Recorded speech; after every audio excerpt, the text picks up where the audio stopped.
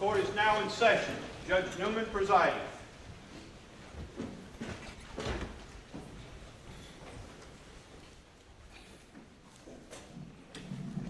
Please be seated.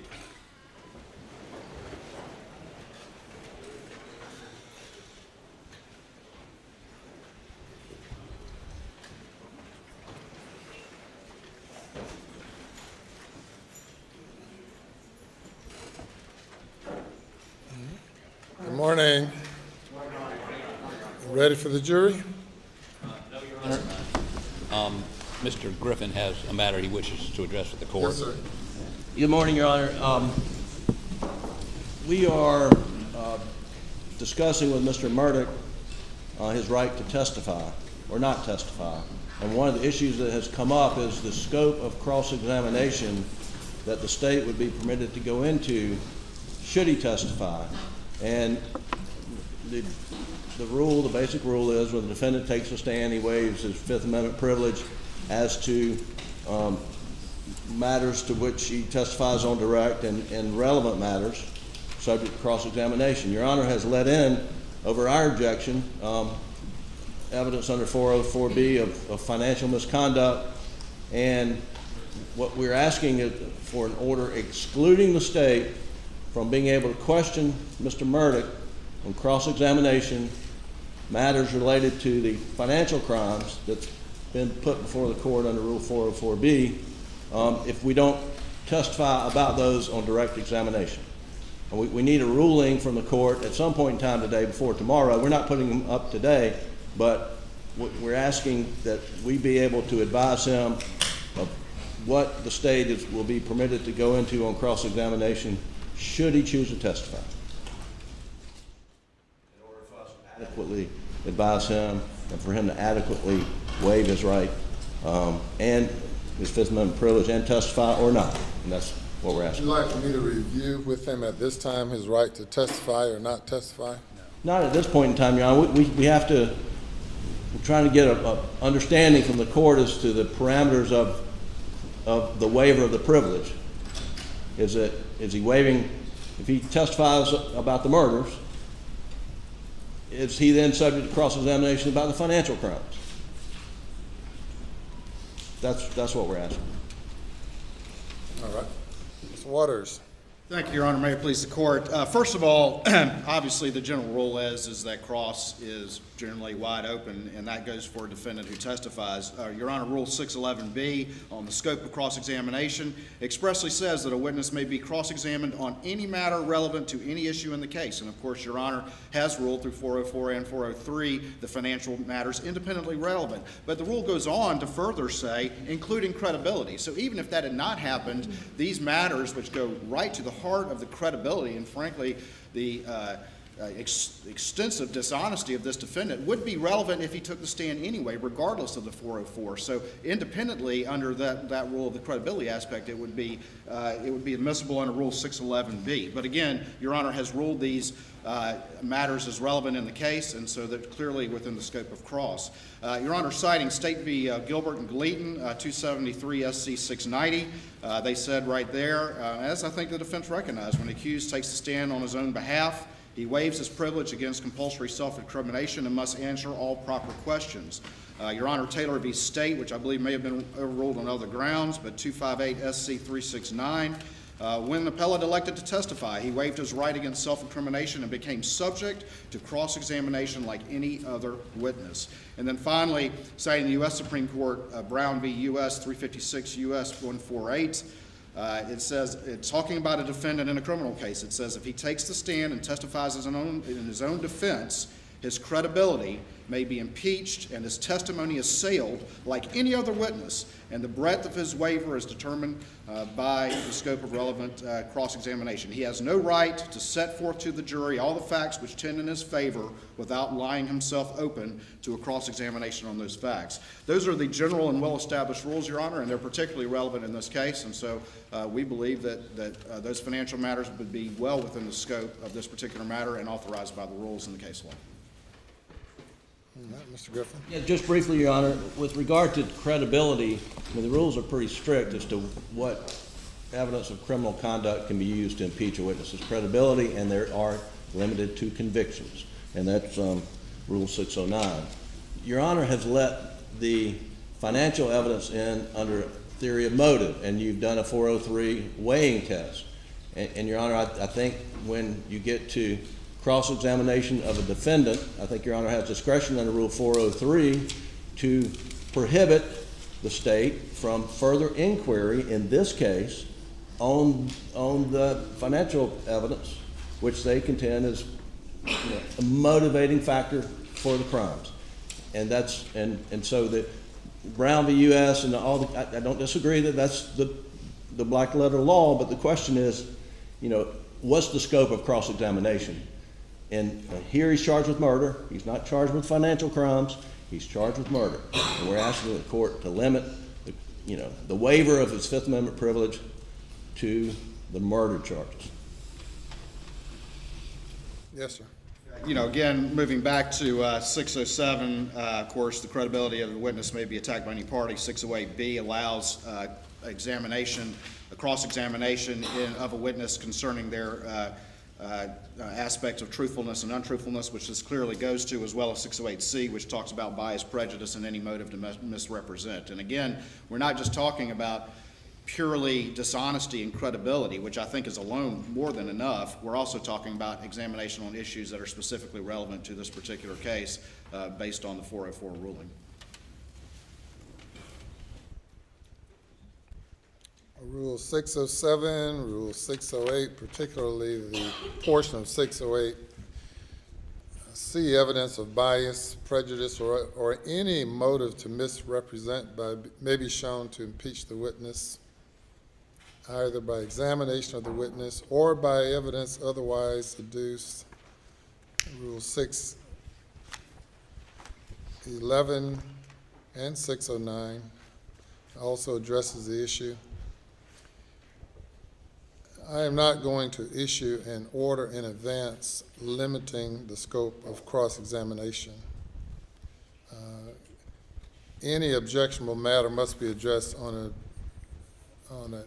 as the evidence is presented and not based on any advance ruling by the court.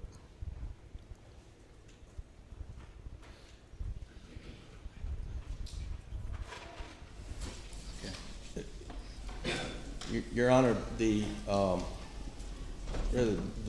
request for the ruling is not an evidentiary ruling. It's the scope of his privilege. And so would he be permitted to assert the fifth, for example, if they're permitted to ask questions such as they intend to on cross? And that's... I can't give you any advisory opinions about the evidence and the scope of cross-examination, the scope of his privilege. I'm willing to review with him the scope of his privilege against self-incrimination, if that's what you're referring to. We will certainly need to have that colloquy at some point at the end of the day, perhaps. But for the court to issue some blanket order limiting the scope of cross-examination, that's unheard of to me. Again, Your Honor, I'm not, the question is the scope of the waiver of his privilege when he gets on that witness stand. That's what we're asking for, not an evidentiary ruling. Well, Mr. Waters has some cases there that I assume he'd like for me to look at, and and if you do, I'd be happy to look at what you have as well. Thank you, Your Honor. Anything else? Nothing from the state, Your Honor. Nothing from the defense, Your Honor. Let's bring the jury.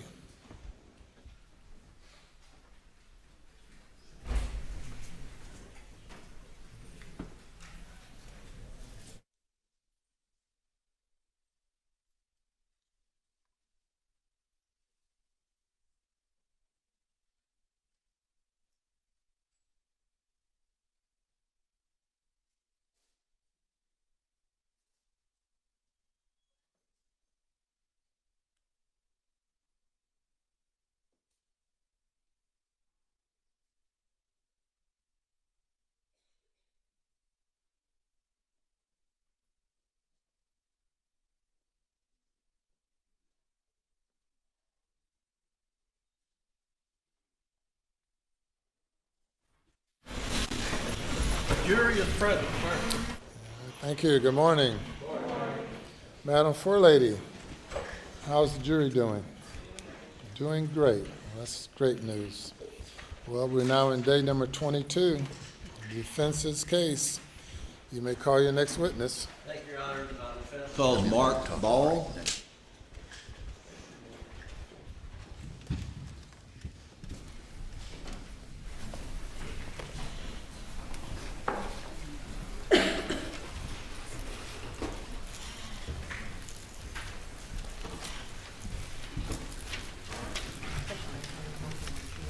Do you swear affirm the testimony that you give today will be the truth, the whole truth, and nothing but the truth, so help you God?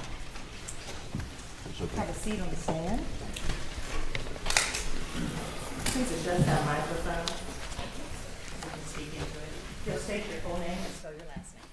Mark Ball, B-A-L-L. Mr. Ball, will you tell the jury a little bit about yourself? Where are you from? What do you do? I'm a lawyer in Hampton. I practice with the Parker Law Group now. I've lived in Hampton for 20-plus years. I now live in Rum Gully here in Colleton County. Have for about 8 years, 9 years. I practice mostly How civil long law. have you been a lawyer? 33 years. Okay. And where were you born and raised? In Ballantyne, South Carolina, up above Columbia, about 20 miles. And when did you move down to this part of the state? I started with the law firm 34 years ago. I moved down. I was a law clerk at first and have never left since 1988.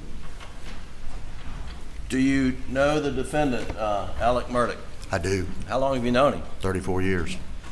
And did you practice law together? We did, about 20-something. Did you become personal friends of his? Yes, I mean, And were your family friends with his family? yes, our children grew up together, as did everybody in the firm. And your wife, Lisa, would she become good friends with Maggie? Yes, sir. Okay.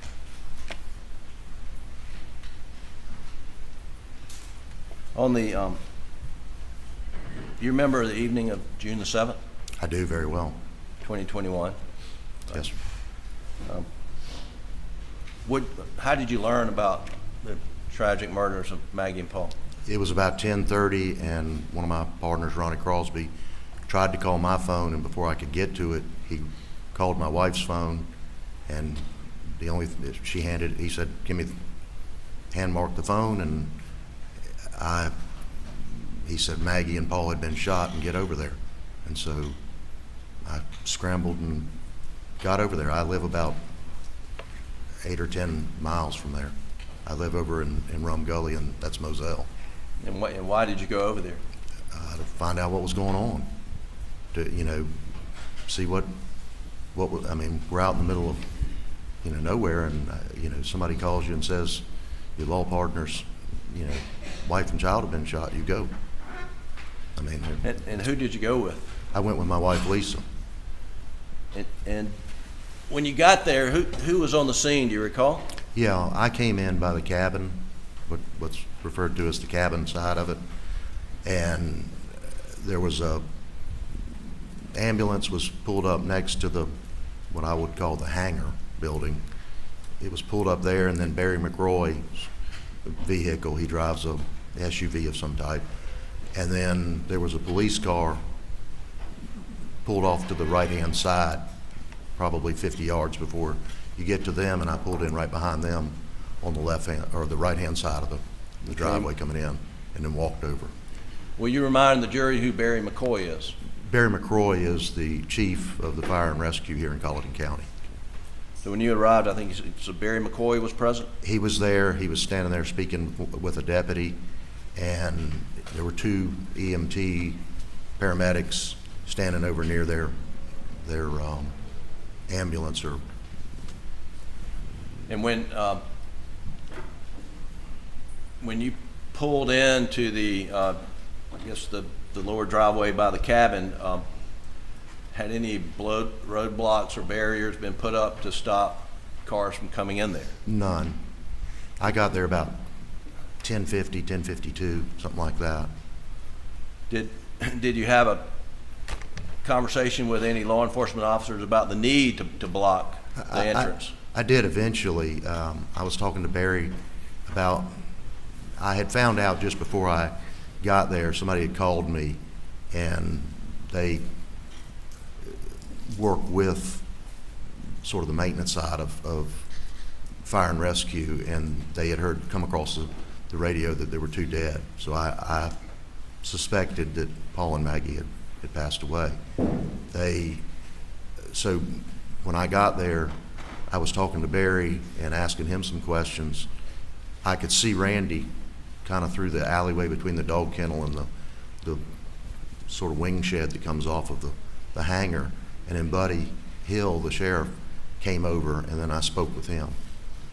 And did you talk about the need to block the entrance into the Moselle property off Moselle Road? We did, just briefly. He said, I need to get this blocked off. And I think he took a phone call or something. And I walked back to tell my wife what was going on. And I saw another deputy coming in, so I walked out to the head of the road there, and I said, I think the sheriff wants this blocked off. And then I walked back to where Barry McRoy was. And then Did that entrance get blocked off? No. What happened? People just kept piling in. I mean, it was just more and more people kept showing up. Roughly how many cars you think piled in? I don't know, because shortly thereafter I walked around to the other side, but there were a good many. When I walked back over there an hour and a half later, there were a good many cars over there. And when you say you walked around the other side, I don't think we need a diagram, but just tell the jury what you're talking about. Well, there's a dog pen. From where I was standing, the dog pen would be to the left. The aircraft hangar with 2 wing sheds coming off of it would be directly in front of me. There's a skinning shed that would be to the far right, and then directly across from the hangar shed, probably 50 or 60, 75 yards, would be another storage shed, equipment shed. And so I walked down almost to where the skinning shed was, and then back around in front of the far shed, the equipment shed. So you did not walk directly between the shed and the kennels? No, sir. You walked around the shed? Correct. Before you walked around the shed, did you stand and observe what was happening within the taped off area? I did. I mean, people were walking between the dog pen, and the law enforcement and responders had walked between the 2 areas, the wing shed and the dog kennel, and I could see where Paul was, but he was covered up. Barry had covered him up. And what was the weather? It was misty. It wasn't really raining, but it was one of those kind of foggy days or nights that it's more than just a fog. You get wet. And eventually it got where it would drizzle off and on, and later on it didn't rain hard, but it would intermittently sprinkle in that kind of floating heavy fog. Did you make any observations about water coming off the roof of the kennel? I did later on when I got around to that side. Okay, and what observations did you make? Eventually the water was running off. That dog kennel is built with a small cantilever on the front of it, and then a longer part off the back, and water was dripping off of the front of the shed where Paul was. Was water landing on Paul? It was. And could you see where the water would then accumulate after it landed on Paul? It would drain off. There's a cement apron right there in the front of that feed room, and there was water there. There was water in the gravel to some degree. The grass was wet. I mean, it wasn't raining so hard that you couldn't just stand there without an umbrella, but it was drizzling enough that you were getting wet. And the fact grass that was you wet. observed water dripping off the roof onto Paul's body, did that concern you? It did. It did. Why? Well, one, I didn't think that, it's a crime scene. You don't want just water dripping all over the place. But more importantly, I thought it was pretty disrespectful. I mean, Paul was a good young man, and quite frankly, it just pissed me off. I understand. Did you have a conversation with anyone about trying to prevent that? I don't think I did about that aspect of it, but I just thought that they should have put a tarp or something. I mean, just out of respect. Right. They eventually did with Maggie put what I would call a tailgating tent, very similar to the media tents that are out front, those little lightweight, and they put that over Maggie. Right. To my knowledge, they never did over Paul, at least while I was there. When you walked around the shed to get on the other side, who was on the other side? Well, I could see through the alleyway between the dog kennels and that wing shed coming off of, if you were standing in front of the aircraft hangar, it'd be the right-hand side where Maggie was. I could see Randy over there and Alec. Alec much more infrequently, but Randy was on the phone walking, and I could see him. And I think he and I got there about the same time. He had come through the main gate. When you got up, what did you get up to greet Alec? I did. When I walked around, Alec met me about halfway where that equipment shed is. Alec came, as soon as he saw me coming up through there, he met me about halfway in front of that shed and just went to pieces. He's Alec's 6'4", 6'5", whatever he is, and I'm 5'9". He pretty well smothers you when he hugs you. And What was his demeanor? He was devastated. I mean, he was crying. He was, just beside himself. And I told him we'd get through it. And he, go ahead. Yeah, eventually did SLED arrived on the scene? He did, but while Alec was Oh, I'm sorry, go ahead. kind of, I'm trying to console him and patting him on the back, and, he said, look at what they did to them. I mean, just right off the bat. So during that initial encounter with Alec, he referred to they, look what they did, is that correct? Yeah, they, which I didn't really think about at the time until I was taking my wife home. I just thought it was an odd comment.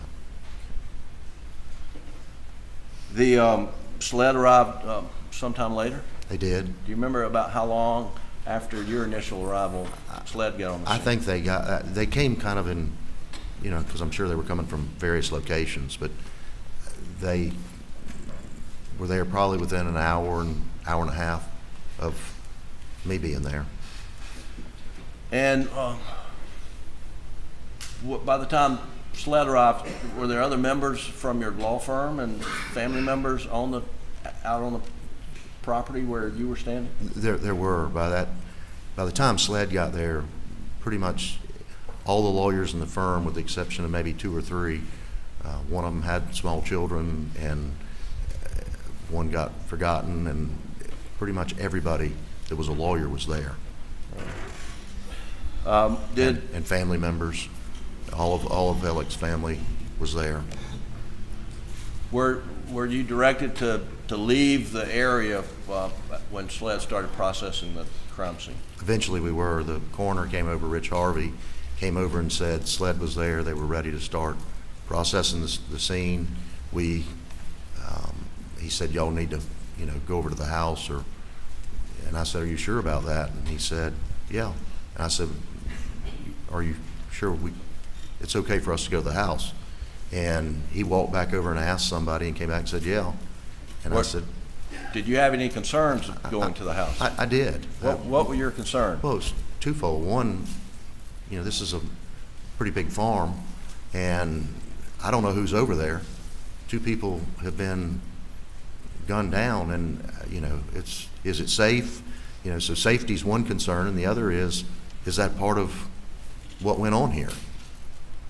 And so, where's the crime scene start and stop? And when you got to the house, did it appear that the house had been searched and cleared in any form or fashion?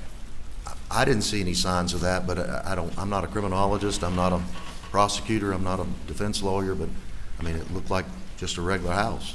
Okay. But before you go to the house, did you have any conversations with law enforcement about, you know, your knowledge of Paul receiving threats?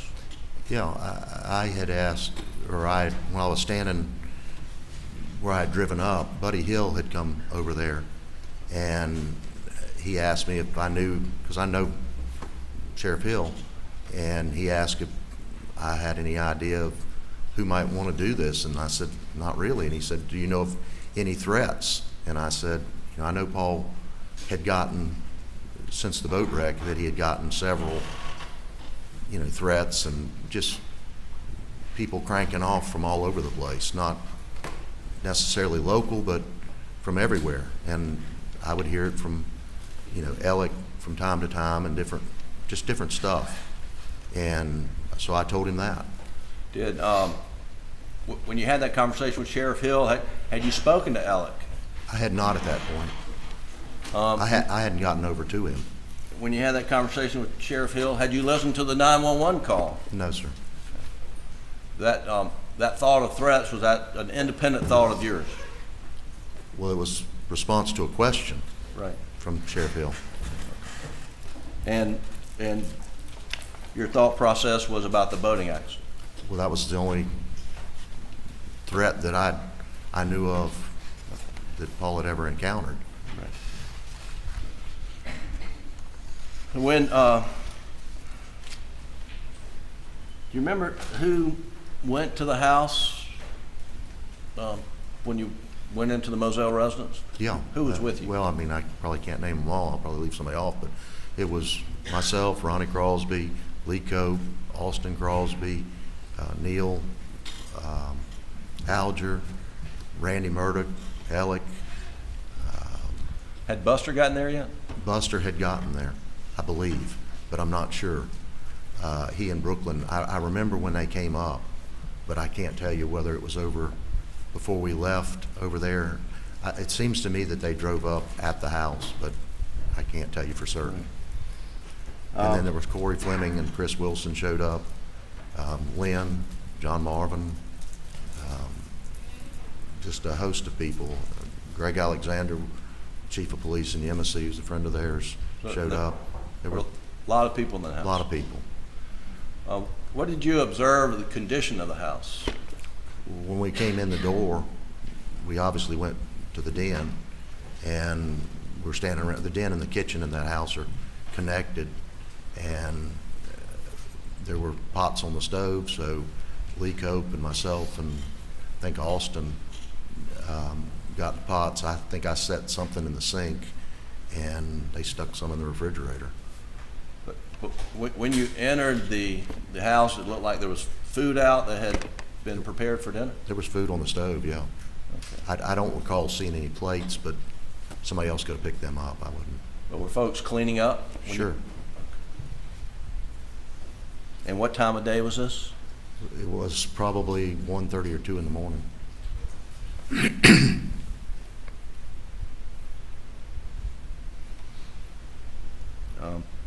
Do you remember what time you left the Moselle residence on that night, early morning? I probably left at 3:30 or 4. I left when Alex was leaving. When did you go back to the property?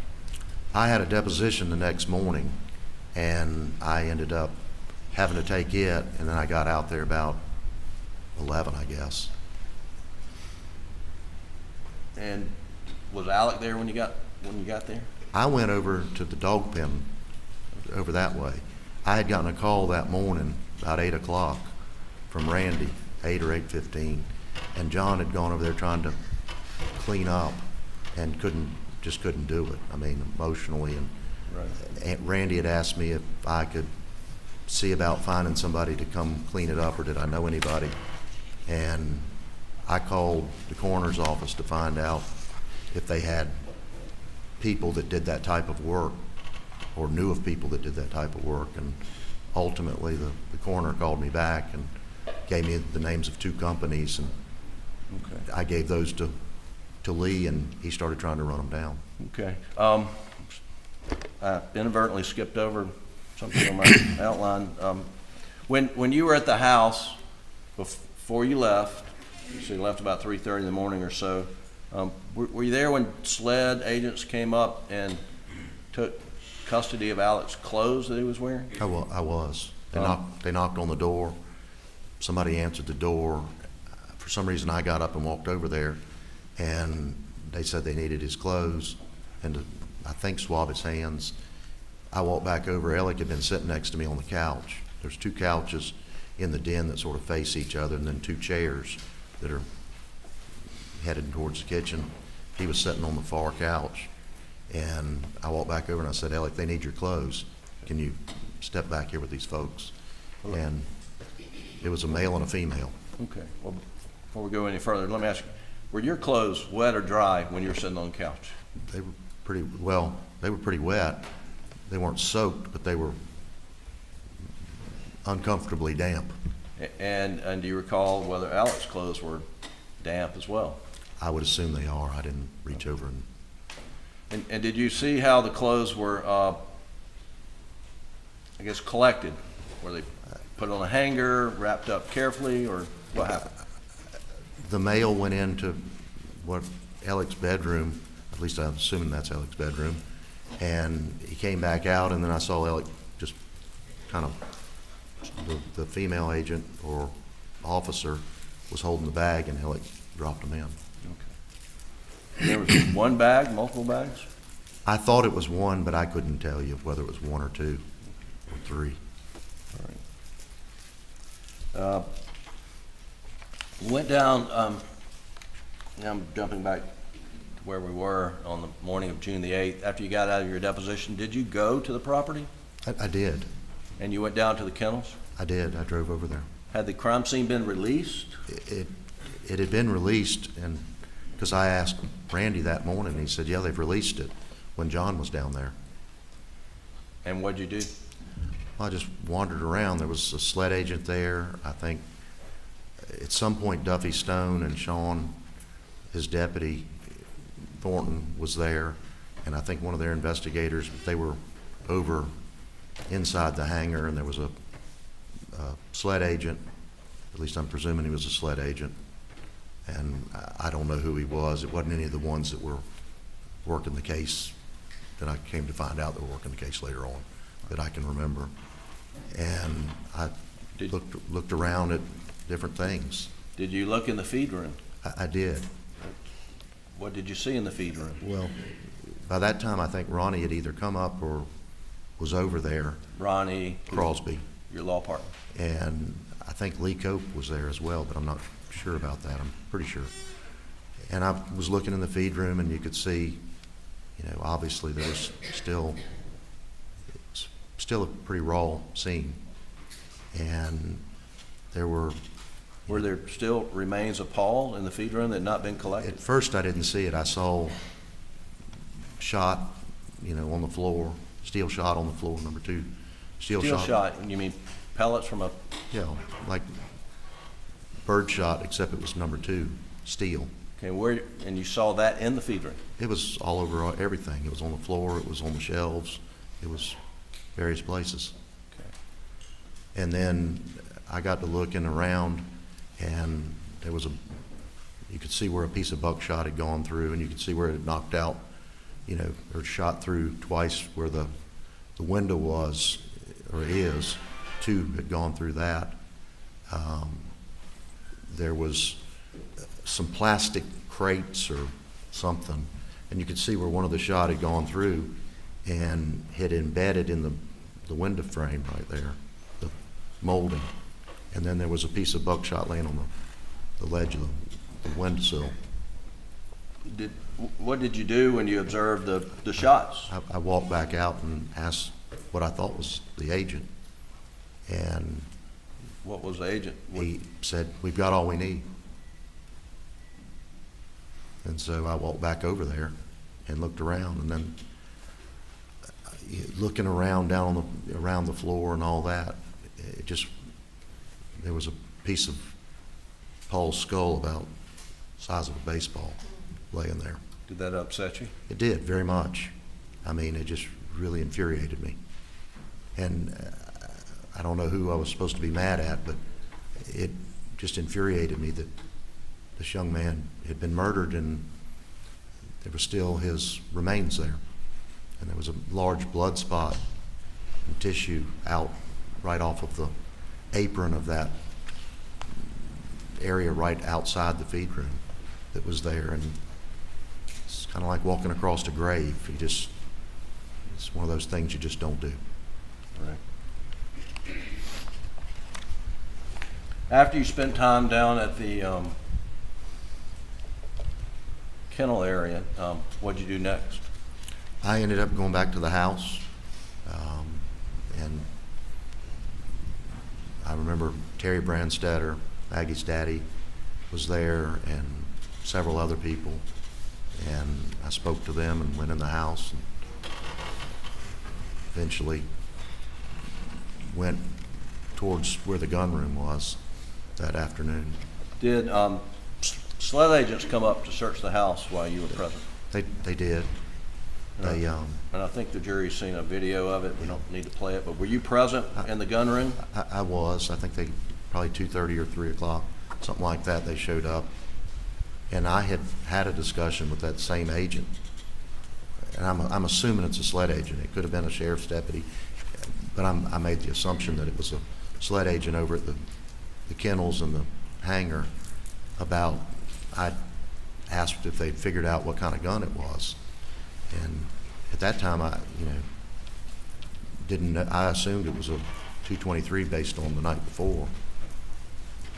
Barry McRoy had said that he thought it was some type of assault rifle, and I just immediately kind of went there, and that agent had said that it was a three something, and I said a 300 blackout, and he said yeah, and I said, well, there's one over there in the gun rack, and he said no, there's not. And apparently SLED had been there sometime that morning or whatever. He said they already checked, there's not one over there, and I said yes, there is. And so later on when they got there, there was one there. So you located it for SLED? Yeah. The night, early morning hours, 2 or 3 o'clock before you left, had you seen the gun room? I had. Were there guns on the pool table and whatnot? I walked in there, the door was shut, I think the door was shut between it and the sort of a transition hall. You go through there, and then there was a bathroom, and then where the freezers were, and then it exits out onto the porch. And then straight ahead would be, I guess in the original house plans, would have been a garage, but it was kind of a den game room that Alec had turned into a recreation/gun room, and a large room. And I walked in there, and there were 3 shotguns on the table, pool table. Right. And some other stuff, some shells and stuff. And when you went back the next day, the 8th, in daylight hours, early afternoon, it looked like things had been put up. they had been put up. There were no guns on the table. There were no shells, no nothing there. And so I asked what happened to that. And I was told that the maid had put them up. And so I went and asked her. Was it Blanca? And yeah, I went to Blanca, and she said, yeah, I was told to clean up the room. And so I put them up and put them in the rack. And did you point out to the SLED agents the guns that were on the table that you thought you'd seen the night before? I didn't point out the guns. I told them that there had been guns there.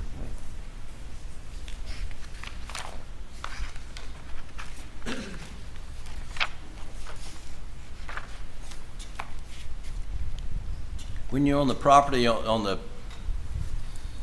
I guess the morning on the 8th at some point in time,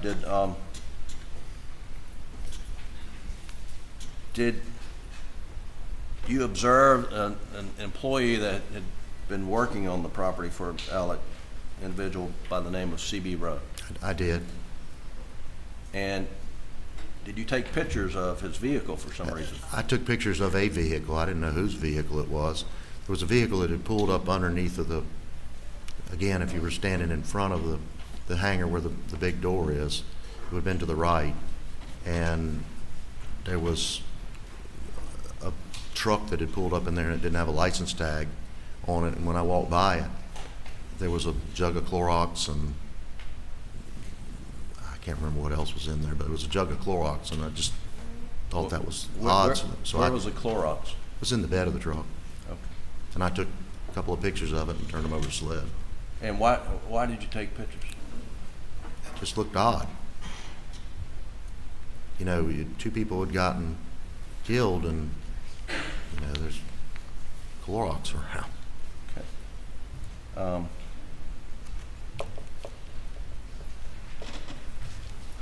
There's been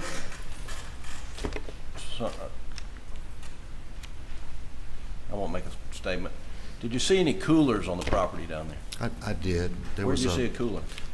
When I walked around the bottom part between the skin and shed and the hangar and the other shed, there was a open cooler there, or looked like a Yeti style cooler, and I can't tell you whether it was a Yeti or not, but it was one of those thicker coolers, and there was probably a dozen beer cans around it that night, and the next day when I walked by it was still there. Okay. I just thought it, with all the people and the hoopla that had gone on, that it didn't look very good. Okay. Did you, I mean, was that the only thing that stood out about the cooler, the beer cans around? The beer cans, yeah. Looked like somebody had unloaded a boat or something, Right. and just kind of thrown them out of the boat and forgot about them and left it. Did, what kind of law do you practice? Civil, Okay. Plaintiffs, defense? mostly plaintiffs. Occasionally I'll defend a, small business or a farmer or something like that, but Right. for the most part, it's all During the plaintiffs. course of your practice, have you had experience with getting cell phone records of, parties to find out information? I have. It's pretty regular now. I mean, just about every defense lawyer asks and every plaintiff's lawyer asks, because so many people are texting and talking on the phone when they rear end somebody or crash into somebody or whatever, and you want to know if you ask them, were you on the phone, and they say no, and it shows up on the bill, then they probably were on the phone. And as, part of your, I guess, concern about Maggie and Paul and Alec, did you pull his cell phone records? Well, I was asked to pull them, and yeah, we provided them to both SLED and to your office, I believe, Right. for Alex's cell phone records. And if you're trying to get information from an opposing party or something about cell phone records, are the records more reliable than the actual handheld phone device? Objection, Your Honor. In your experience? 401, 402. I Did you hear the objection? I- As a lawyer, then you don't respond until the court rules. Response to the objection. Been testimony about deleted call logs, Your Honor, and this addresses that issue. Anything further? Objection's overruled. I don't know that aspect of it. That's a technical. I get the records because they're more accessible than getting a download and going through the. There are cases that you may want to get a download, but the run-of-the-mill cases, with truck wrecks and stuff, the records of the cell phone call records tend to answer the question that I'm asking. You've known Alec for 30-plus years? Yes, sir. You recognize his voice? Yes, sir.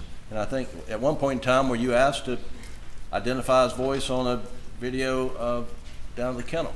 Yes, sir. And did you do so? Yes, sir. And you determined it was Alec's voice? Alec and Maggie and Paul. And you told that to SLED? Yes, sir. Have you listened to a tape that's been played in this courtroom about whether Alex said, I did him so bad or they did him so bad? Objection. 401, 402, and beyond the scope of this witness's knowledge. Objection overruled. I was sent a snippet and asked the question Okay. what it was, and But, hang on, I'm not getting your response, so let's, Your Honor, we'd like to play the snippet from State's Exhibit 153 for this witness. Your witness. Thank you, Your Honor. And Your Honor, I would object. I believe that this witness was not present for this conversation, and again, would object under 401 and 402 in relevance to his commentary on that particular exhibit. Objection overruled. And sitting here talking today is just tough. It's just so bad. It's so bad.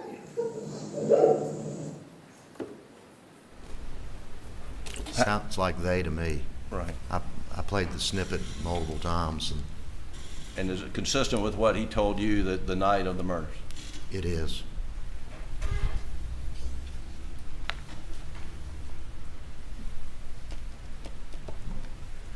You remember in, I think February 2019, that Paul Murdaugh was involved in a boating accident.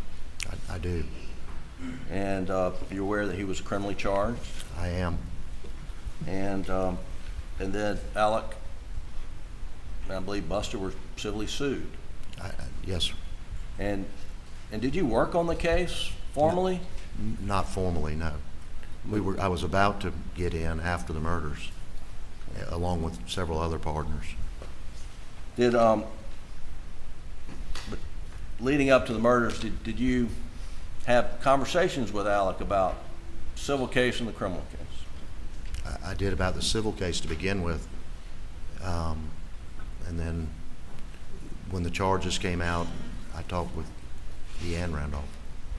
What was Alex, or if you know, what he expressed to you his priority between the two matters was? Well, obviously the criminal matter was much more pressing for him. And in your conversations with him, did you gain an understanding of his concern about the civil case? Yeah, somewhat. And, But it, how concerning was the civil case?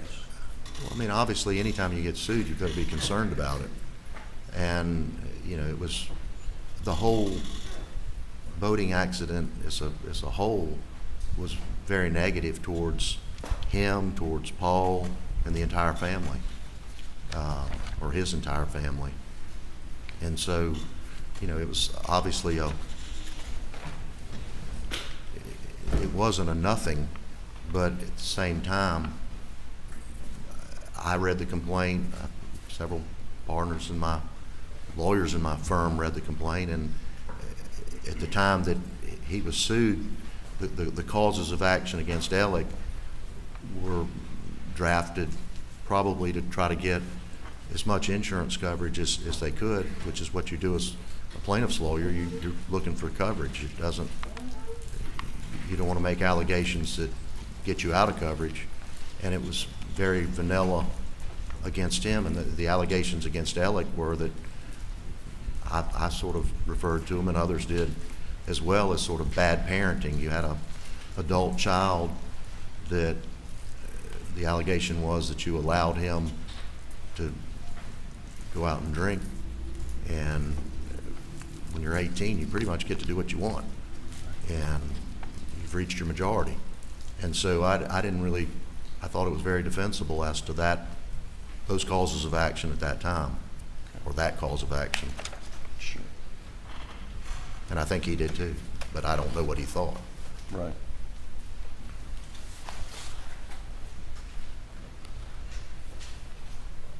Did it,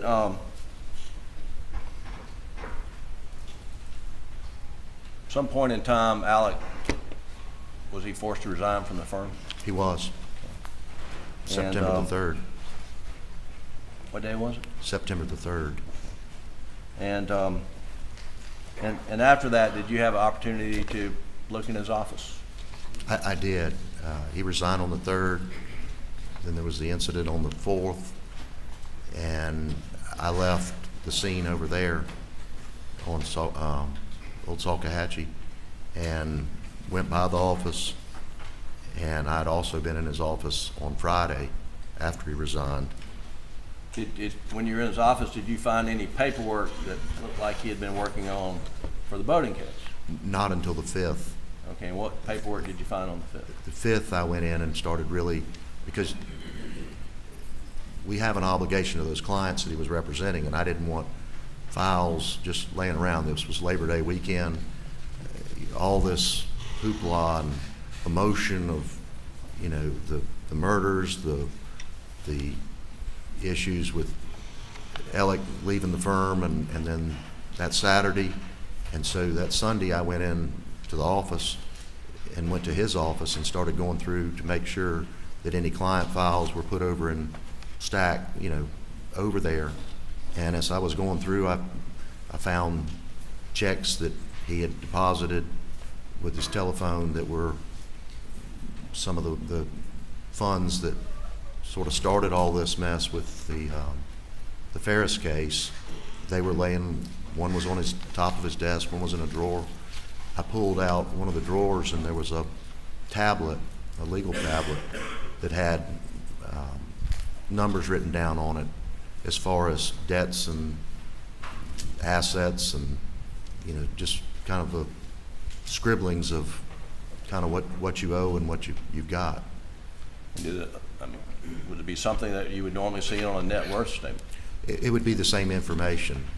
When I think of a net worth statement, I think of the form that a bank sends you. Right. But yeah, it obviously, he was listing what he had and what he owed. And is it something, the type of format you've seen in civil litigation where a defendant's required to produce net worth? Not in the same form, but the same information.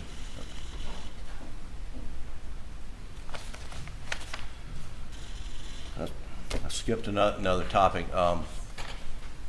After Maggie and Paul's death, did you collect her jewelry? I did.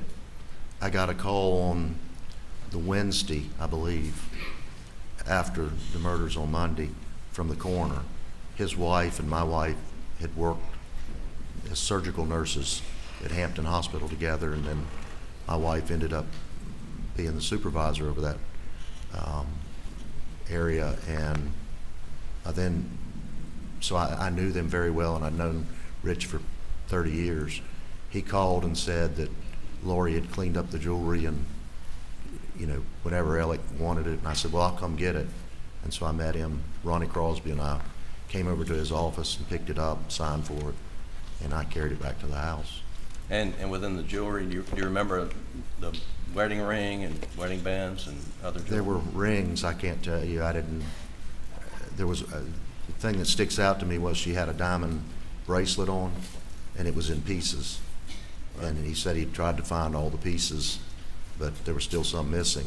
Okay. But I wasn't paying attention so much to, it just didn't feel right looking and snooping around in somebody else's stuff.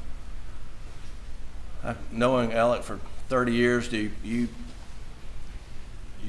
develop an assessment of his relationship with his family, Maggie, Paul, and Buster? Well, I'll tell you this. The person I thought I knew loved his family, or appeared to love his family very much. He'd take their calls, he'd do all of those things. After, you know, September the 3rd, I'm not sure I know that person. And so, but he always seemed to be devoted to everything. Their ball games, he would aggravate the hell out of me when you'd be in a deposition and they would call and he'd answer it, and, you know, you'd be in a meeting or whatever, and he always took their calls. Whereas my wife and my children never called me unless it was a true emergency. And Alec took their calls, whether it was they needed, a gallon of milk, or, they had something important to tell him. I mean, he always took their calls. And did you see them together frequently? I did. They went places. You'd see pictures of them. I think Maggie was a pretty prolific Facebook, text, whatever. I'm not on any social media, but my daughter or my wife would show me pictures of where they had been, or ball games, different things like that. I never saw anything that indicated to me that there was anything out of the way with any of the relationships, including the drug stuff. I had no. Yeah, let me ask you, were you aware that he had an opioid addiction? None. And were any of the partners aware that he had opioid? None to my knowledge. I mean, that was not a subject matter that ever came up. I mean, it was, and Paul, I think, has been sort of demonized by this whole affair, and it's just not fair. I mean, Paul, it's like a lot of young people I know, they kind of are trying to find where the fence is. Sometimes they get, going a little fast and, blow through some things, but Paul was a good kid. He was always polite to me. I never had one single solitary issue with him at all. And I knew he had done some things, that most kids, are mischievous do. And on at least one occasion, I went to Alec and told him that I thought Paul needed to be throttled back a little bit, that I saw some videos of him driving fast. And I don't know what Alec did, but that was, our firm was very much of a family. I mean, if you were a member of our firm, and it didn't matter whether you were a lawyer or one of our folks. I mean, our staff is family as well, and if they have a problem, we all have a problem. And so we look out for each other, and we did. Unfortunately, Alec betrayed that when he stole the money. Sure. But the outward things that I saw of Alec with his kids and his wife were just that. I mean, they were what I observed. Nobody knows what goes on behind closed doors, but they seemed to enjoy each other's company. All right. Back to courts and Dole. I have no further questions. Mr. Waters? Please support. Mr. Waters, could I steal one of your waters there? Absolutely.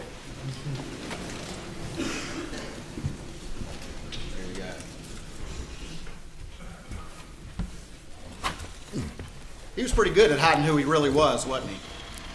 Obviously. You known him for 34 years? I knew him for 34 years, or I have known him for 34 years. Thought y'all were pretty good friends? Thought so. Interacted many times a week? We had his son Buster and my daughter were in school all the way from kindergarten on, and I would see him at work early on. He didn't work for us immediately when he came out of law school. He worked for Jim Moss and Moss and Kuhn.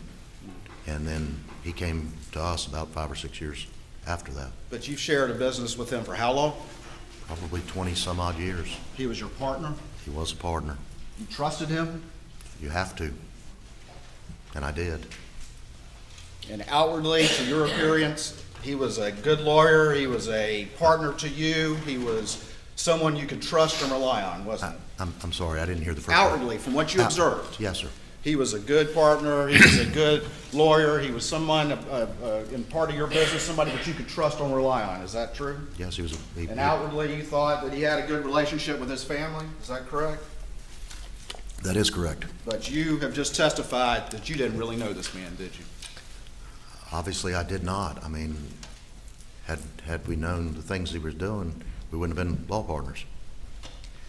You were asked about the kennel video.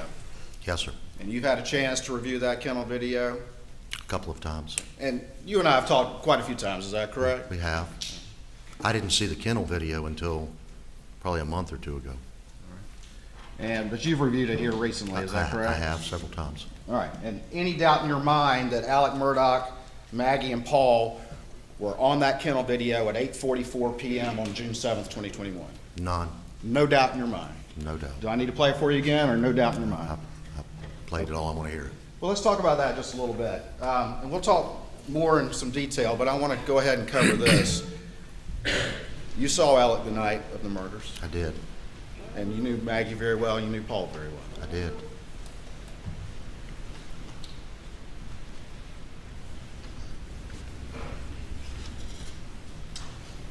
And you went to the scene where Alec was, is that right? I did. And did you even ride with Alec or take Alec back over to the I'm house? pretty sure he rode back over to the house. I think he and Randy, because their vehicles were impounded over there. And did you eventually, as things started to move forward, sit down on the couch with him back at the house? I did. Fix yourself a liquor drink? Probably a heavy one. I get it.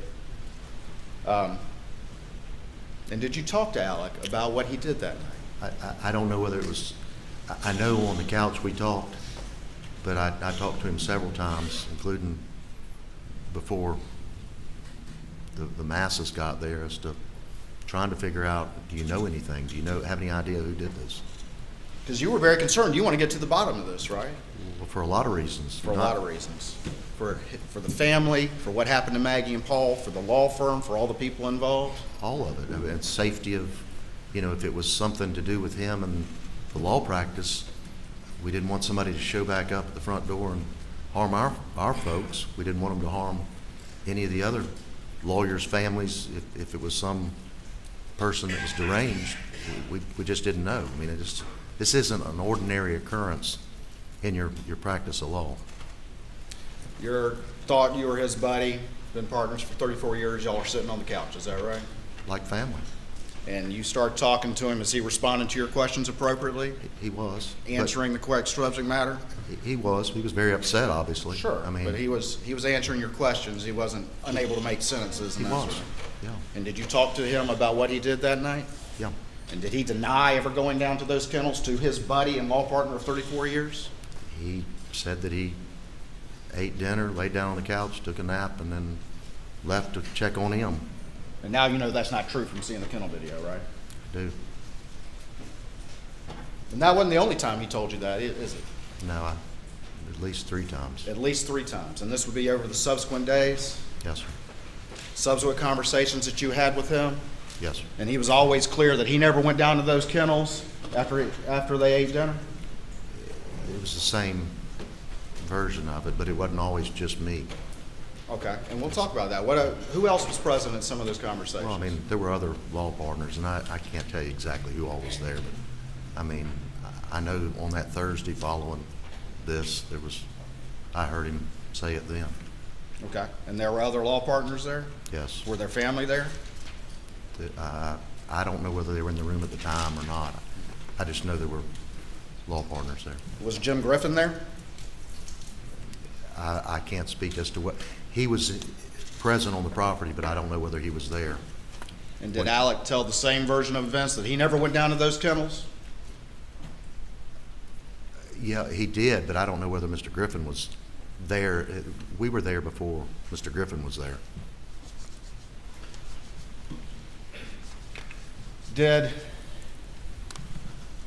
In his conversations with you, did he ever change his story about who he checked first at the scene, supposedly? I've heard it both ways, and I don't know whether it's just I don't know whether it's just because of the trauma of the situation, but one time it was, the first time I remember, he checked Maggie first and then went to Paul, and then I heard him say at one point that it was Paul and then it was Maggie. It didn't really matter to me. It wasn't something I really was picking up on because it was horrendous either way. I mean, I can't imagine seeing my wife dead and my son dead in such a brutal manner. So I never put any real stock in that. But it did, it oscillated. It did oscillate from what he was saying. From the first time I heard it, but, The story changed. well, yeah, as to which was which.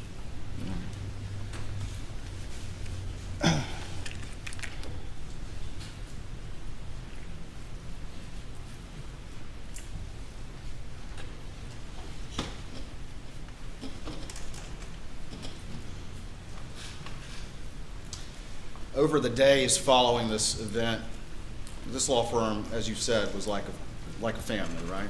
Was. You thought you were very close to this men, just like you feel close to your other law partners and their families and the staff and everybody else. It wasn't just the lawyers that felt that way. It was, I mean, The the funeral, paralegals. the paralegals were there. Yeah. The law firm shut down. They were also on, we had to go on a heightened alert. I contacted SLED about what we should be doing, because there was a statement that came out about there was no, they didn't know of any danger to the public, and we're left with trying to make sure that the 60 or 75 people that work with us are all safe and they go home to their families. And SLED responded. I called the lieutenant over here, and he called me back that evening, and was very helpful as far as trying to tell us.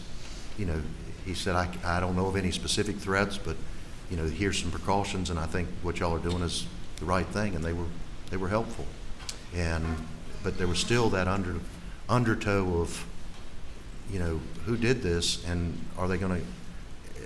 And it just, people were just on edge all the time. And you're not a criminal lawyer or prosecutor, I think you said. I'm not. But still a lawyer. And so you and your partners, including his brother Randy, were very focused on trying to figure out what happened here. What is wrong here, correct? What happened on June 7th, 2021, Sure. right? Very focused on that, were you not? We were. I mean, it was taking a lot of time off. But he was not, was he? You've Yeah, said Mr. that before, have you not? I have said that, but I don't know, Mr. Waters, how I would respond if I'd lost, and I've told you the same thing. I don't know how you're supposed to react when you lose your wife and your child in such a brutal manner. But no, to answer your question, I didn't see him on the phone like I was trying to call clients and did you hear anything? Did you see anything? Those kinds of things. So, I mean, the answer is no, I didn't see him doing that. I wasn't around him all the time, but no, I did not. And you've already testified that you and other law partners and family and staff were very concerned about potential threats because of what happened on June 7th. Is that right? Very concerned. And you thought it odd, though, that he was not concerned about any threats even to Buster, correct? Well, I wouldn't put it that way. The night that this happened, I asked Alec where Buster was, and he said, we've gotten a hold of him, Brooklyn's bringing him. And I said, are you sure he's all right? And he said, yeah, he's riding with Brooklyn. And I said, you think he needs any protection or something along those lines? I don't know that it was exactly those words. And he said, they'll be here in a little while, he'll be fine. But he was so addled, I didn't hang anything on anything Alec was saying. But after that, in the days that followed, you continued to interact with him. He never asked for any protection or expressed any concern about protection for Buster, did he? And Not you said- to me, he did not. Not to you. And, the only thing I can tell you is that 4th of July, he came to Ronnie Crosby's house, and he had a pistol in his bag, which was, to me, was unusual. And of course, in classic Alec, Buster, and Paul style, he ended up leaving the bag there when they left.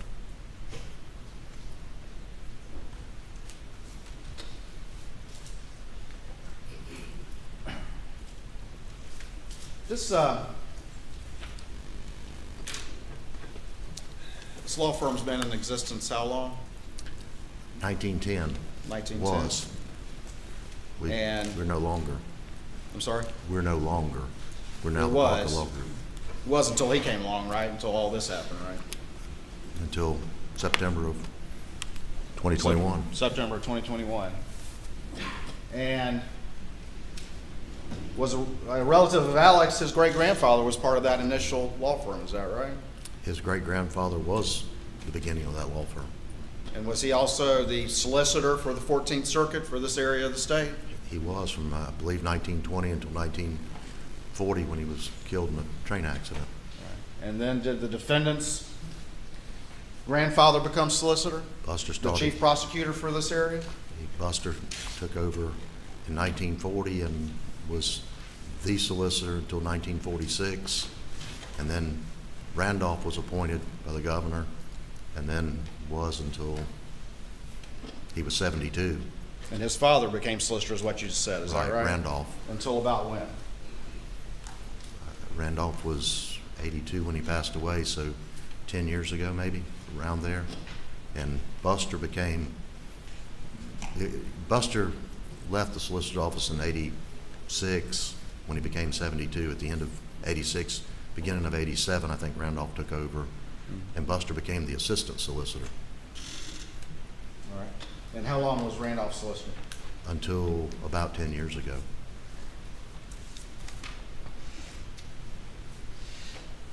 And was still an assistant when he passed, I believe. Do what? I believe he was still an assistant solicitor. Mr. Randolph was? He was. And so was the defendant too, wasn't he? He was in some form or fashion. He had a badge. Did you Yeah. ever see a badge that he had? I did. Where did he keep that badge that you saw? Usually it was on the corner of his dashboard. Driving around with it in front of his dashboard? A lot of times, yeah. This family is very, very powerful, were they not? Very influential in this community? I mean, they had a very good name. They had, they were, they were known to help you with your problems. How important was that family legacy to the defendant? Very, or seemed to be very important. I think you've said that it was more important to him than anybody else that you observed. It seemed that way. I mean, whenever there would be discussions of name changes or anything, he would be very involved in that, much more involved in that than he would be in other business matters. And he even talked to you about wanting, that being the defendant, wanting to be solicitor as well. At one time, yeah.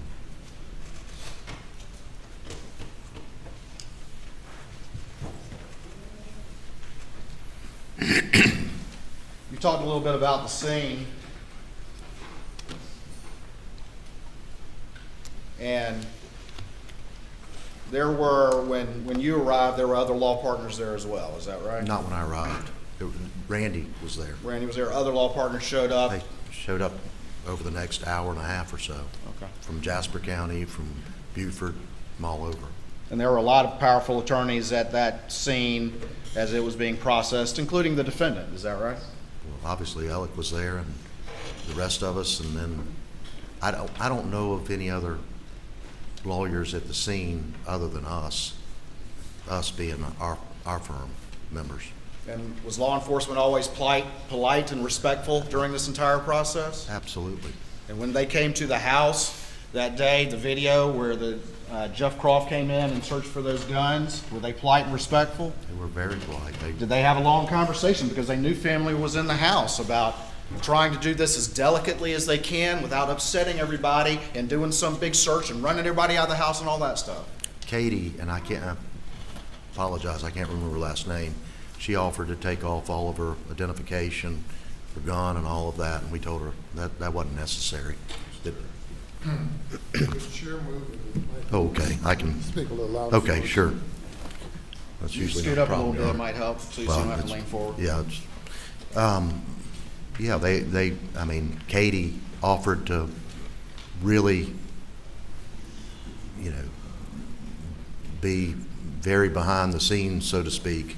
And everybody, I've not had, the vast majority of them have been extremely polite and very, very responsive to anything that we ask. Because of all the family there and the tragedy that happened, they were very delicate and respectful of that when they came to the house that day, is that correct? In looking back, they probably were too much. But they were. They were very.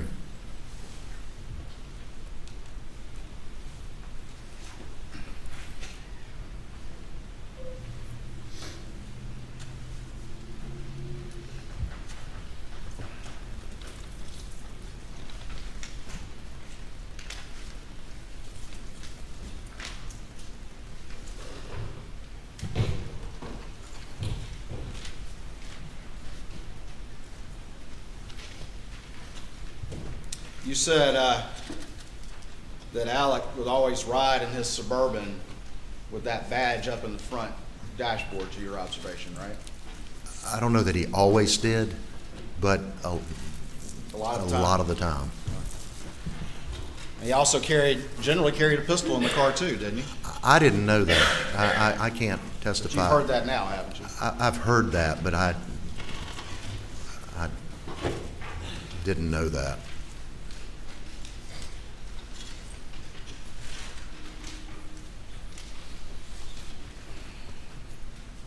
What was Alec like with his cell phone? He was on it all the time, wasn't he? He was on the cell phone all the time. He would constantly be using it, constantly responding to calls in the middle of conversations, always had it with him, to your observation, being his law partner for 30 some odd years. Is that correct? He was an obnoxious user of the cell phone. And would it have been unusual for him to go down to those kennels without his cell phone with him? I mean, You've I don't- said that, haven't you? I don't know whether I've said it or not said it, but I would think it would be unusual for Alec to go anywhere without his phone.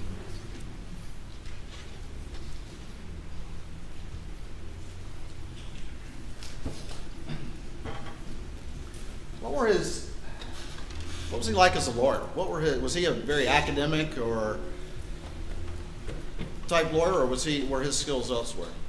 Well, I mean, Alec was a very good lawyer. I mean, he got good results for his clients. He got, he could look at a set of facts and really do well with them, figuring out where to go with the issues, where to push and where to not push and pull. And he was very good tactically.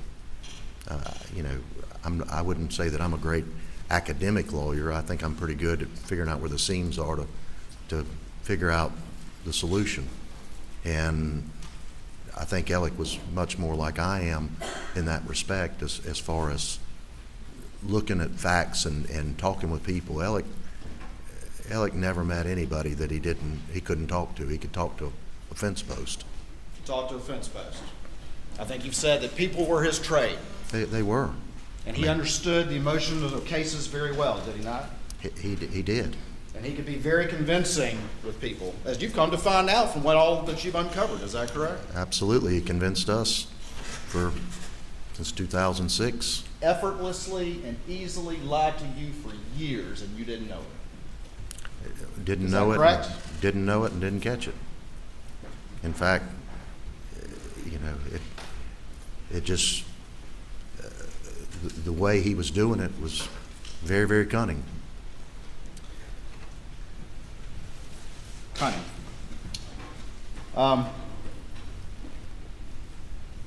Remind the jury who Jeannie's second juror is. It's been a long trial, but remind them who she is. She is our in-house accountant, CFO.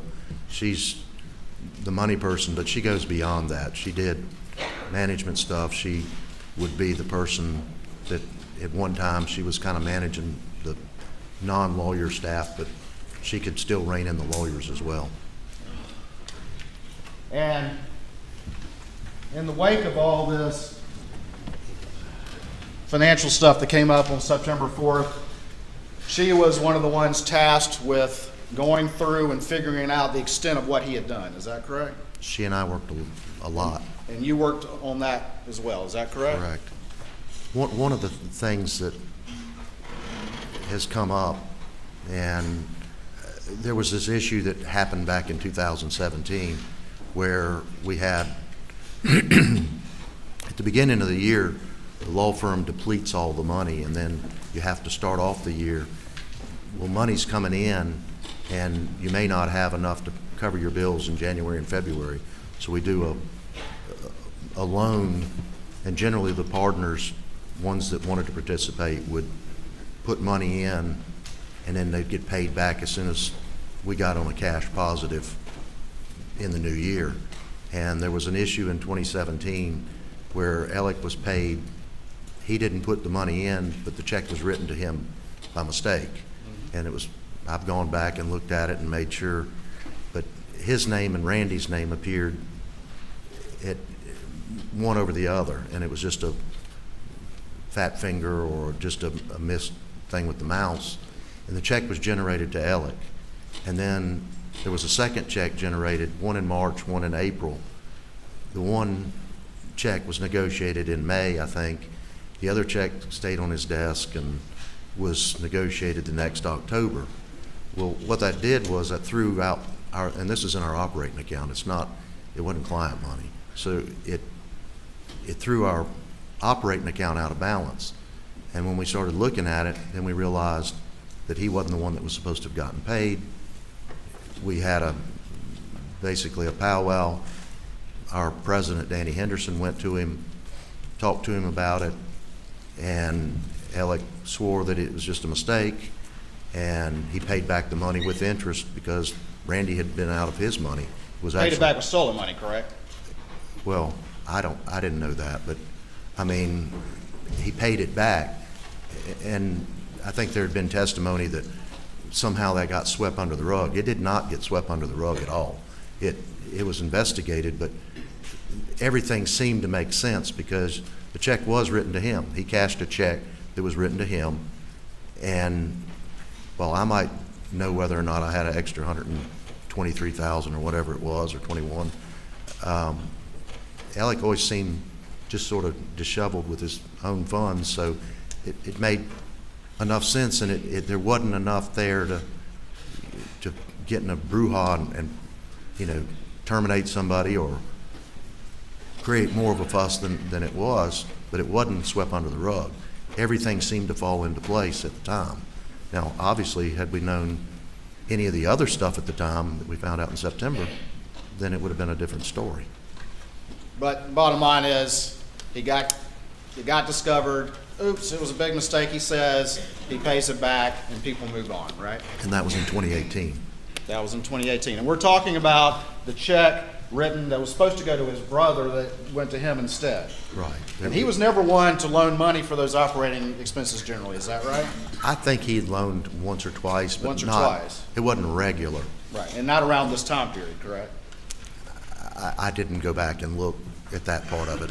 I It was more interested. $125,000 roughly, something like that? 121, 125. All right. I was more concerned about how it happened to begin with. Randy's initials are RM, and Alec's initials in our system are RAM. So that was. And what he did was he gets that check, and instead of saying, this isn't $120,000 for me, he actually goes to staff a couple days later and says, I lost that check, cut me another one, right? Yes, sir. And then he cashes that one, right? He eventually cashes. He cashes the First second one Yeah, in pretty short order, correct? He cashes the first one in October the next year. And He then cashes- sits on the other one for an extended period of time and then cashes that one, right? He did. Steals the same money twice, right? Yes, sir. What was the word you used before, cunning? Very cunning. And you mentioned that it wasn't swept under the rug, but he said, oh, it was a big mistake, and he pays the money back, and then people move on, even though because, okay, it's just Alec, that sort of thing, correct? Correct. But there are other instances like that, too, over the years. For example, using private planes for personal use and billing that to the firm, is that right? Well, Or explain that. some of that, but the biggest thing was the credit cards using. He just wasn't a very good rule follower at all. But he With other people's money, right? Well, yeah. I mean, anytime you're in a law firm or you're working for somebody and you've got a card or a check that's got their name on it, then you owe them a responsibility to spend it properly. And It's other people's money, right? it's other people's money. And he would spend personal use on the credit cards, and y'all have to talk to him about that, right? Yes, sir. And that was going on repeatedly, correct? Up until the end, Put tuition on a firm credit card for one of his children, correct? he did. I had to talk to him about that, right? Yes, sir. And he'd pay it back, and then people would move on, right? And that had been going on for years, had it not? It had, but there were other people that would But not like him, right? not to that Not degree. like him. Not to that degree.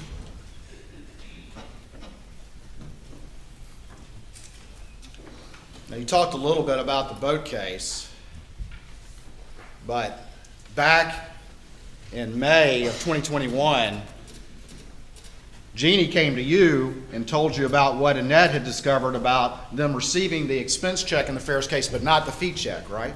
Sometime in that time frame, yes. And your initial concern was, and you were concerned that he was going to try to hide assets because of the boat case. That was part of your concern, and the firm was not going to participate in that if that was what was going on. That's correct, that he was either going to structure them or leave them in somebody else's trust account until it had passed.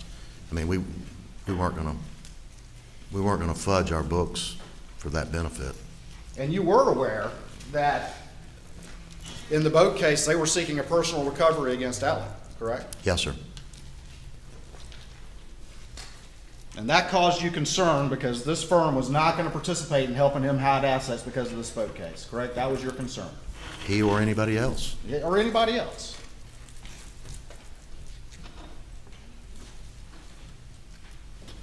And you had continued conversations with Jeannie over the next few weeks about this because she couldn't get a straight answer as to what he had done with those fees, correct? Myself and Jeannie and at least two other partners. Lee Cope and Another partner? and Ronnie Crosby. And Ronnie Crosby. And couldn't get a straight answer, could you? Well, we weren't getting a straight answer, Weren't getting so a straight we continued, but we didn't want to make it a big deal if it wasn't a big deal, but because we didn't have the information, we couldn't make a decision. And then on June 7th, 2021, Jeannie went in there to demand that straight answer, correct?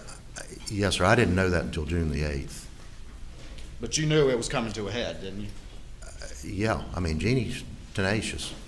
I mean, she's going to get to the answer. She's not going to let go until, and it wouldn't just be this, it would be anything. But unlike the other times, Alec didn't have the money to pay it back and make it all go away, did he, this time?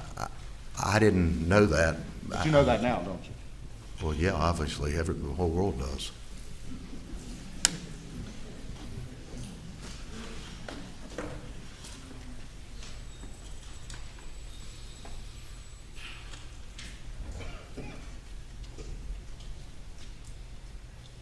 Maggie was your friend?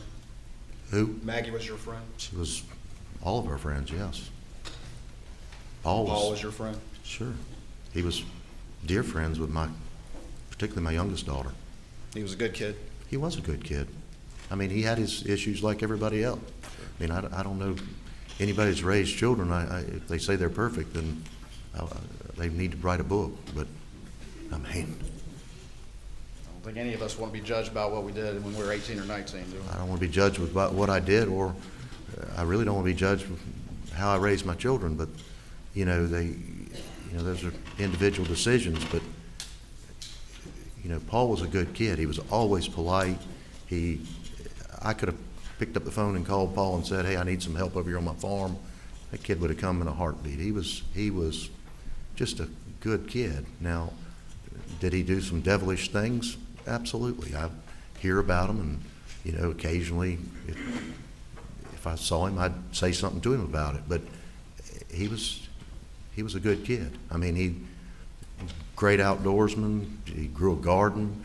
I mean, Randolph, who they called handsome, I mean, he'd do anything in the world. And after the boat wreck, the two of them were almost glued together. And I mean, it's just a total waste of a kid that had never found his potential yet, but would have, I'm quite confident. And after this tragedy happened to the family that was this law firm, everybody was focused solely on that, coming to support one another and coming to support Alex Murdaugh. Is that right? Absolutely. And the last thing on anyone's mind at that time was those dadgum Ferris fees when this happened. Isn't that right? And you've said that. We actually, at least myself and one or two others, said, well, we'll have to put that on hold. I mean, it was it wasn't just we're not going to, subconsciously, but we consciously said we're going to, a man just lost his wife and child. There's no way we're going to be cruel. We'll get back to it later. And we did. Got back to it later. A couple months later, right? Or a month later. A month later. You're advised that, oh, wait a minute, Chris Wilson says he has those fees all along, right? It's what I was told.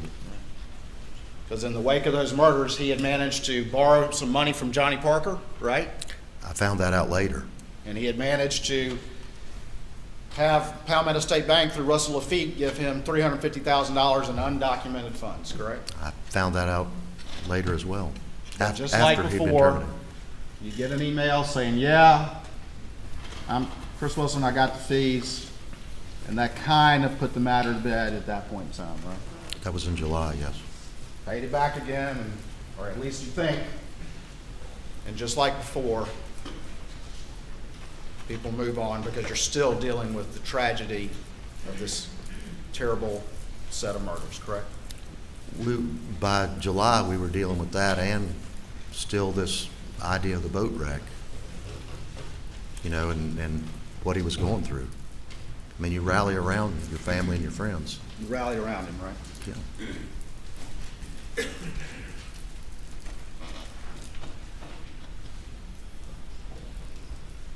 And that's not to any way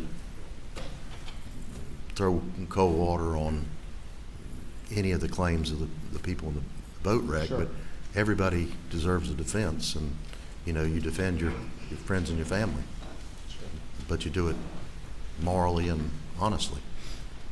It's what people who think they're friends do, right? You hope they do.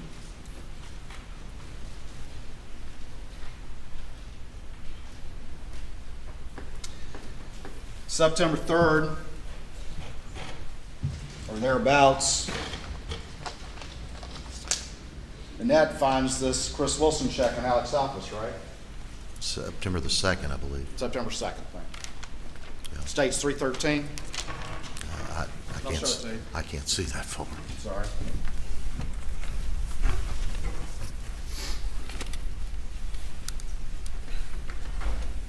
Ladies and gentlemen, I think we'll take a recess at this time. Please go to the jury room. Please do not discuss the case.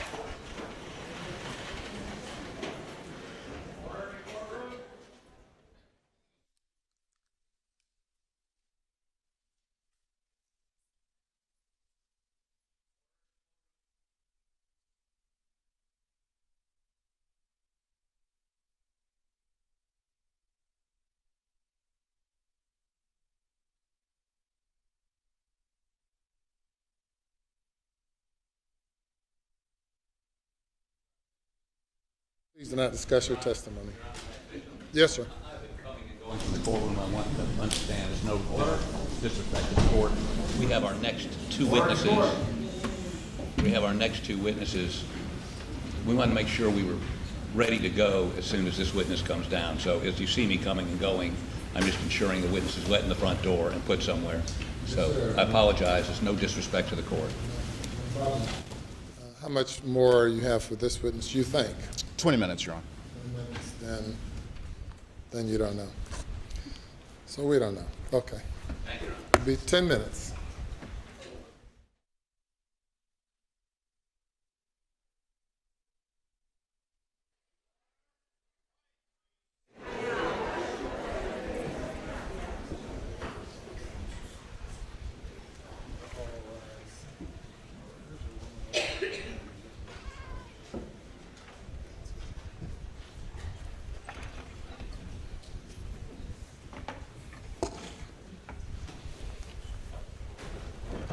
Please be seated. Some folks said they can't hear you, so you need to.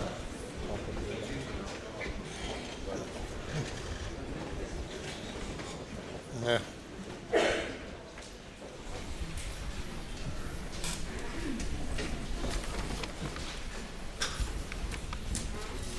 You bring the jury.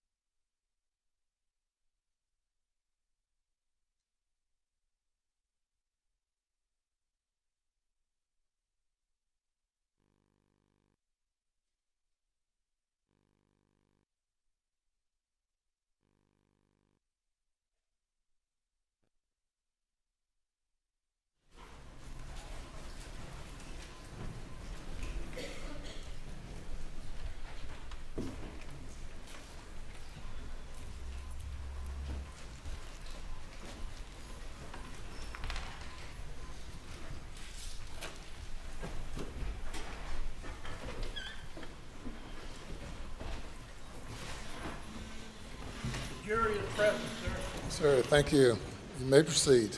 Please, Court, Your Honor. Yes, sir.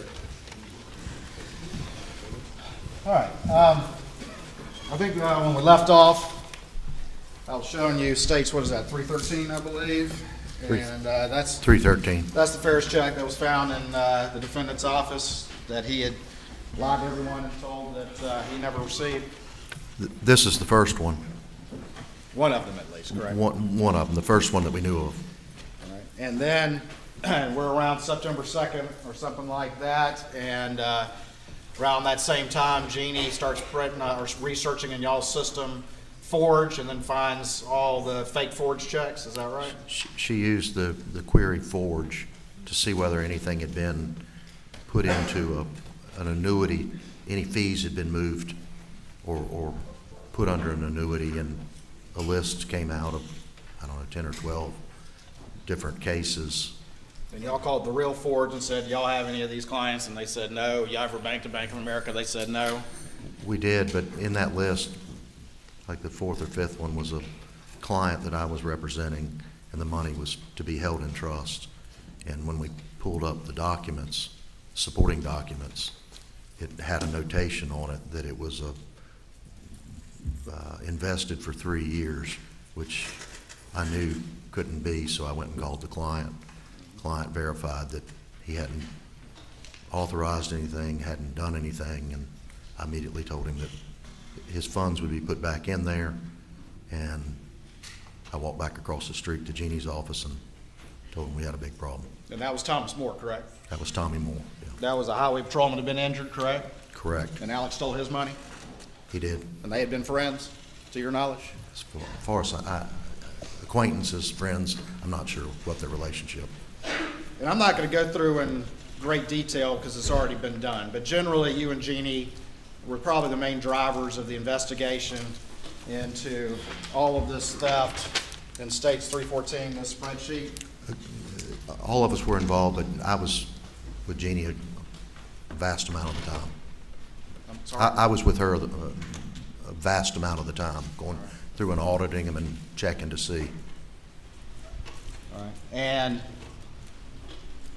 ultimately, you had to reach out and talk to a lot of these clients of Alex Murdaugh's, right? I did. And you had to tell them what had happened? I did, including 2 weeks ago or 3 weeks ago, another one. And you had to tell them that Alec had lied to them, right? I did. And they said, Alec lied to me. He never told me that, correct?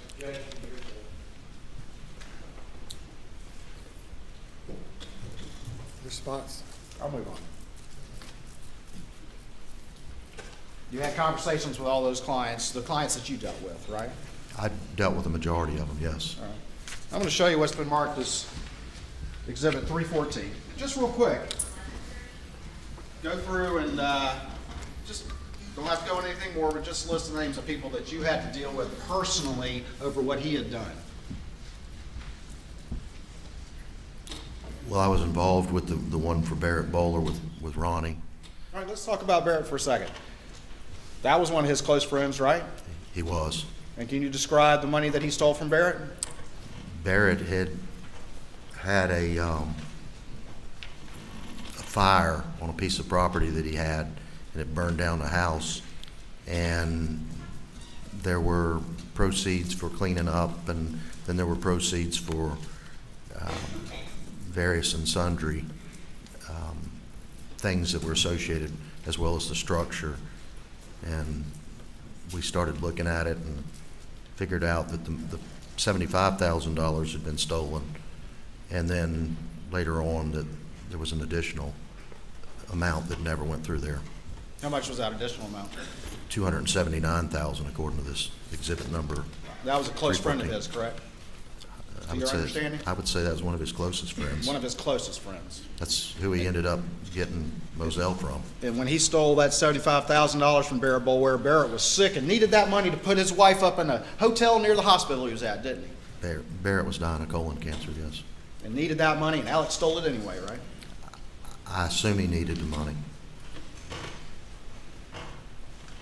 All right, keep going. Just, again, just, The next one down is Jacob, the estate of Jacob Hirschberger.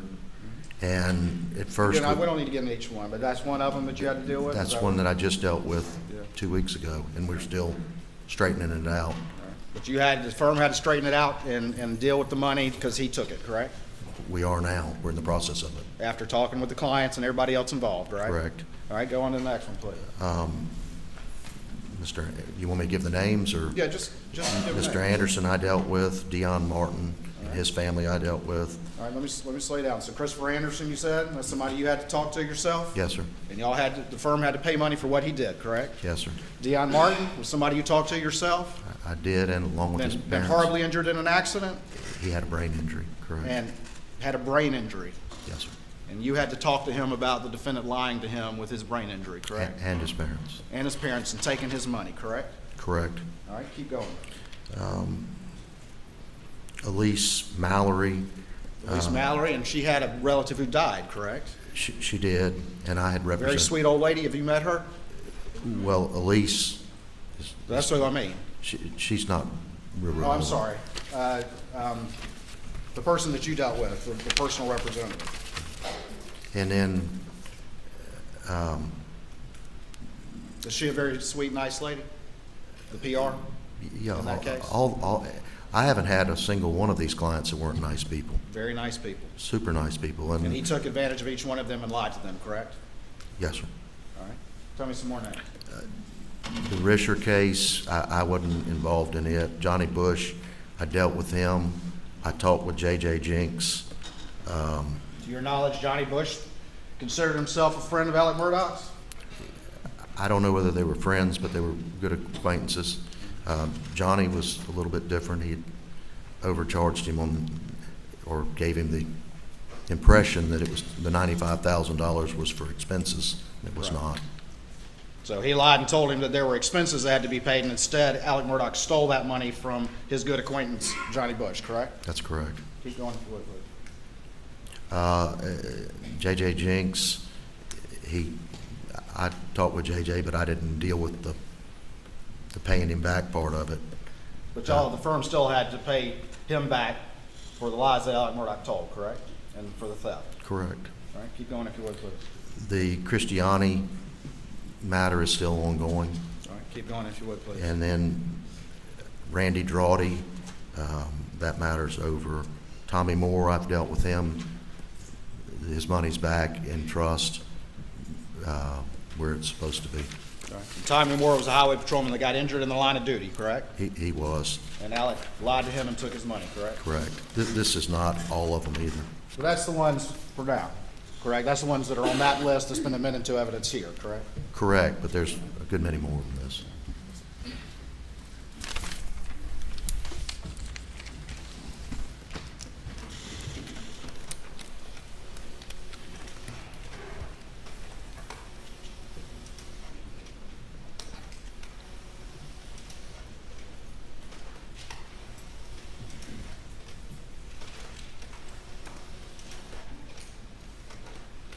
Are you aware in your conversations with the defendant that back around the time of the recession that he had gotten into some land deals that had gotten him some financial issues?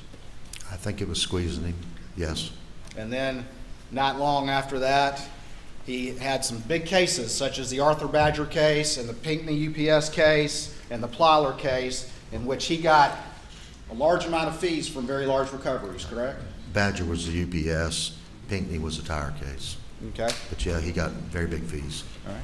And you thought that with all those fees that you knew who he got because he's your partner and you get to see the books. You're the treasurer of the firm or have been for an extended period. Is that correct? For the old firm, yes. And you thought that the money that he legitimately got from those cases had solved those problems because it was a lot, wasn't it? I think I, along with everybody else, thought that he was totally out of any debt. But on To top, speak of. but you've come to find out on top of the fees that he got, he also stole millions from those clients, correct? Yes, sir. It wasn't enough for him, was it? Clearly not.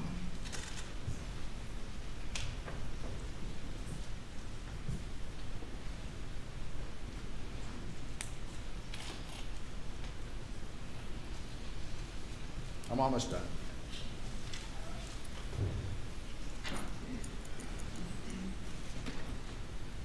Going back to that scene that you went to,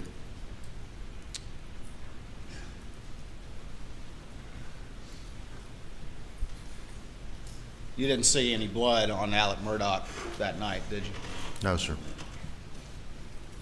And when you went back the next day, you went back because y'all had attempted to call, y'all had called the coroner to get the names, and he had given you the names of some companies that their job is to come out and help clean up scenes like this, correct? That's correct. And y'all had called them, but nobody called back, and you just felt like you had to do something, so you went to the scene. Is that right? Well, we were trying to also see what we could find out, if there was anything that we could do to lend assistance. I mean, this was something that was, I mean, everything stopped. Everything stopped. The whole world did. And being a friend like people would be and just trying to do whatever you could, correct? Friend and, you know, we're lawyers. We try to figure out what happened to things. And you went in that feed room and observed the things that you saw. Did. And you also ended up getting blood on your sleeves, correct? I did. I didn't know. Up high, correct? On my shoulder areas and on my pants.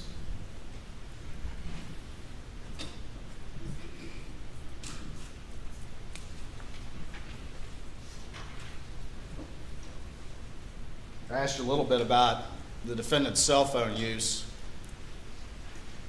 Was it like him to have very short phone calls, or was he one to talk for a while? I mean, he would cut you off with one phone call coming in on top of another. He'd call you about something and say, "Oh, I'll call you back." And click it off, and you know. But he'd start talking about something, right? Yeah, but I mean, he would. It was regular. It was regular. He would typically talk for more than a minute, though. I mean, said that I would correct? assume so. I mean, most people, a minute is not much of a conversation. It's not much of a conversation just for a minute, is it? No.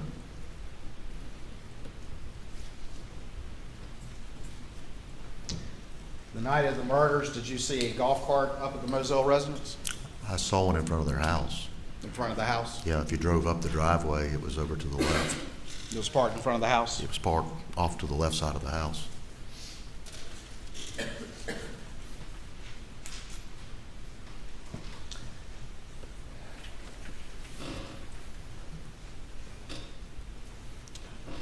Going back to September,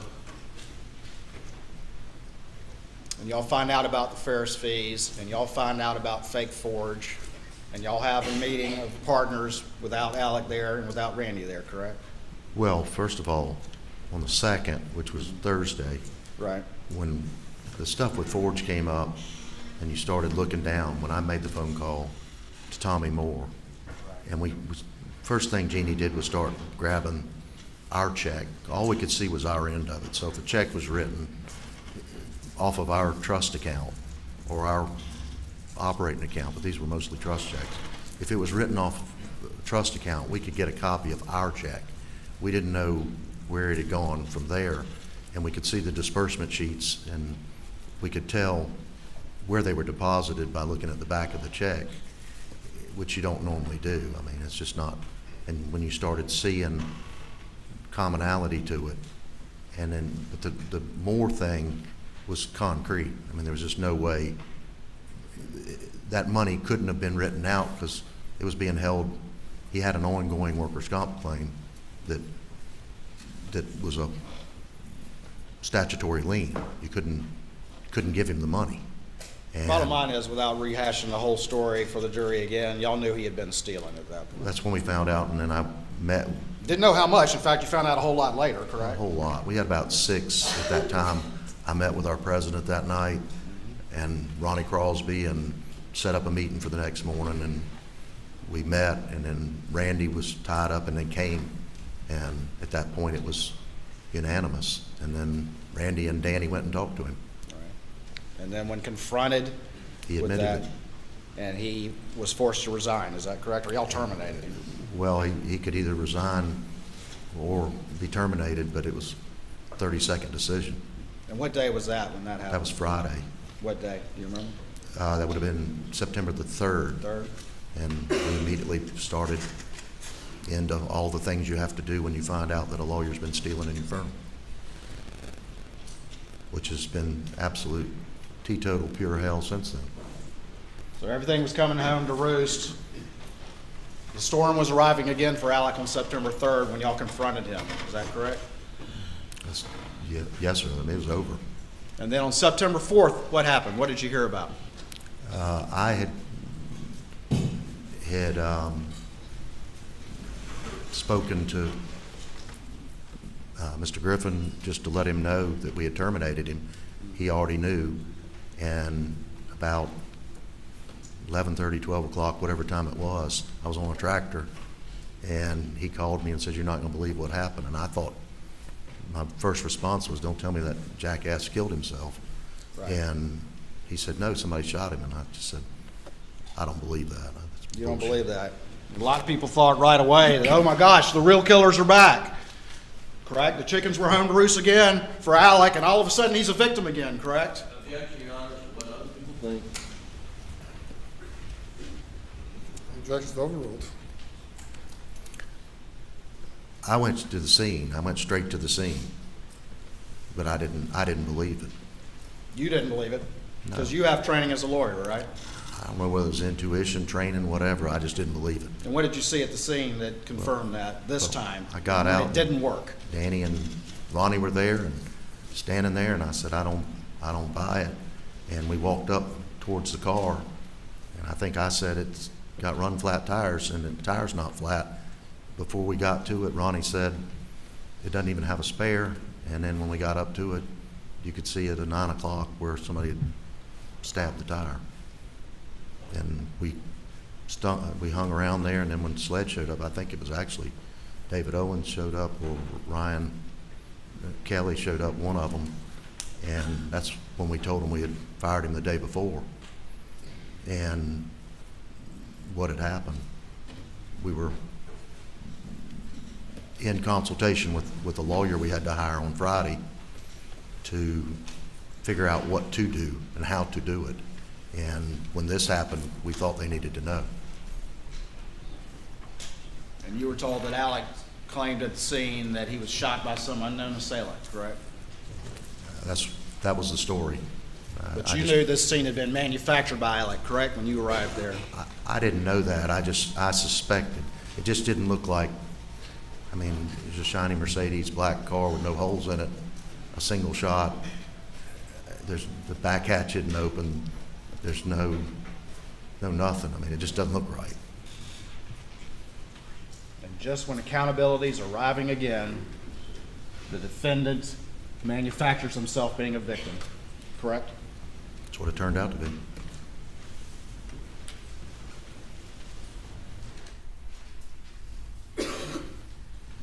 Thank you, Mr. Ball. Redirect. Briefly, Your Honor.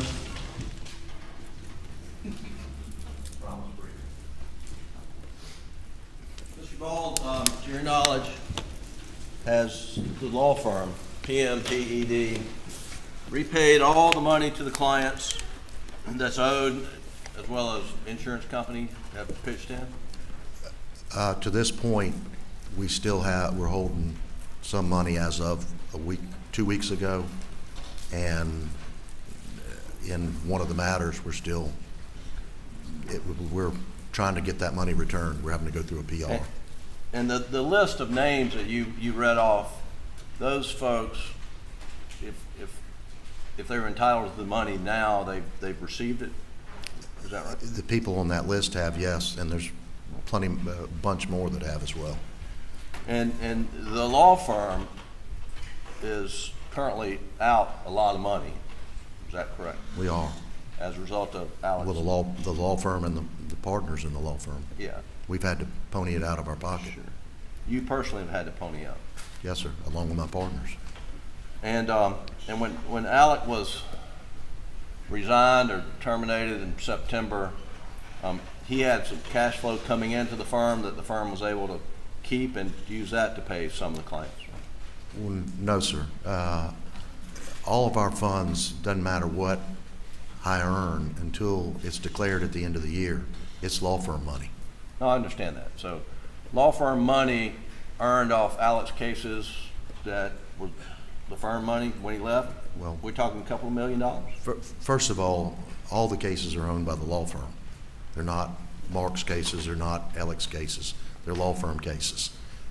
Cases that Alec was working on generated monies, and we internally decided how we were a formula that we were going to use, because people had to complete those cases, and we've allocated much more than ordinarily.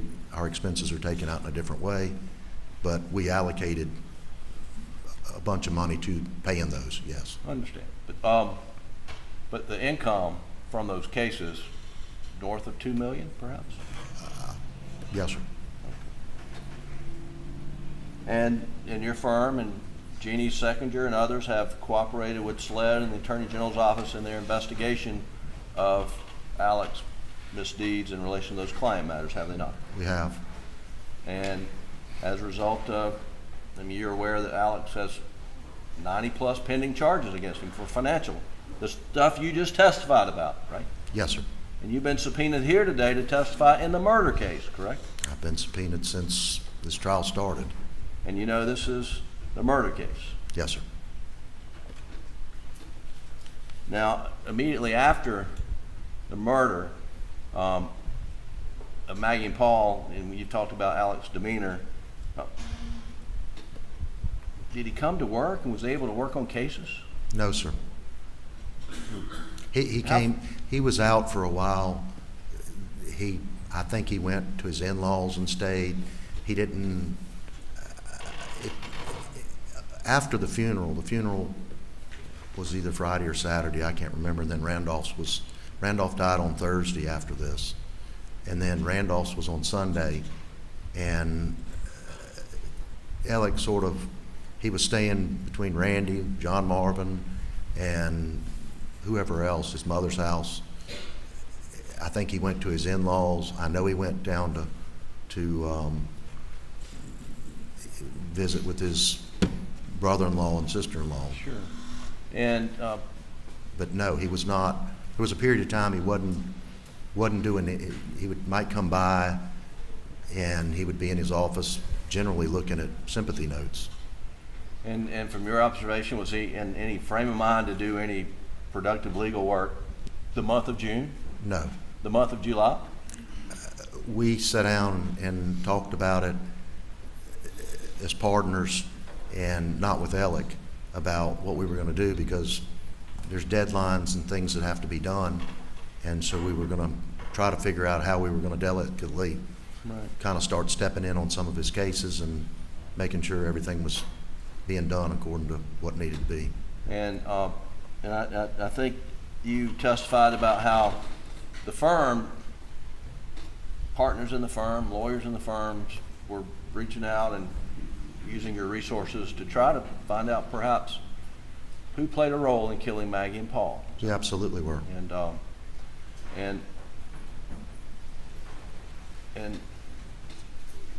But were you careful not to go out and do the investigation yourself and just relay the information back to SLED? Right. I mean, we weren't trying to be private eyes or any of that. We were just trying to see, and I relayed numerous things to the various officers, and I would preface it by, I don't know whether this means anything, but you never know. I mean. And was, to your knowledge, was information being relayed through Alex's attorneys to pass on to SLED? Well, I know I dealt with you on various things up until the stealing. Sure. And to your knowledge, was Alex consenting and cooperating with SLED in their investigation? As far as I knew, yes. I mean, I wasn't with him during those interviews or anything else, but as far as I knew, he was. And I would ask him, where we stand, have you heard anything? Right. And were you aware that Alex Buster put up a reward? I was. And are you also aware that when Paul was criminally charged in the boating case, Alec came under criticism for interfering in the investigation. You remember that? I was. And in fact, there's been some pretty public allegations about that, about Alec, that had surfaced before Maggie and Paul had been murdered. Absolutely. I mean, they were criticizing him for advising people of stuff, but I'm a lawyer, I'm a parent, daddy. One of my kids has some problem or gets accused of something, or one of my friend's kids, I'm gonna put my lawyer hat on and advise them to be quiet until their parents get there and get counsel if I think it's a serious matter. Sure. You were asked about Alec's cell phone use and about whether he would take the phone down to the kennel. Have you ever been down to the kennels with Alec? Yeah. Okay. Have you been riding the property with Moselle with Alex? I have, not a whole lot. I mean, as time went on, you know, our families got older, and you just, when you don't have children, it's you're doing a lot more things together on the weekends and stuff. And as your children get older and they're in college, and he was going to Walford and different places where Buster was, and Sure. you know, your interests are different as well. But yeah, I would occasionally, or if he was building something, he might ask me what I thought about it or show me something. I mean, I saw his duck pond and, you know, rode around the property several times. Was cell phone coverage spotty down at the shed in the kennels? It can be, it varies. I mean, it can be. I don't remember specifically where and what, you know, out where I live, if I go in my house with a metal roof, this morning somebody was trying to talk to me and I had to walk out on the porch. Other days I can talk just fine in my house. I live 8 miles, 9 miles from where this place is, and I don't know whether it's a metal roof or whether I'm just at the end of wherever a cell tower is, but out in my area, which is Rome Gully, Sure. it can be spotty. And you mentioned about spending time at Moselle and when the kids were younger, before Alec got Moselle, you had a farm. I do. And would Alec bring the boys over to hunt on your property? Mostly Paul. Mostly Paul? Yeah, I mean, Buster would come some, but Buster was older, and then obviously when Buster started college, he wasn't around as much, but Paul was a very avid hunter and was over at either my place or Ronnie's place a lot. And he and Alec were together a lot doing that? Paul? Were he and Alec, he and Paul, Alec and Paul together a lot? Yeah, yeah. And Paul was with his grandfather a lot. And I think you mentioned that Paul would leave stuff over there? All three of them, but, you know, they would just, they'd leave a gun, they'd leave a coat, they'd leave a flashlight, maybe all three. And it was just sort of a running joke that you had to kind of go around and gather up their stuff after they left. And that was just them. And did you remember one time Paul had left a gun over there for a couple of months? He did, and Alec left one time, I believe, and I cleaned it and put it up, and he started asking around where his gun was, and, you know, we just sort of played with him a little bit and then gave it back to him. Right. I think you testified moving September the 4th. You had gotten word about a shooting involving Alec, and I think your words were that jackass had killed himself. That was what I thought immediately. And why did you think that? Because of all that had gone on. We had terminated him, or he had resigned the day before. This financial stuff was starting to come out, and, you know, I thought, you know, he'd lost 2 family members, and now he's got no job, and, you know, it seemed feasible.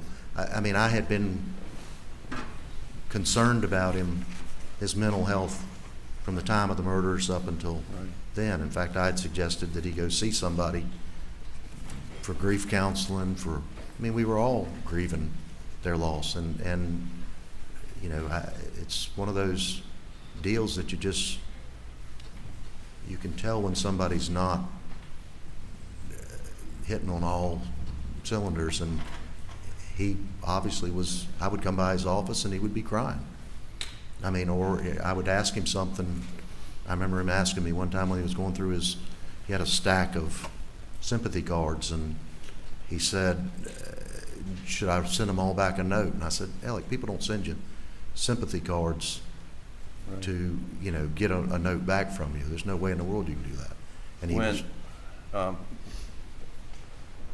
he said he missed he was terminated from the firm and you were concerned about perhaps what he might do, did you ever think maybe he'll go kill a family member? Did that ever cross your mind? No. You talking about when we terminated him? Yes, sir. By then, Maggie and Paul had been killed. Well, he had family out there. He did. I never thought of any of that. Listen, when September the 2nd hit, it changed everything that I knew about Alec. I would have never believed that a guy that, was like family would have ever stolen from me, would have stolen from his family, would have stolen from his clients, or any of that. And so immediately, you've got this rage, this emotion that you've got, and then on the 3rd, we go through this whole ordeal of the termination, and then the 4th it hits, and you're like, did the jackass kill himself because of anything else? And then as time progressed on, and you see the scope of it, I mean, I don't know the guy that after September the 3rd and leading out, I don't know who that guy is. I mean, that's not Alec that I knew, Right. and Alec that I loved, and Alec that all of us loved. Did he have imperfections? You bet. Did he do things that aggravated the hell out of me? You bet. But you don't kick your brother out the door because, they snore at night or they've done things that aggravate you. You get past it. But when they do things that are criminal and they do things that affect not only him, but he's torn down an entire legacy, a law firm. I've spent 34 years, or 33 years, I guess, in this one place. It's the only law firm that I've ever worked at. I put everything in it. It's all my children have known, my family's known, and it's gone. We had to change the name. We've had to do all these things because of his acts on this financial stuff. And when it comes to that, I'm mad as hell. I mean, you just don't know how mad I am. But on the other hand, I'm not saying that because he did that, he's done what he's accused of. And so that's, that's sort of the bottom line of it. His actions he was doing that way back, but we never knew it. Sure. And when we found out about it, it makes you doubt everything, and it's just human nature. But I don't have one shred of anything. All I can do is just point to what I saw. And you pointed to the roadside shooting and what you saw. You thought that jackass tried to kill himself. Absolutely, and I may not have said jackass, but it's about as And non-church logically, as I want to to get you, it. it made sense why he would want to kill himself in that moment. Sure. I mean, he lost. As far as I was concerned, he'd lost everything. He'd lost his job, and he'd lost. Forget the job, forget the money, forget what's going to happen to him. He lost his wife and his child. And Are you aware that he had $12 million of life insurance? I didn't know what he had. I assumed he had some life insurance, but no. I mean, I didn't. I never had that conversation with him, and quite frankly, I'd have to see it to really believe it. Okay. Thank you. That's all the questions.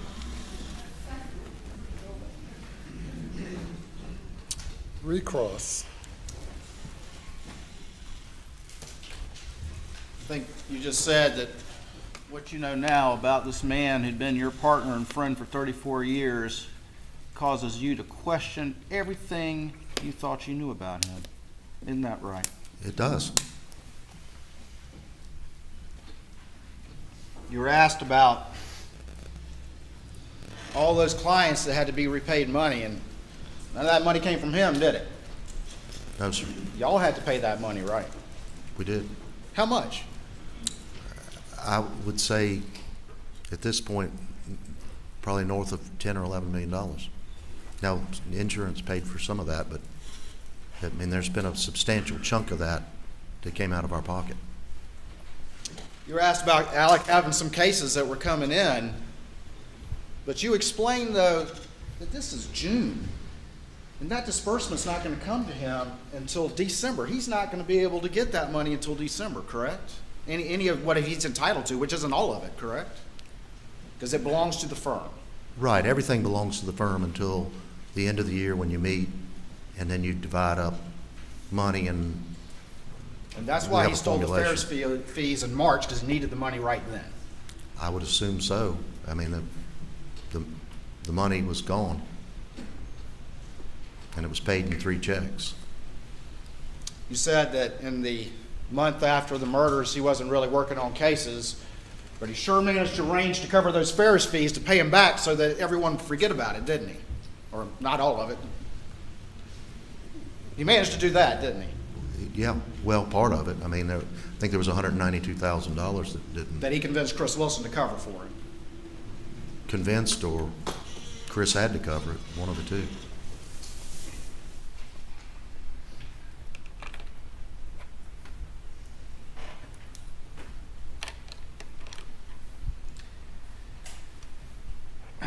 You were asked about him cooperating with law enforcement in the murders. But he never told law enforcement that he was down at the kennels just minutes with the victims before they died. He never told law enforcement that, did he? Yeah.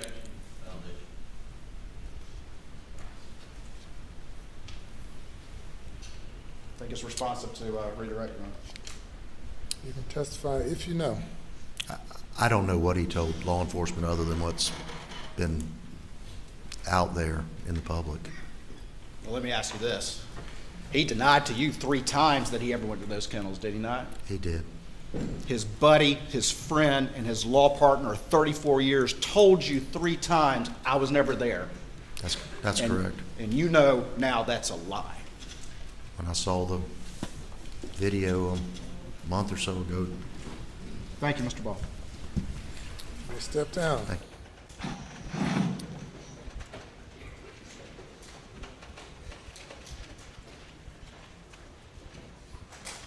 Let me call your next witness.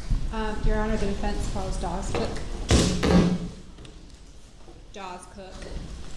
Oscar.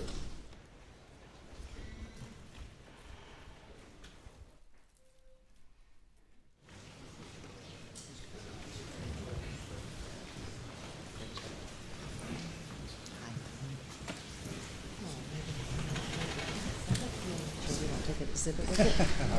Place your left hand on the Bible and raise your right. You swear the testimony that you give today will be the truth, the whole truth, and nothing but the truth, so help you God.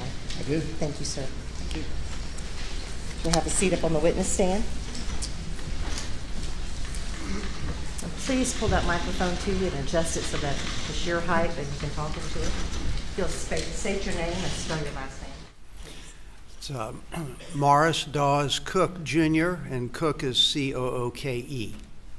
Thank you. Would you please tell the jury a little bit about yourself? I'm a lawyer, practice in Charleston, South Carolina with firm Barnwell, Whaley, Patterson, and Helms. I've been doing it since graduated from law school in 1979, clerked for a judge for a year, and I've been with the same law firm since 1980. And I practice mainly civil litigation. And do you primarily represent plaintiffs or defendants? I don't mind representing plaintiffs, but most of the time I'm representing defendants. All right. And do you know Alex Murdaugh? I do. How do you know him? Through practice of law. I've had cases against him over the years. Okay. And have you represented him before? No. Well, I mean, now I do, but I did not previously to this, right. Right. What was the scope of your representation? I'm defending him in the boat accident case. Okay. And when were you asked to join his team? In December of 2020, I got a call from Danny Henderson and asked me if I would become involved. The case had already been going on for a year and a half or so at that time. Okay. And did he have other attorneys representing him at that time? Yes, yeah, the Hainsworth firm, John Tiller in particular, was representing him. Okay. And what, if any, understanding did you have as to why you were asked to join the defense team? Well, John was sick, as I think everybody knows now, and would be undergoing treatment from time to time, and he was unsure as to whether he'd be able to cover everything by himself. And so I was asked, one, to help him, sort of be a second chair for him, and also be a backup for times when he would not be able to participate. Okay. And would you please describe for the jury your assessment of the merits of the claim against Alex in June of 2021?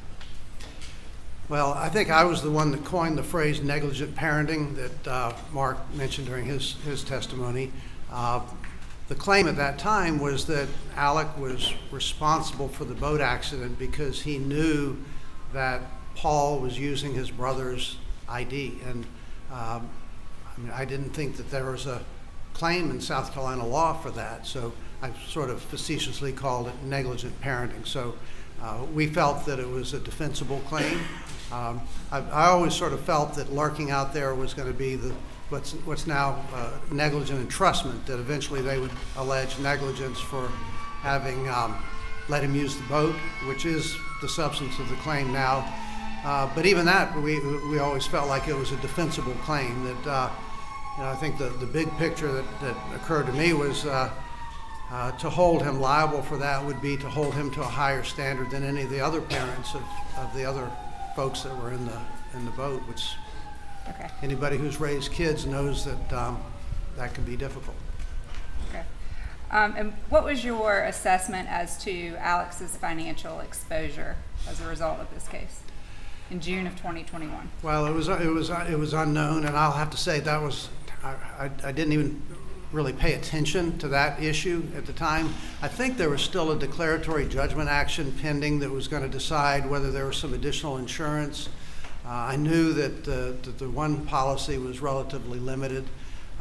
So I wouldn't have said that he had no personal exposure, but that was certainly not the focus of our attention at that time.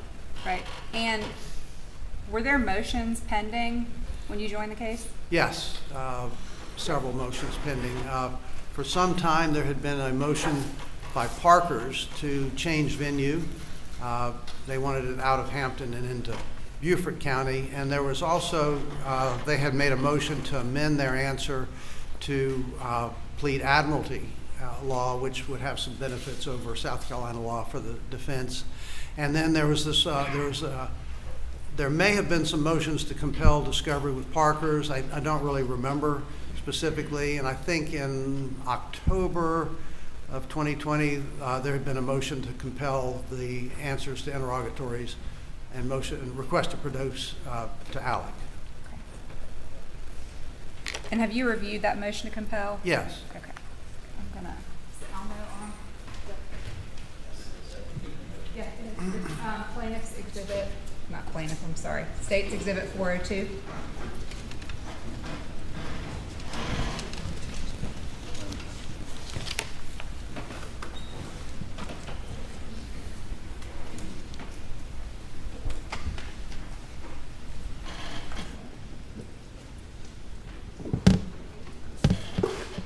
Can you see that? Yes. Okay, great.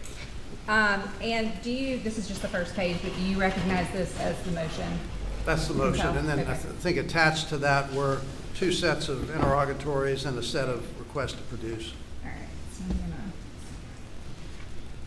gonna use the interrogatories. Would you just briefly explain to the jury what interrogatories and requests for production are? Right, well, we call it discovery. The rules of civil procedure provide various means of obtaining information from the other side. So interrogatories is questions that you can ask, and then requests to produce are documents and other materials that you can require be provided. And the supplemental ones that we're looking at right here, were those seeking financial information, Mr. Murdaugh? Yes. Okay. And the objections, if you'll, well, the answers right here to the interrogatories, and then the objection right here. Have you reviewed those? Yes. Okay. In your practice, are those common objections? Right, that's, this was done before I was involved in the case, but those are the exact objections that I would have made. These financial discovery, it's sort of the plaintiff's lawyer's way of saying I'm really serious, and I'll call it intimidation, not in a pejorative way, but it's meant to really worry the defendants, and it's very common. And the typical response from the defendant would be just like this, and that is, we object, it's not relevant, you haven't gotten a judgment against us, you don't need to know how much money we have unless and until you do get a judgment. The comeback to that is, well, your net worth could be relevant on punitive damages. If it goes to the jury, a jury could consider your wealth as a factor in awarding punitive damages. And so 95% of the time you work out some agreement to provide a financial statement, but I would never have produced all of these details at this stage of litigation as a defense lawyer. Okay. After joining the defense team, did you have meetings or communications with other members of the defense team? Yes, regularly.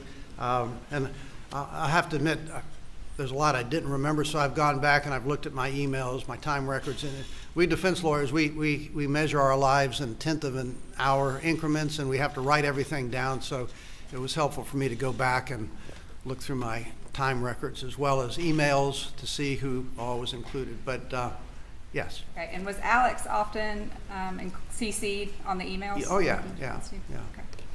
All right. Did you ever participate in any Zoom meetings with the defense team? Yes. The one there was more than one, but the first one I remember was April 15 of 2021. I was just sort of getting involved. I don't think I'd made a formal appearance in the case yet, but there was a Zoom conference, and I remember Alec was included on the Zoom invitation, but I honestly can't recall whether he was in the meeting itself. I remember others who were in the meeting. Okay. And what was the purpose of that Zoom? It was really to kind of orient me, and also there were some motions scheduled in May, so it was just to get me oriented, talk about what the important issues in the case were and the things that we'd be focusing on. Okay. And having attended that meeting, what, if any, understanding did you have as to the biggest issues facing Alex at the upcoming motions hearing? Right, and I had to go back and look at my notes to refresh my memory on that, but it was the upcoming, as far as I was concerned, it was the venue issue, whether the case was going to be transferred back to Beaufort, because we didn't want it transferred back. We wanted it to stay in Hampton. We thought that the plaintiff wanted it to stay there too, but he was wavering, and there was some thought that he might consent, and we didn't want him to consent. So that was a big issue. And then we spent a lot of time talking about admiralty. Was it beneficial to have admiralty as opposed to state common law? So that was, as far as the hearing, that was the important part of the conversation. That was about a 2-hour meeting, and we talked a lot about experts, depositions that needed to be taken, and so forth as well. And after that meeting, based on those conversations, what, if any, understanding did you have as to the level of concern the defense team had regarding the motion to compel the financial information? Really none. I wasn't dealing with Mark directly on that. John Tiller was doing it, and as far as we were concerned, that was something that they were going to work out, but the focus on the hearings was going to be on these other substantive issues. Did you ever have a concern that the motion to compel would be granted in total? What's the question? Asked if he personally had expected the motion to compel to be granted. Also 401 and 402. I sustained the objection. When was the motion to compel originally scheduled to be heard? It was in May, I'm going to say May 10th, sometime in that area. Okay. And did that go forward? No, I think John, some of his treatment had to be rescheduled, and so they agreed to continue the hearing. And when was it rescheduled for? June. And I don't recall the exact date, but maybe the 10th or so. Okay. And at any point prior to the motion to compel hearing that was scheduled, did anything change in terms of your understanding that would make you think the defense team was concerned about the motion to compel? No, I filed my formal notice of appearance so that I could be at the hearing. I think I actually did that in May before the first hearing. And so I was prepared to be there to argue whatever needed to be argued. But as I go back and I look at my notes and my preparation, it was on the venue issue and the admiralty issue. What, if any, factors did you consider when you made an assessment about Alex's personal financial exposure?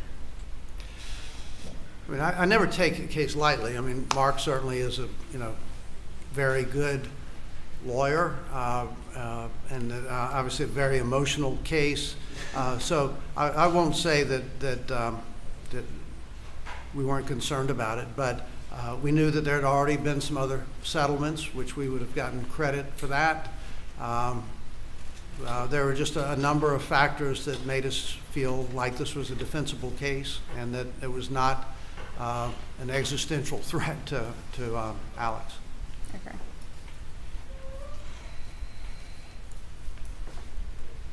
Are you aware as to whether or not an order was eventually issued regarding the motion to compel?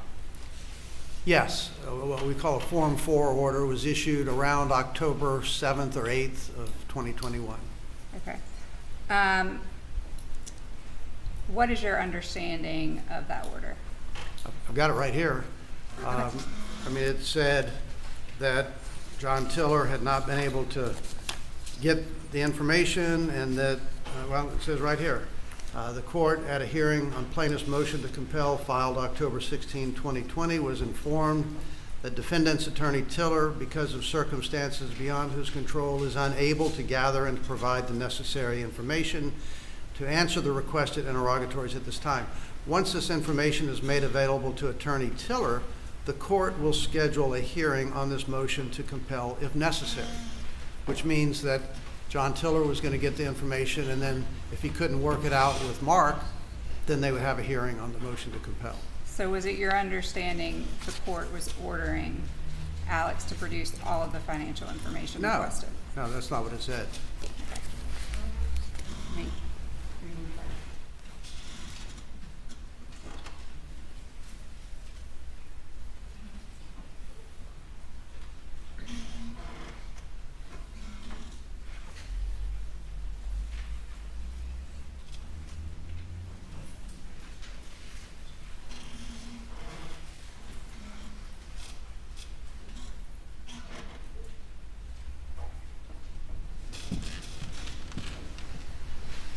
All right, just one or two more.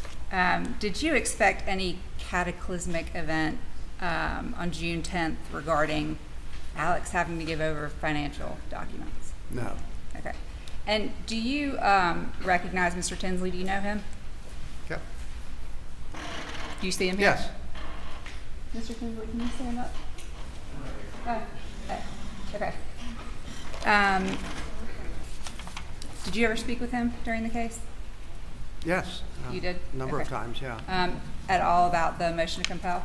No. Not that I remember. If he says I did, I couldn't deny it, but I don't remember it. Okay. All right. Thank you. Thank you. By the state. Like you said, the motion is meant to really worry the defendants, right? Those are your exact words, wasn't it? Could you repeat that? You just testified that the motion to get those financial information is meant to really worry the defendants. Those are Right. your exact words, correct? Always, yeah. Okay. All right, and were you present at the trial lawyers conference when Alex Murdaugh came up and towered over Mark Tinsley and said, "What's up, Bo? What are you doing?" No, Were I you don't present get, at that? I don't get invited to that one. Okay. I didn't think you did. But you weren't there when that happened, were you? No.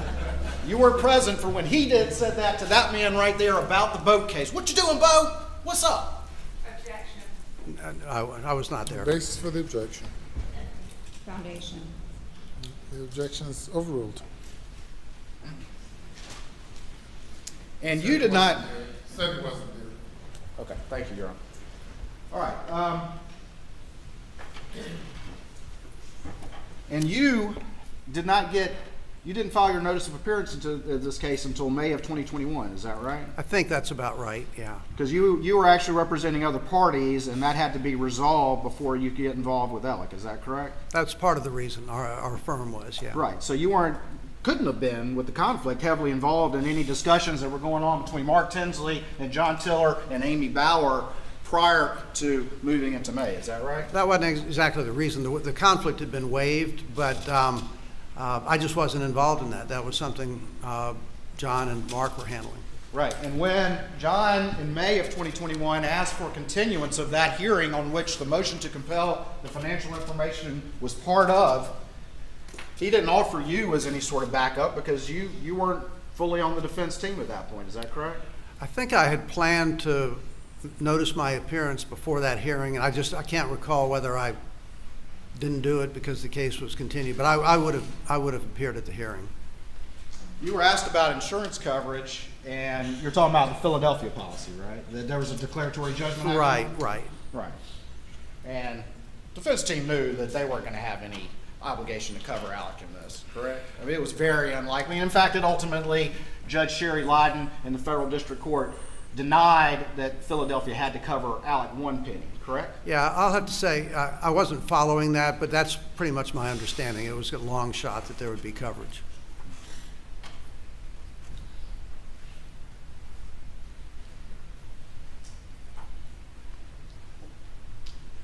And when you were at this point in time in June of 2021, just getting on the defense team, you certainly didn't know anything about his true financial condition, did you? No. You didn't know he'd been stealing money for years and years, did you? No. You didn't know that he was broke, did you? No. You didn't know he had misappropriated funds and was scrambling to try to replace those before people found out, did you? No.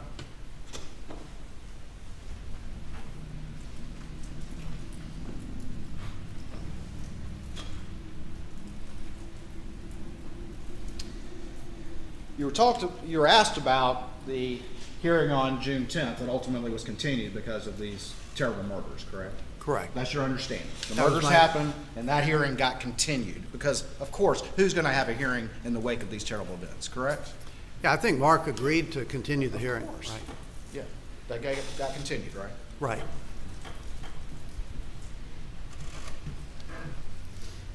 And even as a civil defense attorney, even if you believe that a claim down the line may be defensible, that still doesn't change the discovery process in a civil case that goes on, correct?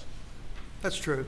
I mean, discovery still can happen and is going to happen, Right. regardless of whether or not the case settles or goes to trial or whatever happens, correct? Yeah, it's still going on. And that's how civil cases, typically how cases work in court, is that both parties have to share a lot of information, and if one party doesn't want to share it, the other party can ask the judge to order it, correct? That's right. All right, and that goes on regardless of whether or not the claim is ultimately going to be successful. That's part of the initial process. Right. All right. And that was on the table for June 10th. That was one of the things that was on the table, correct? The financial? Yes. Yeah, and there was the other interrogatories too. And there was that a they number of wanted other to things as well. Right. All right. And if that hearing had gone forward, there could have been an order issued compelling that process, correct? Could have been. Could have been. Yeah. All right. And so once that happened, once that order gets issued, that's going to set in motion a train that's going to have to come to a conclusion in a court of law, correct?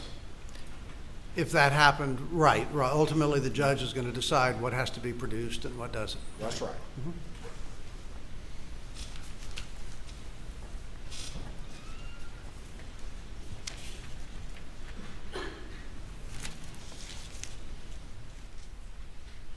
Thank you, Mr. Cook. Thanks.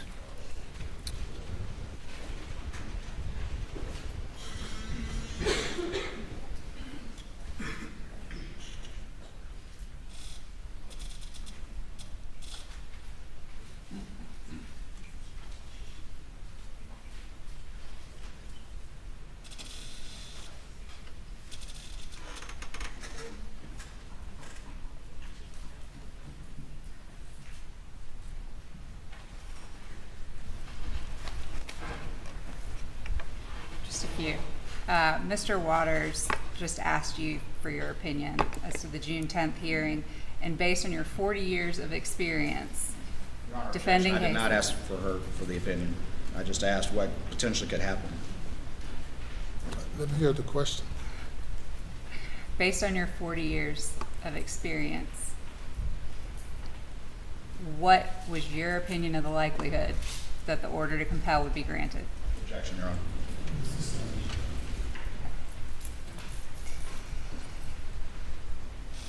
Let me ask you this. Just because it's possible that the order could have been granted, does that make it plausible? Objection, Your Honor. Sustained. Okay. All right. Yes.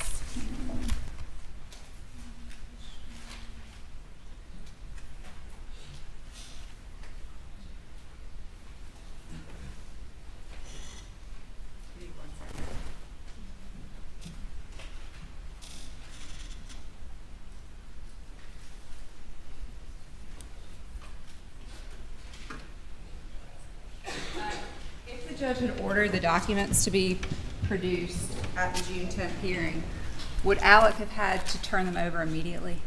No. That's all I have. Thank you. Anything further? If that had happened, it would have set in a process, set in motion a process, though, would it not have? You're talking Let me about rephrase that question. If he'd ordered production of all of the documents that were requested? Right. Yeah. That would have been part of the process, right? It would have started a process, an order of a judge, correct? That's true, yeah. It would have happened eventually if the judge had ordered that, correct? If he ordered production of all the documents, right. Nothing further, thank you. Step down. Thank you, Your Honor. Thank you. Your next witness. Please, the court, Your Honor. The next witness is an expert. It's going to take a while. We can begin and break for lunch, and then I'm do whatever you want to do. We'll go for about a half an hour, then break. As we anticipate him, however, let's all stand and stretch for a moment.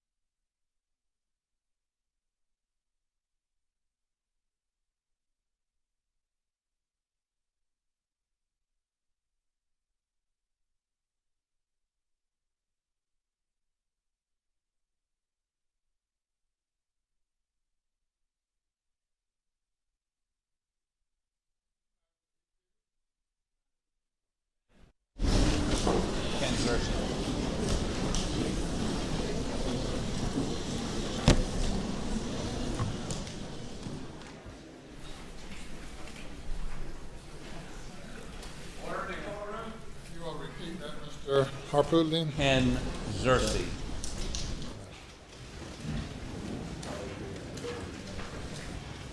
Do you swear or affirm that the testimony you give today will be the truth, the whole truth, and nothing but the truth, so help you God? I do. Thank you, sir. You'll have a seat right up here on the witness stand. Have a seat and adjust that microphone to where you can speak into it well.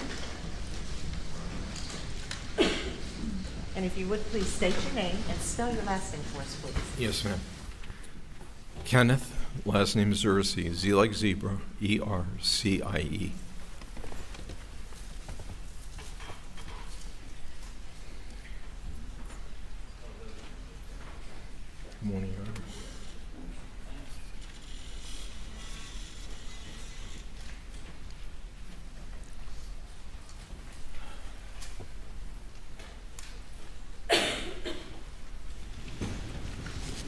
Mr. Zersi, Yes, sir. please tell the jury a little bit about yourself. Where do you live? In Madison, Connecticut. Okay. And what do you do in Madison, Connecticut? Currently live with my wife, and my son lives up the street from us. Currently employed by the Henry Seeley Institute of Forensic Science at the University of New Haven as the Director of Training. In addition to that, I'm also on staff at the university. I'm sorry, I can't hear you very well. Maybe it's just me, but... I'm also on staff at the university as an adjunct professor in various forensic science disciplines. Okay, let's talk a little bit about your background. You've been involved in law enforcement in your life? Yes, sir, I have. Tell the jury, please, where you began. In 1974, I became an officer with the New Haven Police Department, also in Connecticut. Was promoted to the rank of detective. Most of my career there, for my 11-year duration prior to retiring, was with the identifications unit responsible for crime scene processing, evidence collection, photography, and preliminary examination of physical evidence that's found at a crime scene. After that, I retired based on a disability. I was injured and was almost immediately hired by the state of Connecticut at the Forensic Science Laboratory located in Meriden. I'm sorry, and tell me what that was again. What was that position? The second career, if you will, was at the Department of Public Safety, currently called the Division of Scientific Services Forensic Science Laboratory. Originally brought in as a latent fingerprint analyst, also doing footwear and tire track examination, as well as becoming the senior person as far as crime scene related activity that the laboratory would respond to assist investigative agencies. Over a 29-year career, I was promoted through the ranks and eventually retired as director of the laboratory. And that's director of the Division of Scientific Services for the state of Connecticut. Yes, sir. And in your duties there, you indicated you started off not as a supervisor or as a supervisor? Not as a supervisor, as a criminalist, right, with a specific function. And a criminalist doing what kind of forensic work? Starting primarily with fingerprints, latent fingerprint identification, and all the processing techniques involved. Because I had also experience doing footwear and tire track from the police department, I was given that task. And again, because of the crime scene background, also ended up as one of the senior people going to the major crime scenes when the laboratory services would be requested, and eventually ended up supervising the photography section because of that type of background as well. So photography is important in processing a crime scene? Absolutely. Is that just for fingerprints or footprints or tire tracks or everything? It involves the entire scene. It's the only way to bring the crime scene before a jury after the incident has occurred. Right? So it can be reviewed or and we're seen. We're going to talk about intact. this a little bit later once I've had you qualified in these different areas. But after, and how long were you at the Division of Scientific Services? For 29 years. Right. Now also, and you ultimately became the supervisor of that department for the state of Connecticut. The director of the laboratory. Okay, so you were there from July of '84 to October of 2012. Yes, sir. And what did you do after 2012?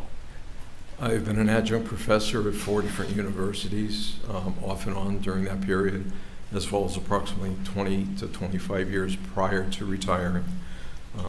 I maintain that. I also had a private consulting business that I've kind of let go by the wayside a little bit. So what's the Henry Seeley Institute of Forensic Science? It's located at the University of New Haven. It's a separate entity under the university, and we're involved in doing scholarships, training and education, providing consultant work in cases, whether it's for the defense or the prosecution, but more to stay involved with the community and provide modern technologies. Okay, and then you're the owner and principal analyst for Forensic Consultants of New England, LLC. What is that? Again, that was the private business that I had on the side for doing consulting work. Are you still doing that? Technically, this case falls under that today. Okay. Now, what's your educational background? As far as criminal justice and forensic science, I have an associate's degree in criminal justice administration, a Bachelor of Science in what was called police science, basically a hybrid between administration and the forensic applications or sciences, and a master's of science in forensic science. That's all from the University of New Haven. Yes, sir. Okay. Now, you have a resume with several pages of different teaching things you've done. I'm not going to go into those in detail. Now, you have taught a number of courses, is that right? Yes, sir. Everything from footprints to bloodstains to tire tracks to crime scene supervision to, I mean, it just goes on and on and on and on. Have you ever been qualified by any court to testify about fingerprint identification, that is in a federal or state court in this country? Yes, sir, I have. And how many times? Approximately 300. 300 times. And can you remember all the courts or several of the courts? I can remember the states that they were in, but the specific ones, probably not. Connecticut, I suppose. Connecticut, Rhode Island, New York, Massachusetts, Florida. That's enough. Okay, and how many times have you been qualified on footprints, or the more technical would be, what would you call that? Footwear tire track examination or imprint analysis. Imprint analysis. How Probably many times? about 200. 300 times you've been qualified by state or federal court to be an expert on that topic. About 200 as far as footwear and tire track. Okay. Now, what about, and maybe I'm getting this term wrong, crime scene management or crime scene analysis? You've taught courses on that, correct? I've taught and been an active participant at crime scenes, yes. Okay. How many times have you been qualified, if you have, by federal or state court to testify on that topic? Qualified, probably 400. 400 times? Yes, sir. And you've testified? Yes, sir. And this is both state and federal courts? Yes, sir. Your Honor, I would move to qualify him as an expert in fingerprint analysis, footprint analysis, tire print analysis, and crime scene analysis management. Sir, tell me what the term is. Make sure I'm not screwing this up. Crime scene. It would be crime scene examination as an overarching title. There you go. Crime scene. Whatever he just said. If he said it, I didn't hear it. How many times have you been qualified in tire impressions? Approximately 200. For tire impressions? No. Tire and footwear. No question. He's so qualified. Thank you. Thank you. Now let's talk a little bit about, I have a PowerPoint here somewhere. I believe I sent y'all last night. Yeah. Can we call that up, please? You prepared a PowerPoint for your testimony here today? Sir, you have a PowerPoint you prepared? Yes, sir. Okay. Can we put that up on the screen, please? Can you raise your voice any, sir? I can, sir. So, is this the PowerPoint? It's the first slide, yes. Okay, and what is this showing us? Basically, it was put together just to give a quick demonstration on what can be done with physical evidence at a crime scene and some of the base requirements that are involved. Okay. This says recording of imprint, impression evidence, seizure of item, photography, lifting methods, and enhancement. And that's sort of a guide about what we're about to see, correct? Yes, it's also an outline of what could be done with physical evidence at a crime scene and then later on at the laboratory. Okay. Next slide, please. Now, this says photographic evidence, enhanced photographs of the question imprint impression for use in inter-comparison examination with known footwear outsoles or transparencies of known footwear outsoles. Well, explain that. What does that mean? With all types of evidence, especially at a crime scene, as I mentioned before, photography is one of the keys, documenting the evidence in place.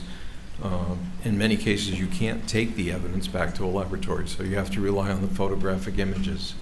If they're taken with quality equipment, quality cameras, and in a proper format, a a lot of work can be done with them. They can be associated to a known and a question. Photography is still the key for bringing the scene either into the laboratory or into the courtroom. And are there certain, and we're going to see this in just a minute, certain requirements, I guess is the right word to use, on how those photographs are taken, depending on what you want to use them for? Correct. There are different types of photography, just as we have portrait photography here, the media that's present. All of that is a form of documentation. Okay, we'll talk about that in just a minute. And by the way, inter-comparison examination with known footwear outsoles or transparencies of known footwear outsoles. What does that mean? There's a difference between taking a picture of something and then taking a photograph for examination quality, where you do need the detail to find the individual characteristics that might be present for a comparison.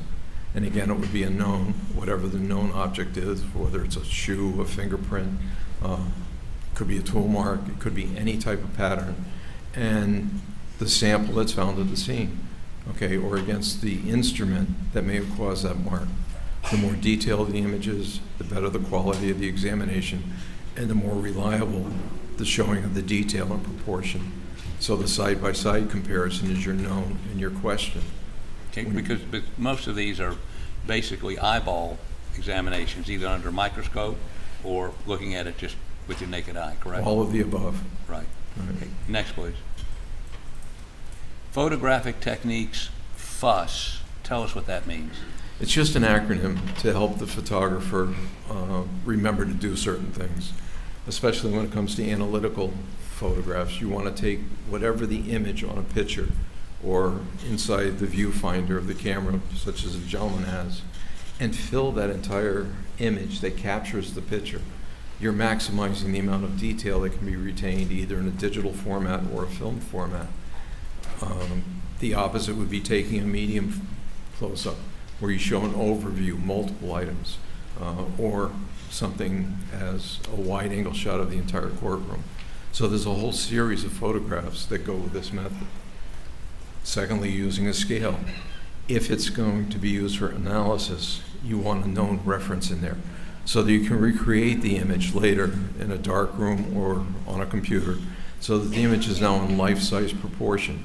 So again, if I have an article of footwear, I can place that or take a sample from it. That would be 1-to-1 or life-size. I can recreate the image, either taken from the crime scene or the standard, the photograph, using that scale to that same reference. I can also recreate that 1-to-1 so that I can get a size proportion, right, as part of the analysis. It would also be an elimination. If the sizes were different, it couldn't be from the same source. Side lighting is a lighting technique that's used. Right? When the photograph is taken, if it's an object of interest and if you're using it for analysis, you may want a side light coming in at different angles to show the different detail that might be there, especially in a three-dimensional picture. Two-dimensional, it helps, but it's not as critical. Right? And lastly, several shots. You want to take multiple exposures of each image. With digital photography today, it's a lot easier because the image pops up so you can see that you've captured it. In past technologies, you had a photograph on film and you couldn't see the result until you processed the film, which was usually long after you've left the scene or the incident. So there's several advantages to the newer technologies. So this says special note, film plane must be level, parallel to the imprint impression. Yes, sir. What does that mean? The film plane is actually the back of the camera. It's where the image is actually captured. That film plane, if my object is here, would have to be here. I want those two images parallel. It avoids distortion and vignetting. Okay, the way the angles may come up. If you think of a tall building, right, and you look up at it, the building tends to come together. The same thing happens with angular photography.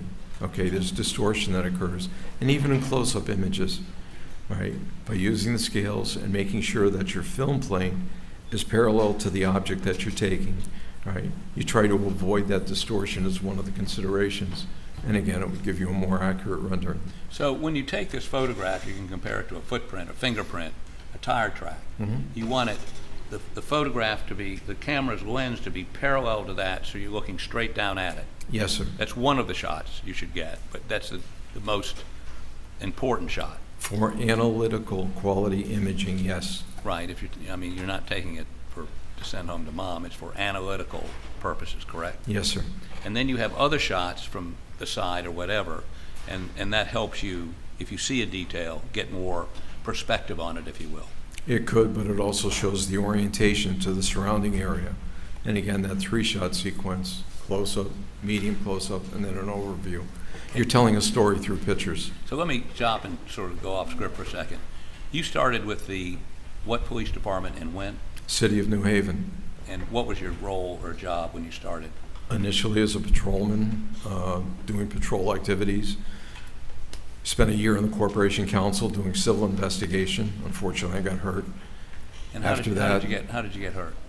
On a burglar on the premise call. I fell through a drywall and ended up destroying my left knee. Okay, and so you had to leave the police department after that? No, well, it was about 9 years later. Okay, so did you continue to be a patrolman after you hurt No, your knee? I was promoted and went into the identification unit after leaving the Corporation Council and was performing crime scene related activities, basic investigation. So, again, so when you first started, you were a detective at that point? when I first started as a patrol officer, was promoted to detective. Okay, and when you're doing crime, responding to murder scenes or house breakings or whatever? Yes, sir. You were a detective at that point? At some Plainclothes point? officer or detective, yes. So when you responded to the scene, did you take a camera? Yes, sir, always. Okay, and did you follow fuss? Yes, sir. And so, this was required by procedure and policy at your department, correct? Yes, and also the teaching in the specialized schools that I had been to. Okay. And you started that in the 80s? In the 70s. 70s, I'm sorry. So this is what you've done while you were a police officer for a span of decades, correct? Yes, sir. I've also taught it. Starting in the 70s. Yes, sir. So this isn't some newfound procedure. This is something you've done for 4 decades. Correct. Okay. Next, please. So this is use of a tripod. When photographing evidence with detail, a tripod must be used. It's recommended. It makes it more stable. You don't have to worry about even the pulse in your fingers. And depending on the length of the exposure that's necessary, causing any vibration or defocusing that might occur. And this is a process or procedure, and this shows a guy shooting out in front, not straight down. That would be incorrect? For a documentation or an analytical photograph, yes. Okay. What happens is his camera's at an angle. He's doing a flat object here, and again, the distortion effects that I explained earlier. Okay. And this is also a procedure you followed for decades? Yes, sir. And is it a procedure you taught when you taught police officers? Yes, sir. And is it a procedure you heard about when you attended classes? Yes, sir. Okay, next, please. And what does this depict? Here we have 2 examples of the position of a camera. Right? They're line drawings on a tripod showing the proper orientation to an object being photographed. Right? The film plane, even if the item is on an angle, the camera and the lens would also be on that same angle. Right? Again, to avoid distortion.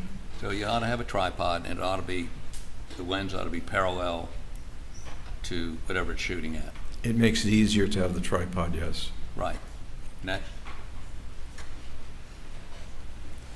Is this demonstration the same thing? It's a demonstration showing what happens when you don't do that. If you look at the object on the bottom, the black dots, you'll notice that they're distorted, right? They're not in proper proportion, and there's some angularity to them. Okay, next. Okay, now, tell us what these photographs are of, where did these come from? These are images that I took at a homicide scene in the state of New York. Right. Essentially, we were asked to come and assist mutual aid, similar to the different agencies here helping one another. By going to New York, we had certain things that maybe their laboratory or their crime scene unit didn't have access to. So tell me what the difference is. Well, the 2 photographs show a kitchen area. On the right-hand side, you have what looks like a kitchen, right, a sink. And if you look directly down on the floor, there's kind of a reddish stain that you can barely see. By using various chemical processing methods as well as photo documentation, right, the picture on the left, I was able to bring up a lot more footprints that were occult or latent. They were kind of invisible, just in very light blood residue. And the screening test that we use to try to develop those, right, reacts with the proteins that are in blood and causes a color change so that now they're more visible, even if you couldn't see that area in the beginning, right? Similar to a latent print that's invisible when you touch the surface. And what's a latent print? It could be a footprint, it could be a fingerprint, but it's whatever residue is there that's left on a surface that you can't normally see without some type of enhancement. Okay, and so you participated in putting the chemical on the floor here? I put the chemical on the floor. And what was it? It was orthoethylidine. Say that again? Orthoethylidine. Okay, and what year was this? Approximately. Mid-'80s? In the 80s. So this is not some newfound chemical. It's been No, around sir. for 40 years. Okay, and this is what y'all were doing in the 80s? Yes, sir. Okay, and so did you just spray it on the floor? How do you apply it to the floor? It's sprayed with an aerosol, very similar to misting from a deodorant can or hairspray. Okay, and how long does it take to raise these previously invisible footprints? Almost instantaneous. And so once those are raised, what's the next step? If we go to the next slide. Next slide. Basically setting up the tripod, the camera, right, to do photo documentation. The other option is literally to cut the sections out of the floor or counter or whatever the imprint or impressions are and take that with you. Did you just take photographs or did you cut up the floor? We relied on photographs in this case. Okay. And this is a tripod we see, so you're shooting straight down on the image. Yes, sir. Okay, next. And what is that? That's an example of what the footprint actually looked like after enhancement. Any of the bluish, greenish areas were not visible, right, in the beginning. So wherever you see blue or green here, you couldn't see that on the print on the floor, but once you did this, what had previously been invisible was now visible. Correct. Okay. Photographs would have been taken before the spray and then after. Next. And what is this? Again, it's an example of a partial footprint or two. In this case, it's actually on plywood, and it appears to be in a blood-like substance. The Next. scale is there just for size Right, and the measurement. scale is important. Right, next. What is that? This is after enhancement, Okay, after applying the same chemical. Go back. Forward. So, again, you applied that same, what was the name of that chemical? Orthoethylidine. We've heard some testimony about something called LCV. Is that the same thing or similar? It's similar. It's a protein dye stain, and there's several others. And would it raise, if you sprayed it like this and took, would it raise the It imprint? could. Would it do the same thing? Quite possibly. You Each don't- one of the reagents has a sensitivity level. Some are more sensitive than others. And you don't use LCV? We've used LCV, we've used amido black, we've used phenolphthalein. Right? So Okay. there's any number of options, and a lot of it has to do with the color. You want to have something different than the background color so that you have contrast. And that's the other part about photography. You need contrast to see something. So like LCV, I think, turns things Purplish, purple. So if you have dark background, you would not want to use LCV. most probably, yes. Okay. Next. Is that it? Okay. What time is it? Your Honor, it's 4 minutes till 1. This might be a good time to break. All right, ladies and gentlemen, we will recess until 2:15. Please do not discuss the case.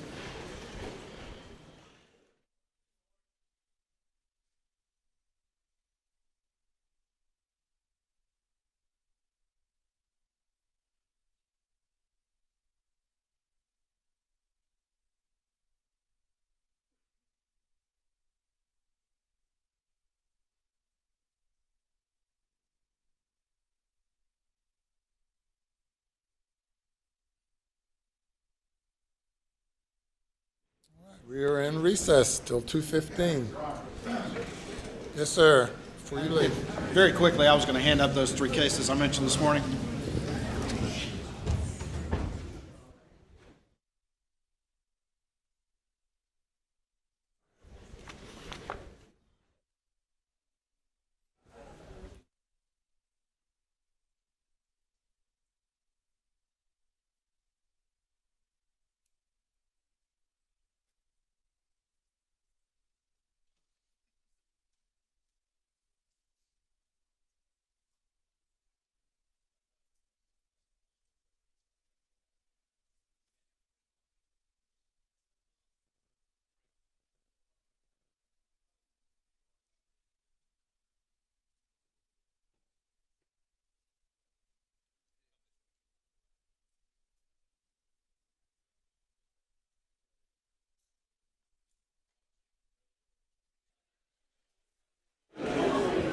All rise and come to order.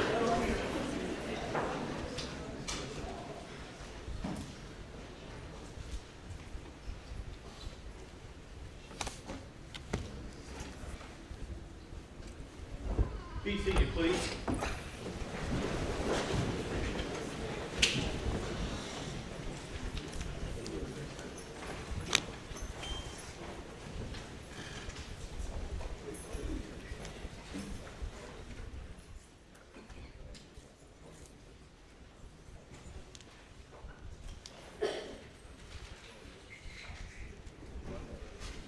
You may bring the jury.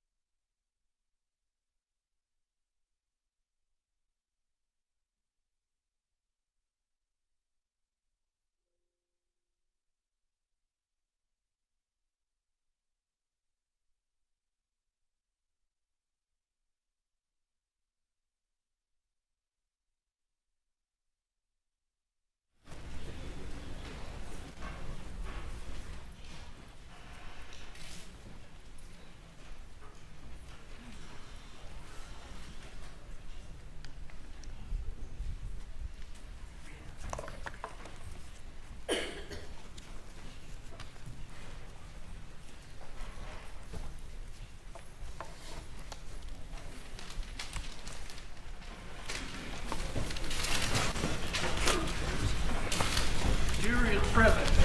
All right, thank you. You may proceed. Please, court, Your Honor. So, Mr. Zerchi, before we broke for lunch, we were talking about how one would process. We showed a floor that you sprayed some chemical, I can't remember what the name of it is. Yes, sir. Which would bring out previously invisible imprints of feet. You could do the same thing for fingerprints? Yes, sir. Or it would enhance what you can see already. I'm sorry? It would enhance what you could see already. All right. But it would also bring out things that you can't see. Yes. Okay, let's talk a little bit about crime scene processing. Let me, we could bring a video up, please, and y'all need to cover your screens, please.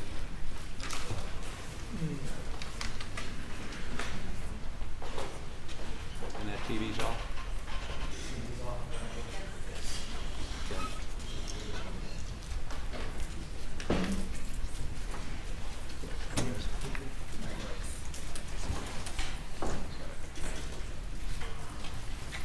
Everything done?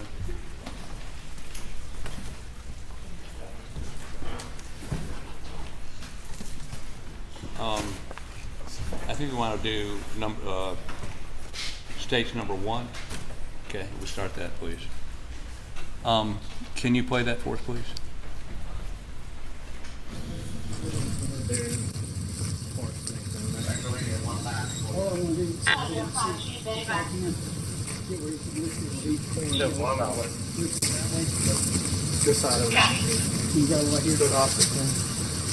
Well, the dad's over there.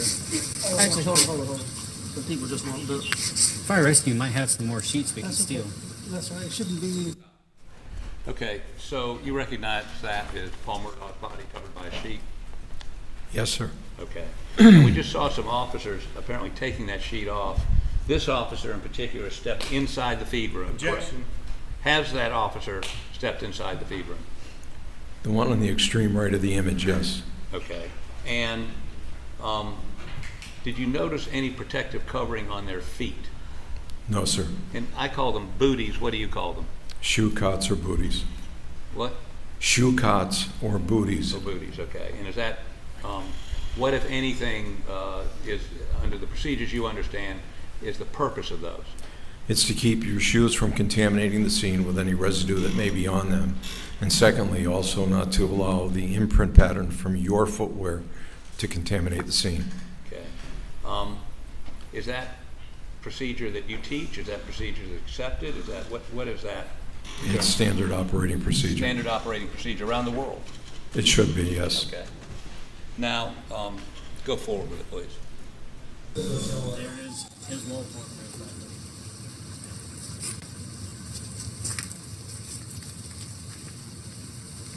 Laying on the gun.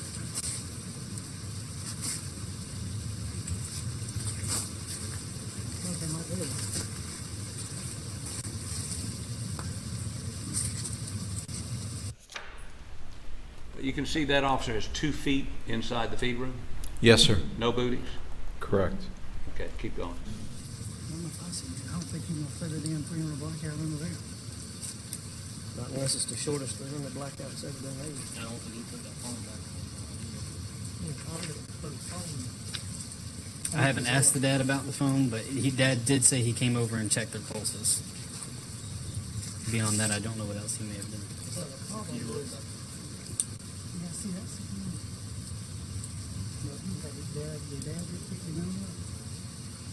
He had a shotgun. He did, and I have secured that in my vehicle. Yeah, but it's an upward shot.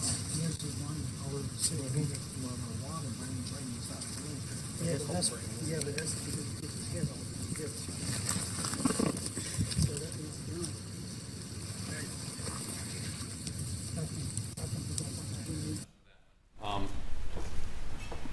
Let's go to McDowell body cam, stage 6. And that was, for the record, Green's body cam, stage 1.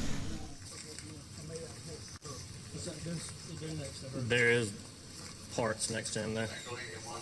All I want to do is see if I can get where you can lift it on each corner. Lift it that way. You go right here to the office. So the dad's over there. Yeah. All I want you to do.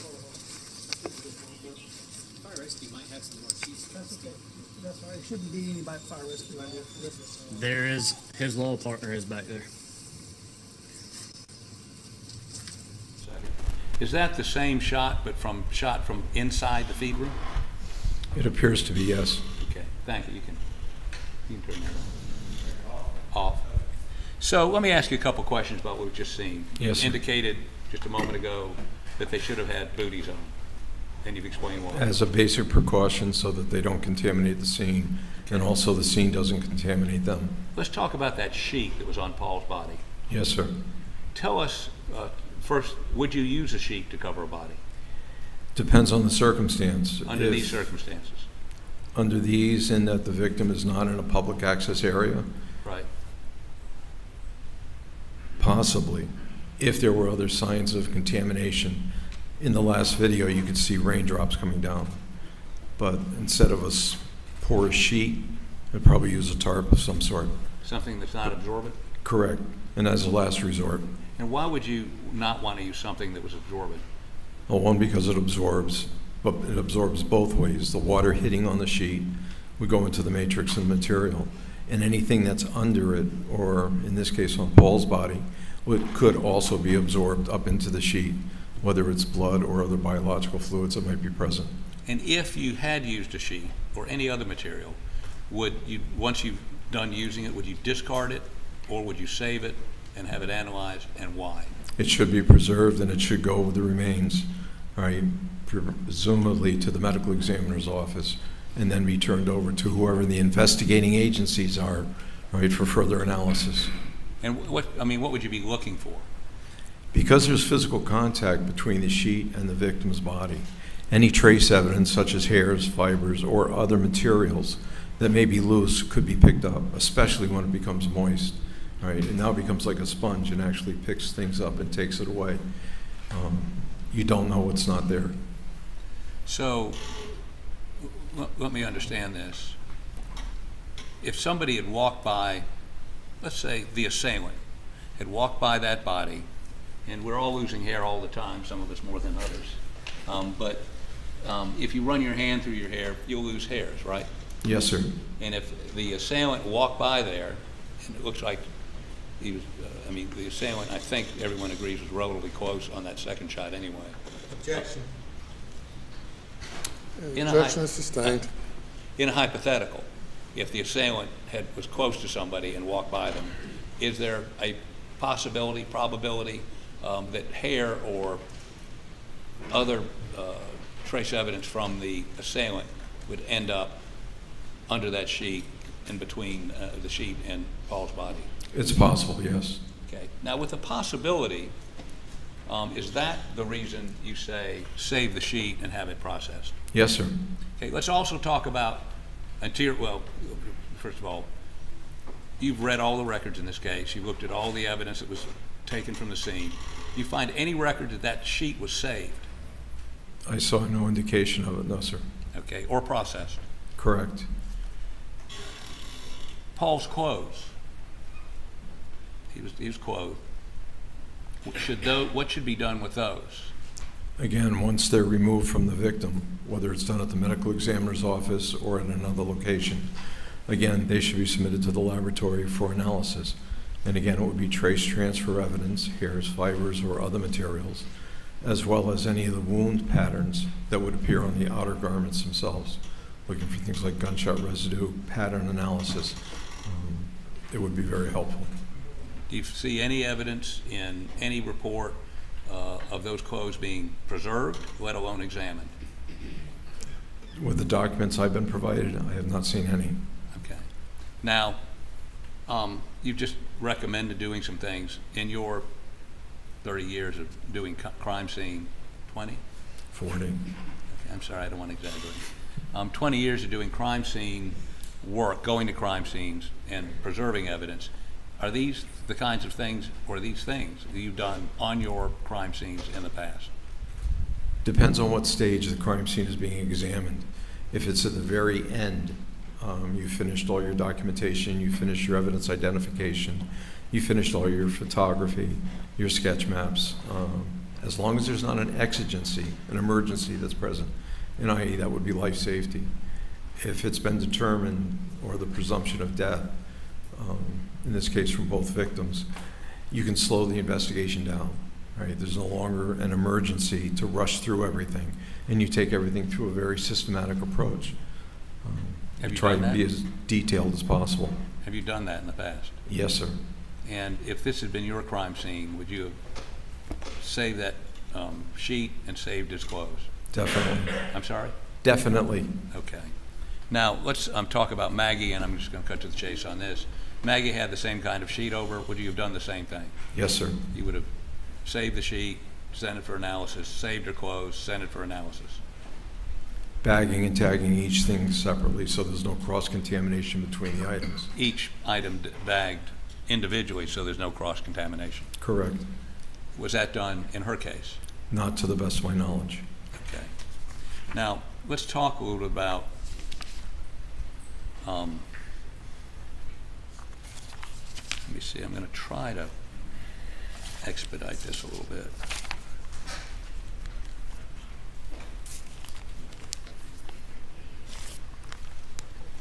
Okay, let's go to the Elmo, please.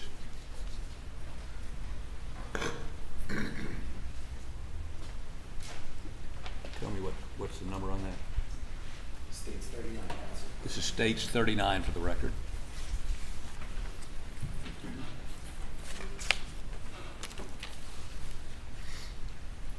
Now, you understand, what do you understand this to be? It's a photograph, and it's from a report from Agent Worley from SLED.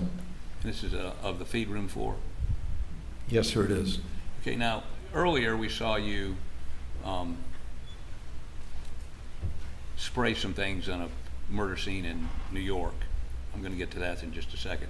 have you, I think Agent Worley identified or testified that in her opinion, based on her experience in footwear, that Paul's shoes are in here somewhere, is that correct?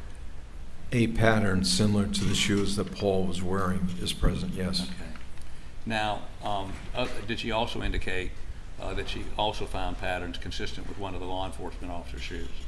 Yes, sir, she did. That may very well have been the guy we saw step into the feed room, right? Possible. Okay. Now, if you had come on this crime scene and saw this, would you felt compelled to do more that we've heard from Agent Worley? For several reasons, yes. Okay. First of all, what would you have done and why would you have done it? I wouldn't have walked into the room. Okay. Right? Okay. You stand back, you make your observations, and you determine a course of action. And everything is done in a sequence at a crime scene. Right? Again, the first part is viewing it, using a visual examination. Once you've identified areas of interest, then you determine the methodology that you're going to use to either collect, seize, document, right, the type of evidence that might be there. So what would you have done? If you looked in the door and you see this, what do you do? I would have started from the doorway and worked towards the back of the room, in that it's a small enclosed area. So you work from front to back. When you say work from front to back, what do you mean work? What would you do is right inside the door or right outside the door? You would start documenting with close-ups, and in the case, yes, sir, that there's an imprint just to the right of the door. That would be my first area to do detailed photography and imaging, right, for later comparison. And as you work your way back, are you careful not to step anywhere? You're wearing booties? What are you doing? You're wearing the shoe cots or booties. In addition to that, we would usually build a bridge. Basically take two 2x4s, lay them in an area where there were no imprints, put a piece of plywood and actually stand on that so that you're not standing on the surface that the imprints are on. There are commercial products that are available that look like Tupperware boxes that you can literally stand on and do the same thing. So it preserves and protects the area that you're interested in doing the detailed work that you may be able to get more evidentiary information from. And once you've done those photographs all the way back, what do you do next? In this case, once the initial photographs were taken, determine if chemical processing is necessary, or could I seize the item? In this case, it appears that these imprints are on a concrete base. It's a little difficult to take the entire concrete foundation and remove it, but it has been done before. In this case, again, now we work from the back towards the front, using some type of enhancement reagent to try to increase the amount of detail and the clarity. That agent is what you sprayed in New York on the floor that brought That up would be those, one of them, yes. those images that aren't visible to the naked eye. Even if some of the image is visible, it can give you additional detail in the periphery or other area where there's just trace amounts. Okay. And you work your way to the front, taking pictures as you spray? Yes, sir. Okay. Now, once you've finished that, are you done with the floor? No, sir. What's now? What do you do now? You want to take overviews to show the work that you have done, right, and show any modifications that you made to the scene. And again, make the determination, can I take the area that that print's on with me? If it was a tile floor, we could pull the tiles up. But again, because it's on concrete, we'd have to rely on the documentation. And these are still 90-degree straight down shots? That would be the analysis part. You would still take general photographs on an angle showing the relationship. But as you worked your way up and worked your way back, those would be vertical, I mean... Yes, sir. Okay. Those And would be then you're taking general photos from different angles? Yes, sir. Okay, then what? With digital, you would make sure that the photos came out, that you had an image captured, and that it was sufficient for whoever needs.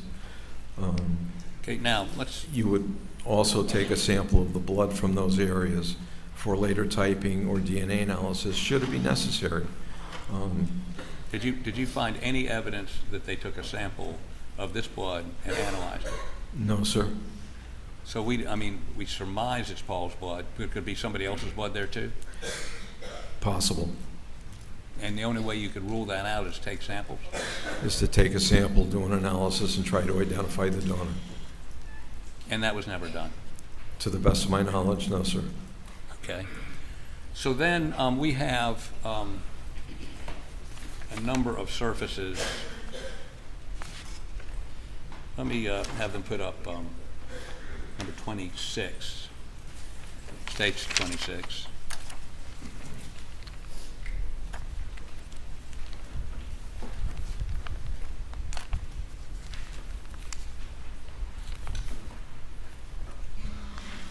Okay, so, and just to cut to the chase, this is the door to the, well, I could see it a minute ago. There you go. That's the door to the feed room? Yes, sir, the door frame on the right, door on the left. Okay, did you see any evidence that they not dusted, that's old-timey language, that they processed that door or any other surface in the feed room for fingerprints? Not to the best of my knowledge. Now tell the jury, please, in a summary fashion, what you would have done. Well, first of all, do you have to see a fingerprint before you lift it, or whatever you call that? No, sir. So how do you determine whether or not they're fingerprints you can't see? What do you do? The base processing methods, again, depend on what technologies the agency has. The simplest and the oldest is dusting with a contrasting color fingerprint powder and a brush by just applying it to the surface and dusting it through. If a finger or palm or foot or toe has come in contact with those areas, the secretions from the ridge detail, right, leaves a pattern behind. Those latent fingerprints now become patent or visible. They can be lifted, they can be photographed. They also help tell you what was touched and how things were handled. So it would help in a reconstruction as well. That's the oldest technology there is, though, right? The throwing dust down, fingerprint dust? At a crime scene, yeah. Okay. I'm not talking about going into the lab and using super glue or whatever. Say, at the crime scene. Yes, sir. What is the more modern? Do you use lights or do you use chemicals? What do you do at the scene? The first method would be to use an alternate light source. What does that mean? It could be anything from a flashlight held at an oblique angle to see if you can find any smudges or smears. More sophisticated portable laser units. All right, laser is an acronym for a light source that produces a wavelength of light at a very specific number. The more common today are called the alternate light sources. These are various colored lights, and usually they're light-emitting diodes or LEDs at different wavelengths of light. So in concert with a pair of glasses that are filtered, you can get a shift and you may be able to pick up fluorescence or luminescence. One of the problems is that our secretions, the oils, the fats, and the salts, don't reflect. They don't give off light. So you would need to process those, if you discovered one, with some type of chemical staining that would act as a fluorescent.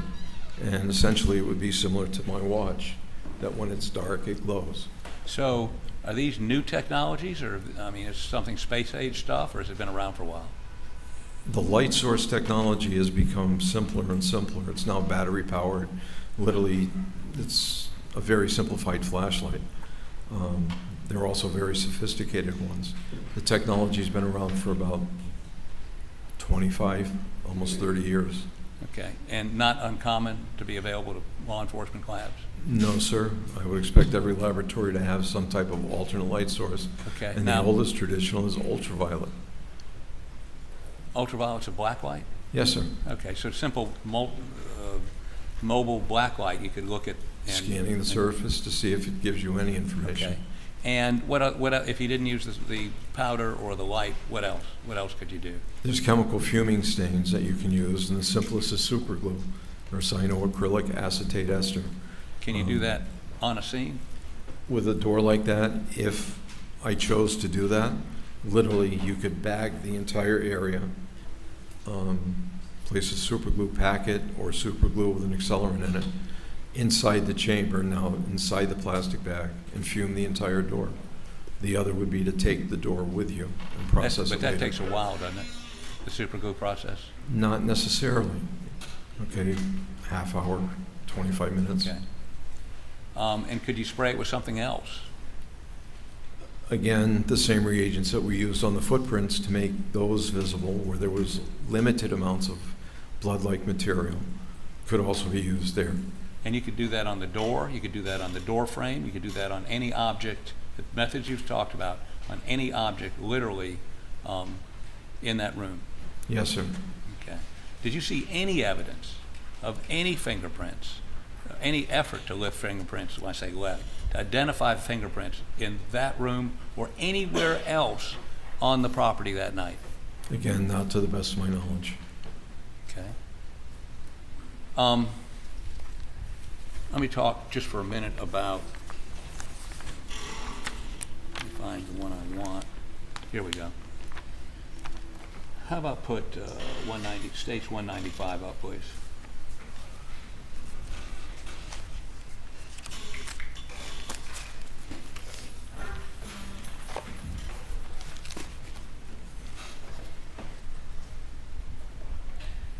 Okay, maybe, let's see if we can tune that in a little bit. There we go. Now, how about make it closer? No, the other way.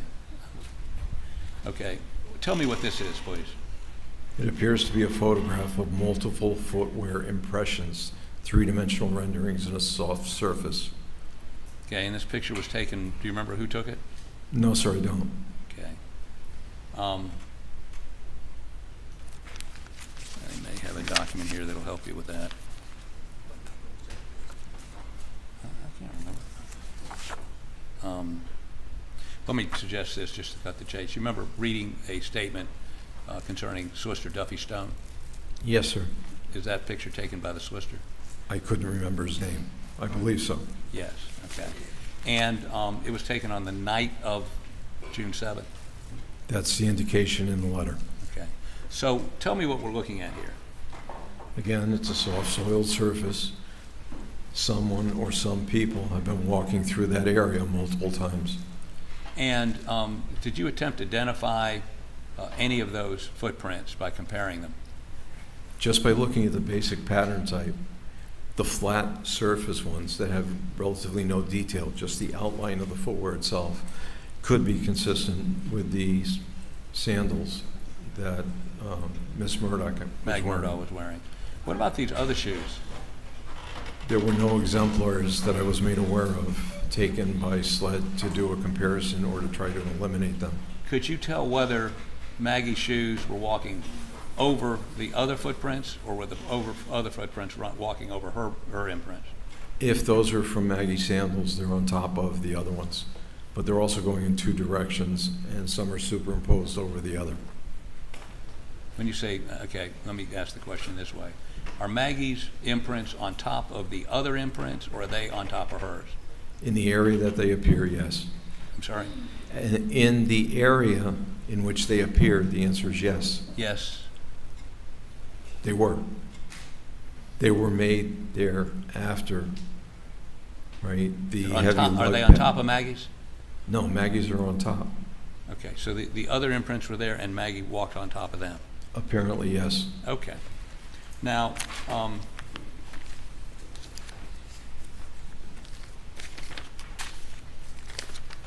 me see if I can save us some time here.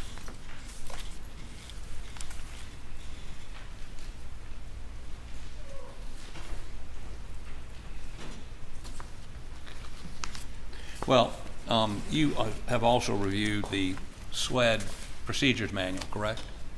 Parts of it. In brief, yes, sir. Yes, sir. Okay, and let me ask you this. There's certain certifications different labs receive, correct? Yes, sir. And the certification SLED receives for their lab, there's an acronym? The current acronym is ANAB, A-N-A-B. Okay. It's the American Board of A-N-A Accreditation. I forget the last word. Okay. But it's a pickup from an older accreditation program that was run under the ASCLD program, the American Society of Crime Lab Director. And tell me just briefly how that accreditation program works. A laboratory or a crime scene unit can apply to this organization for this national, actually it's international, accreditation, which means that they're meeting a minimum criteria and minimum expectations from the parent body, right? It's a formal recognition, technically, that you're doing a good job, or at least your procedures are well written. The operation manual that I started reviewing was very thorough, was very well written, very easy to understand, but it involves everything from how evidence is processed in the agency, what the responsibilities of the different people are, including the director of the laboratory, the basic procedures and operation of the lab itself, or the crime scene unit, if it's involved in a police department that may not have a formal laboratory. The accreditation is well recognized across the country, and so they certify that you're meeting the standards, basically. that you're following the guidelines that you've put, and your guidelines meet a minimum standard, yes. Okay. So, and have you ever performed these analyses? Have you ever been appointed or assigned by this group to do this? Yes, sir. To Under look at, ASCLD, the precursor to ANAP, I was also one of their auditors, and we would go to different laboratories. In fact, I did the Columbia Sheriff's Department a number of years ago. Richland County, I'm sorry, Yes, Sheriff's sir. Department. I forget. So, you're very familiar with what the standards are. Yes, sir. In reviewing what this file and these pictures and documents, was SWED following the procedures that are required by that certification on this case? What I had for procedures were their operation manual, how to run the laboratory and the functionalities. There's also a second set of documents called the technical documents for each one of the sections that would further in detail give you the information of how to do things, and as an example, recipes for chemical processing, right? How to put the chemicals together, how to apply them. Well, they didn't apply any chemicals here. Again, I didn't see those technical According to the procedures. records, okay. I guess what I'm saying is, and maybe the easiest way to just get that down to the generic, did they do what they were supposed to do under these standards at this crime scene for most things? Maybe they did some things that we're not aware of, but for instance, you looked at a number of foot impressions, correct? Yes, sir. You're required to do the 90 degree and then from different directions, right? In a best case scenario, yes. Did you see any footwear or foot impression that was taken that way? No, sir. Okay, all of them were from an angle? Yes, sir. And once you do that, are they suitable? I think we even saw. Objection to leave. Can't leave the witness. To any of those photographs, no. Which of any of those photographs met the standards required to do a comparison? None of the ones from around the victims or in the small shed area. Okay. How many, if any, had that 90 degree on a tripod, if you will, shot? How many? None of them. Okay. And as a result of that, were any of them suitable for forensic comparison?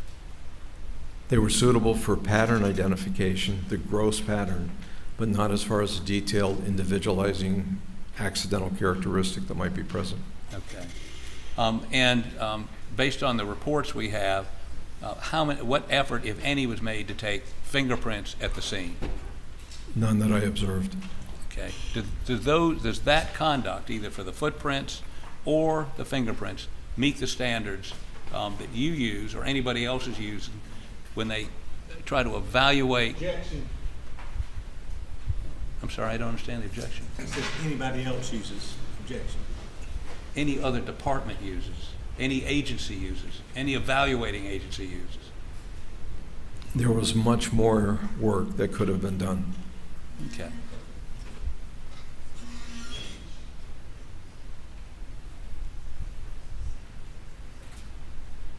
Did they do a terrible job here? He's an expert, I can ask an opinion. I don't know what their limitations were, and I don't know what the training of the people doing the crime scene processing was. So I'm not asking you the limitations. Looking at it, did they do a terrible job here? Did they do terrible is the wrong word. Let me get it more scientific.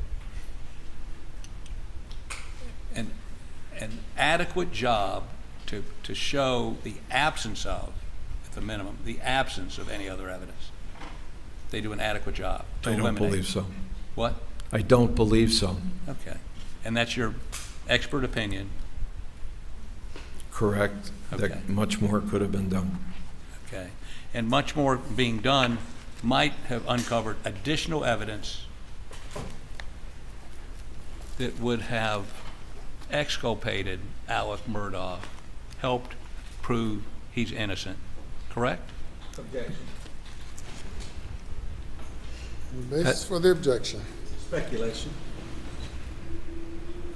On response. Your Honor, it's what, I mean, the key here is the absence of evidence. And certainly the absence of evidence, if there was evidence they could have uncovered had they done this process right, it would have helped at the minimum prove there was another person that did this crime. Speaking response, if you have one. He's testifying in addition to speculation. Well, he is testifying.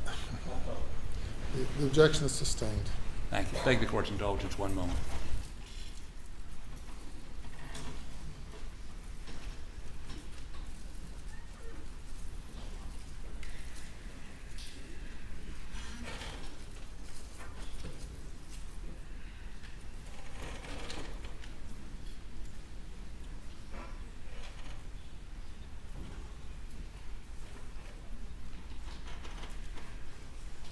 No further questions. Cross-examination. Please. Yes, sir.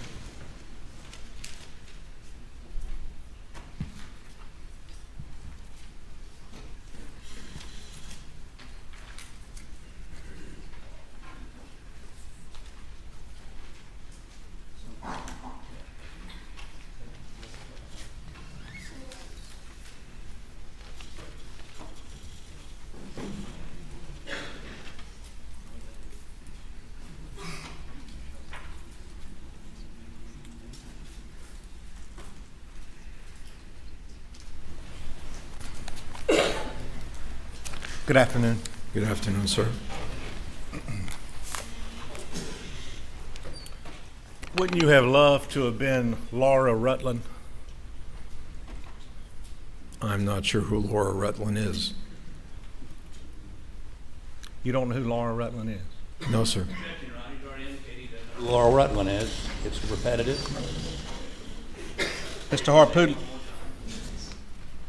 Mr. Harpootlian asked you if you, and maybe I think he told you, you had read all the records in this case, and you said yes, remember? No, sir. I've been qualifying that each time he stated it. I'm sorry, do what? I have been qualifying that question each time he said that. Well, The records that were made available to me, okay. the entire case jacket was not made available. So tell these folks what was made available to you. Photographs from the coroner's office that were taken apparently by a photographer representing them at the scene. Photographs, I believe, were taken by SLED or an investigative agency. Later, I was the recipient of 4 images, now that I know were taken by the state, well, we call them state's attorneys, district attorney. Copies of the autopsy report, some of SLED's investigative reports, such as the fingerprint section, which actually also did the footwear the footwear examinations.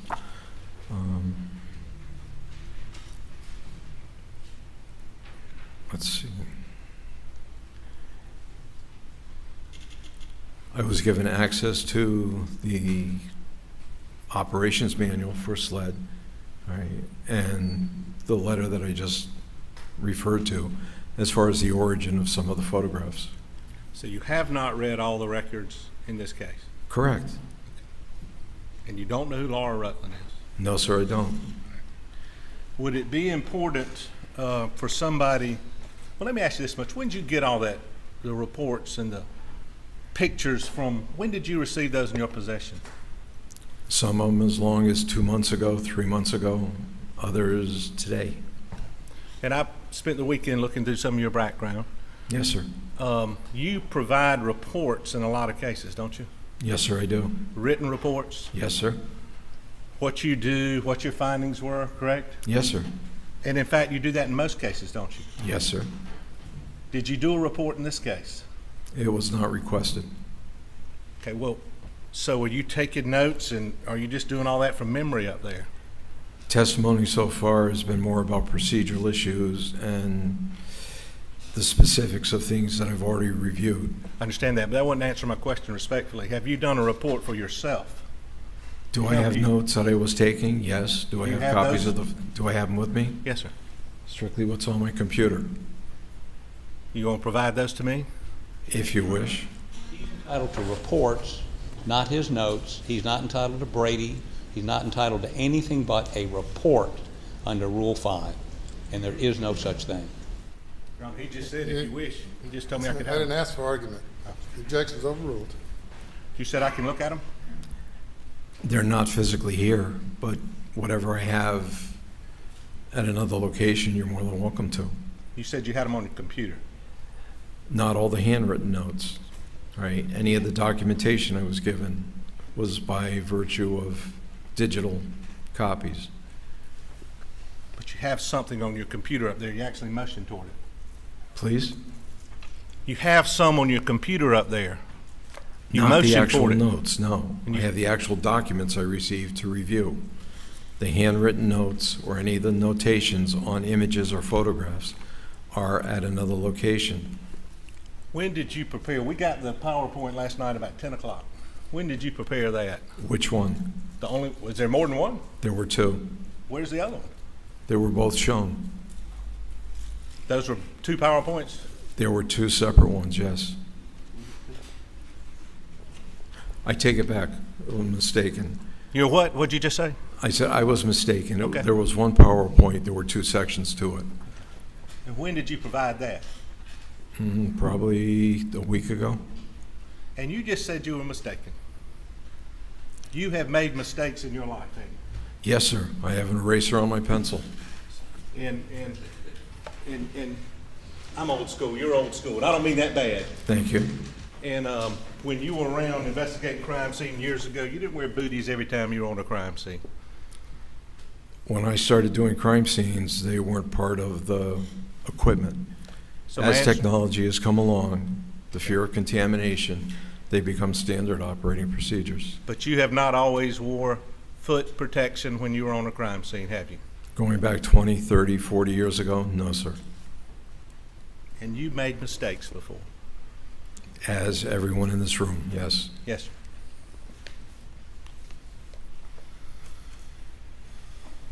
Well, as you just did a minute ago, too. Can I pull up one, whoever's, do you happen to? You mind? Would you pull up something for me? 195, please. If I can't,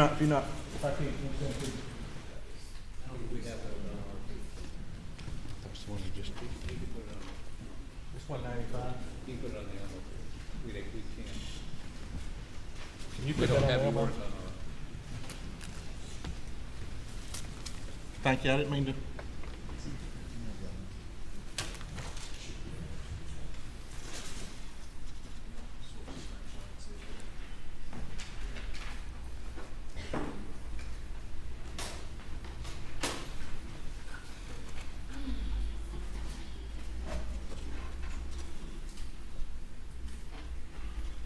Now, you remember a minute ago when Mr. Harpootlian asked you about states 195? Yes, sir. And it's important when these footprints were put on here, isn't it? Yes, sir. And you know who first saw those footprints? No, sir. You don't, that's right. It's Laura Rutland. Would it have been important to you to come in, and you're basically second guessing the Colleton County Sheriff's Department, the South Carolina Law Enforcement Division? Well, you're being paid to come in and say they did a bad job, aren't you? I even qualified that answer. Depending on the limitations of their skill sets, depending on the limitations of equipment that they have and their training, they may have done the best job they could. But you're second guessing the Colleton County Sheriff's Department and SLED and saying they did a bad job, did you? With that particular image, Well, no, you've said it about the whole thing. Have you finished your answer? I'm sorry. Go ahead, I'm sorry. are you referring to this image or the Right now, entire? okay, yes, sir. As far as that picture goes, it's a good general overview documentation of an area without additional photographs, which I know there are. There were 4 in the series, if I'm not mistaken. Right. It does show this area in concert with a portion of the crime scene. That can be equated back to one of the diagrams that was prepared. This particular picture is a medium close-up showing a particular area, as I tried to explain with the photography, showing multiple images and how they relate to one another. The other photograph would show how it relates to the scene. The part that's missing are the macro or the close-up photographs showing the detail of the images, so that should a pair of shoes or article of footwear be available, they could then be directly compared and analyzed and either included or excluded from consideration in the case. And if you had a witness, let me just ask, if you're giving an opinion up here and evaluating the crime scene, wouldn't you want to know if there was a witness who saw this image when they were just the sandals on it? Wouldn't you want to know that if you were evaluating, second guessing whether a law enforcement did a good job? Wouldn't you want to know that? It would be helpful, but that's not what I was presented with. You weren't even presented with that. I was presented with a photograph and asked to interpret what's there. But if there's a witness who said, I saw those and they were just those sandal prints and nothing else there, you'd want to know that. First off, I'm not an investigator. I don't do interviews. I don't talk to people about what they did or saw. As a scientist, you evaluate the information that you're given to work with insofar as possible. These images have very limited value for analysis. How they got there, I don't know. An article of footwear came in contact with that surface, as I explained, and left an impression, a three-dimensional image. As far as who was there, how many people walked through, I don't know. I was not at the scene at the time of the incident, nor have I ever been to the crime scene. You've never even been in the crime scene. Correct. I mean, isn't that important if you're going, Not for the limited purpose that I was asked to look at the evidence. And as the time had elapsed, there's no way to go back to a scene that occurred 2 years ago and try to interpret evidence that probably no longer exists. and will you just please answer this one question? Yes, sir.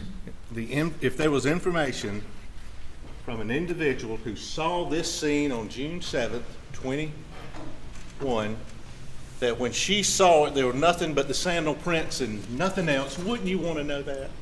Again, as a scientist, I can only deal with what's put in front of me. I avoid witness statements because of their unreliability. An eyewitness who said, I just saw sandals, you wouldn't want to know that? I would not care. Would you care I'm if looking- you were a beat cop? If you just saw sandals yourself? I was not a scientist at that point. I was not subject to biased accusations, all right, and undue influence from others. You talking about Mr. Harpootlian or me? Both. Okay.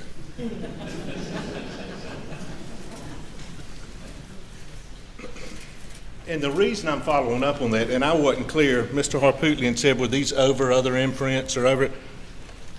They're actually over each other. The sandals are over themselves, the imprints, correct? I said that, yes. Okay. Well, it wasn't clear. You're not saying they were over these other. It may not have been clear to Mr. Meadows. It was clear to me. It was clear to everybody else in the court. I also stated that they're on top. Objection is sustained. Objection. The objection is sustained. Examination by the counsel. Cross-examination, not direct examination. And finally on this topic, Mr. Harpootlian said that these photos were taken on June 7th of 2021, and that's what you thought, correct? That's what you were provided. The appearance from the letter that was, I believe, attached to those images gave that indication, yes. Okay. And did it say what? Pay course notice.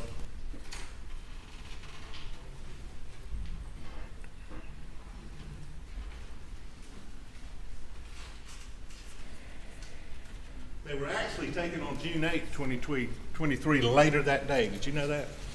Apparently, the person who authored the letter authenticating the photograph was inaccurate.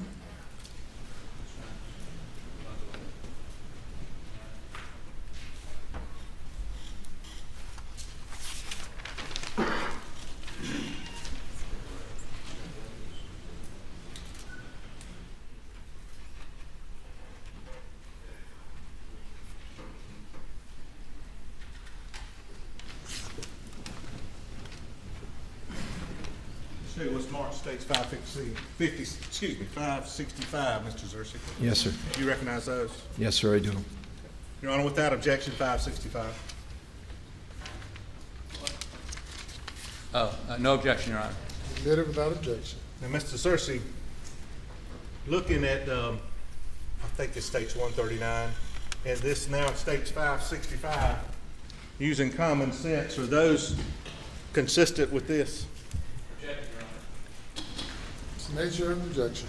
He's an expert The legal witness. basis for the The objection. legal basis is he's applying the wrong standard, common sense. He's a scientist. He can make a comparison scientifically. The objection is overruled.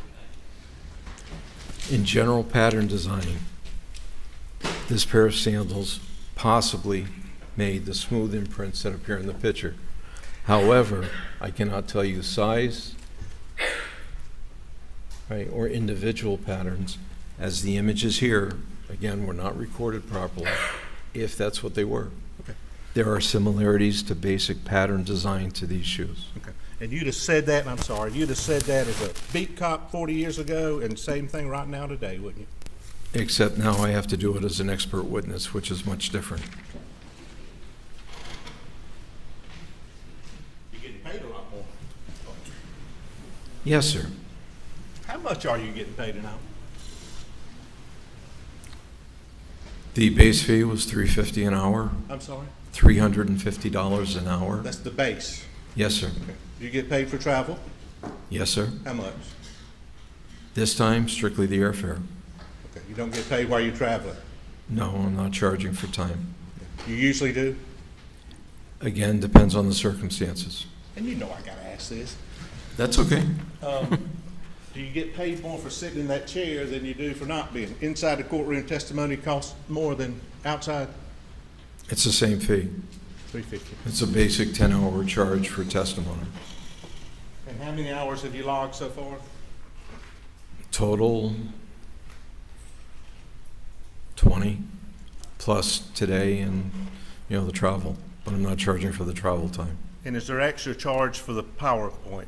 No, sir. It's all part of the examination.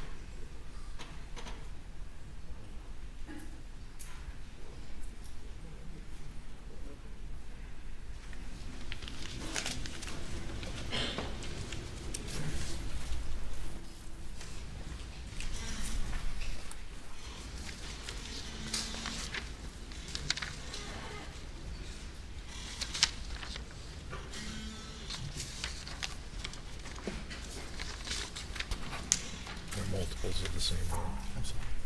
Some are multiples of the same print. I'm going to show you what's marked. States 559 and 558. Mr. Searcy, do you recognize those? Yes, sir, I do. Okay. Your Honor, 558 and 559 without objection? Without objection, Your Honor. They're admitted. 560 and 561, Mr. Searcy, do you recognize those? Yes, sir, I do. Your Honor, 560 and 561 without objection? No objection, I'm sorry, Your Honor. They're admitted.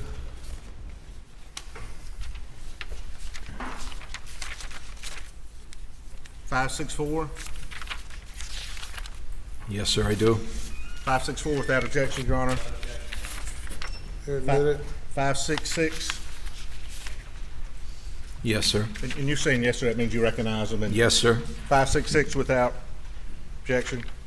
Without objection, Your Honor. And 557? Yes, sir. 557 without objection, Your Honor. Without objection. They're admitted. 562 and 563.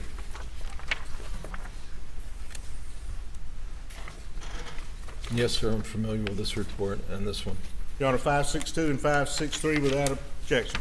Without objection, Your Honor. They're admitted.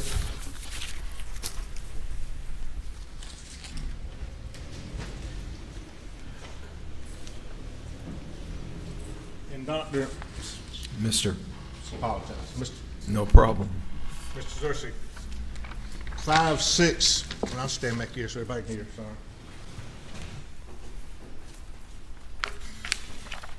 556 and 564 are pictures of Paul's shoes and Alex's shoes, correct? There are photographs taken at the laboratory of the two articles that you mentioned by ownership, apparently. Okay. Who've been identified as Paul and Alex's shoes? Okay, yes. Yeah. And the, what are these, 561 and 560? Depending on the methodology that was used, either placing a slurry of ink on the bottom of the shoe, rolling it onto a contrasting surface, i.e. a piece of paper, of both, you have a set of the left and two sets of the right shoe, all right, to try to record any of the detail that would show in a two-dimensional impression when the shoe comes in contact with the surface. And that's 589 and 559, I believe, are the right shoe, and 560 and 561 are the left shoe of Alex Murdaugh. Would you disagree with that? No. Okay. And that's good to do, isn't it? Yes. No question about that. It's part of the examination process. Take a picture of the soles, Photograph the items, do an imprint, life-size, not as represented in those pictures, but yes. because you're trying to see if they're characteristics, correct? If you have something to compare them to, yes. Class first. There's 5 criteria: size, shape, wear, pattern, manufacturing, and the final one is individual.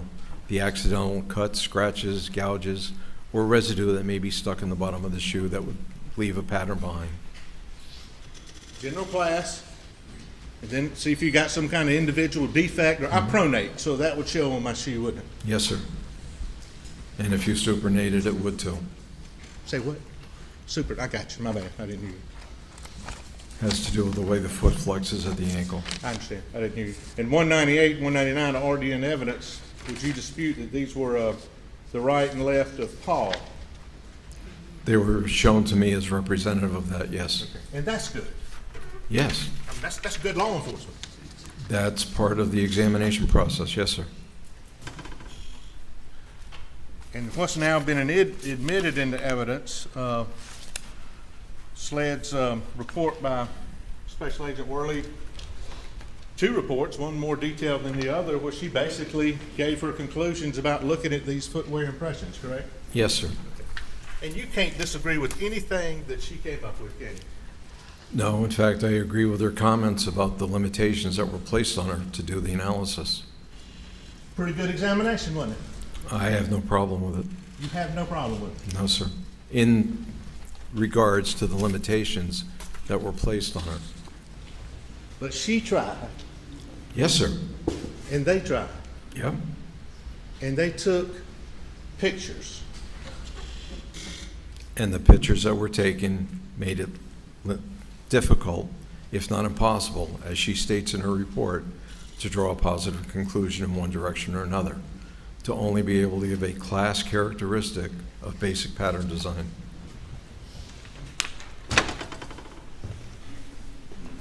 She wasn't basically 90 degrees over it, but the picture was there, still there, correct? Pardon? She could still compare these to a picture, couldn't she?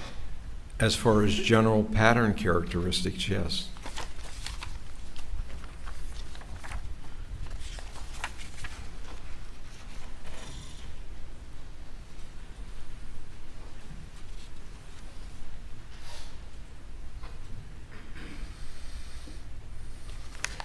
And I think Mr. Harpootlian showed you some of these.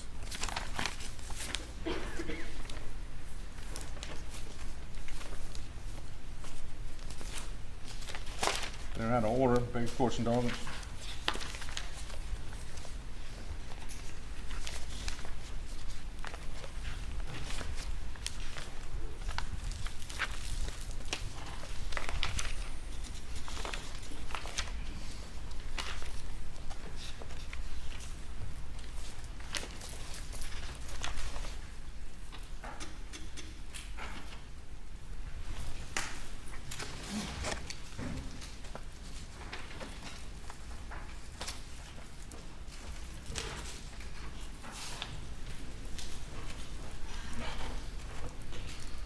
An inked impression and overlay of item 103 shoes, which I think you and I have identified were Paul's shoes, correct?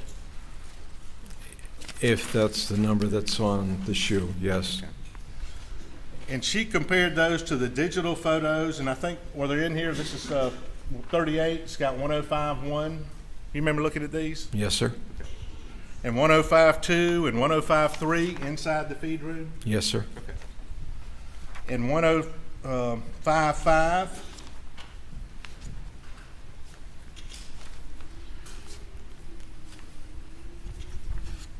$105.1, right here. And did she make that mark and put it on there, 105.5, 105.1? Yes. Okay. And again, that states 38. What'd she Again, say? to the best of my knowledge, she made that mark. I understand. What did she conclude about that? If I could have a report, I'd be happy to read it. Either her report or her work notes, either one. How about if I hand you this? I ain't got enough room in here, I'm sorry.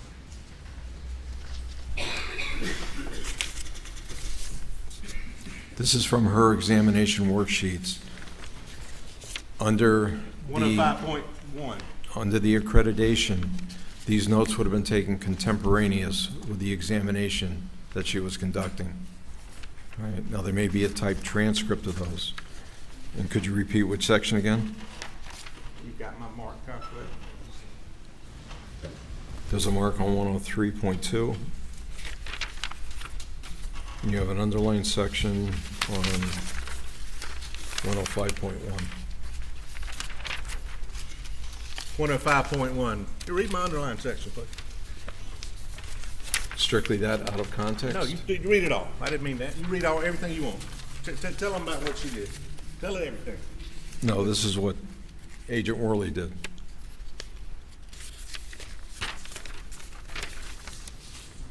From her examination worksheet dated 6/23/2021, all right, regarding reliability tested, not applied, all right, examination notes, subsection section 105 for item 105.1.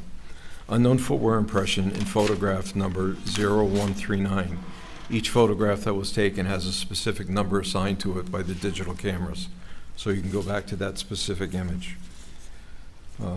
Near the feed room door threshold, this would be, to me, it's closest to the entryway itself. The item 105, unknown footwear impression, consists of partial impressions in suspected blood on a cement floor. The outsole design consists of at least 4 rows of parallel rectangular blocks.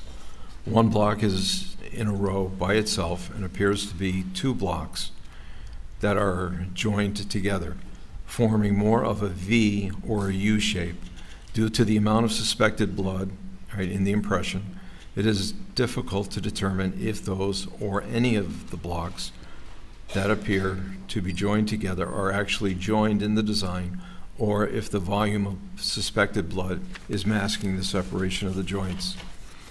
The sentence with the underlined section: overall, the item 105.1, unknown footwear impression, is consistent with the outsole design of the item 103 right shoe.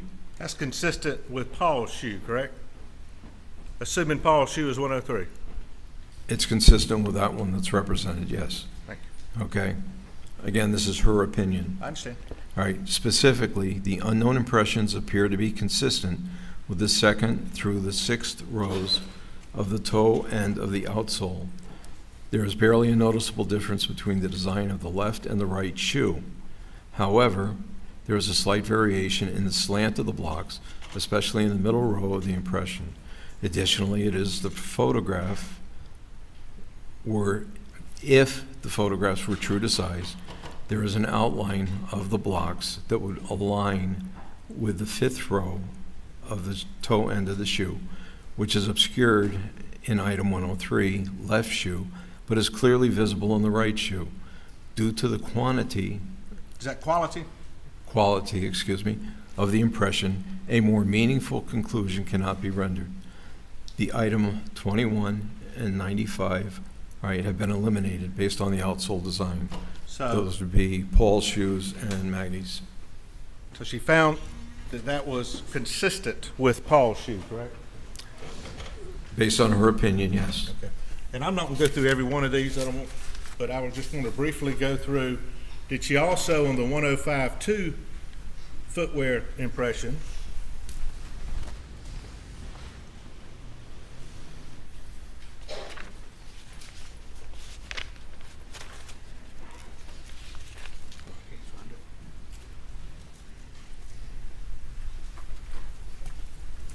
say that Paul's shoes were consistent?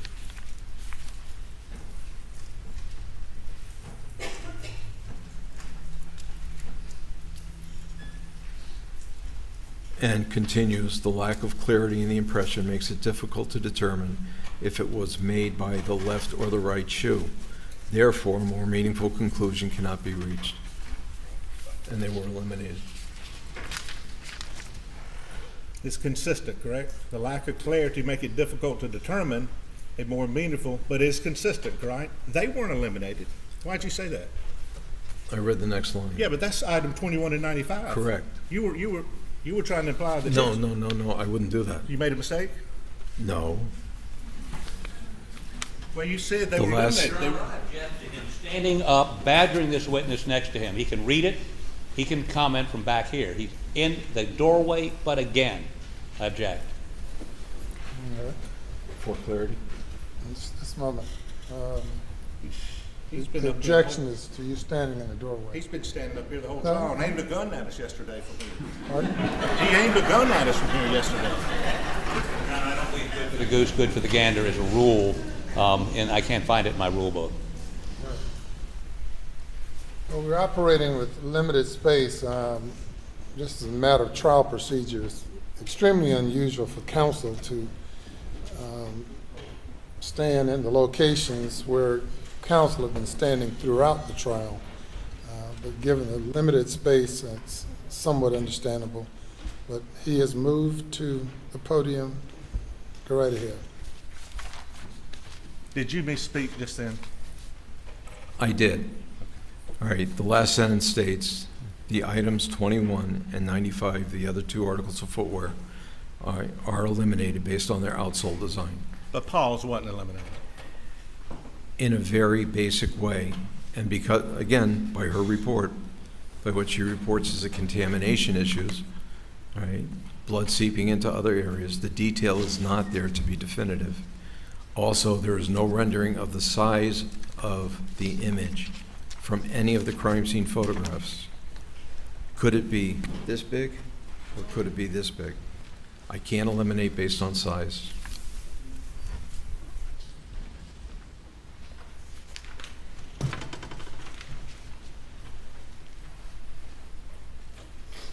And if we could go to 105.3, and I'll stay back here and left you a copy there, and I've got a copy.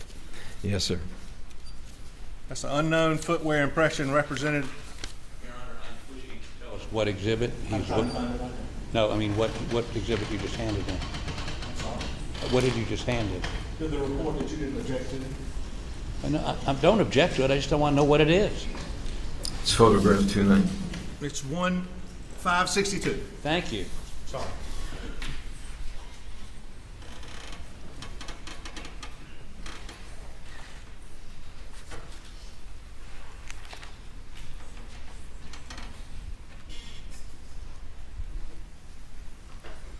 I forgot where we were.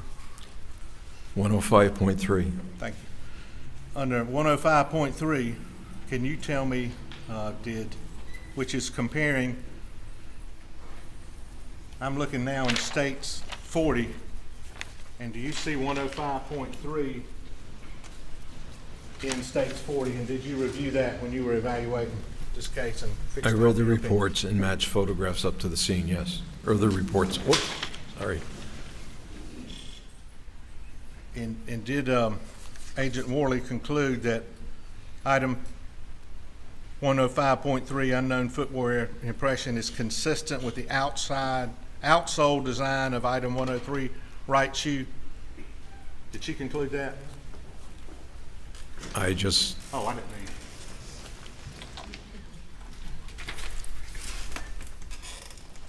I picked it up if I was still up there, sorry. it cannot be, 105.3. it just says it cannot be excluded.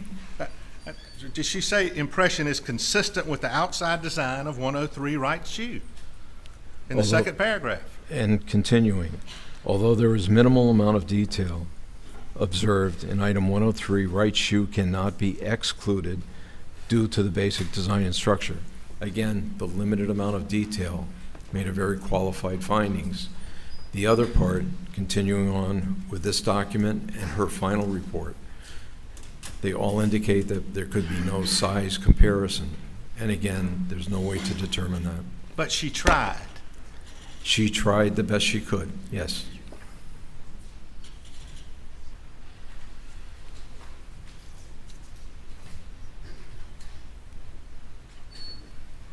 And going on down, 105.4, there was an unknown impression represented on the back of Maggie's leg. Yes, sir. I don't even know if he talked about it, but I'm going through 541. Yes, sir. What did she say about that? What were her findings? I believe that she couldn't do anything with it.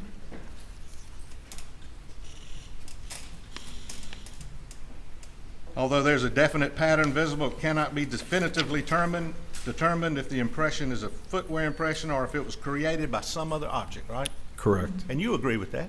Yes.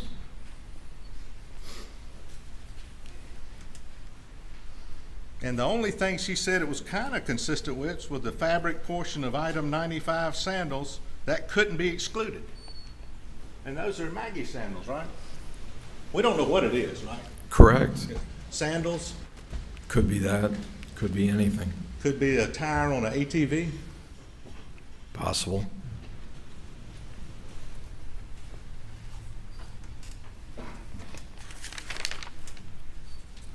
And let's keep going, we're almost through 105.5.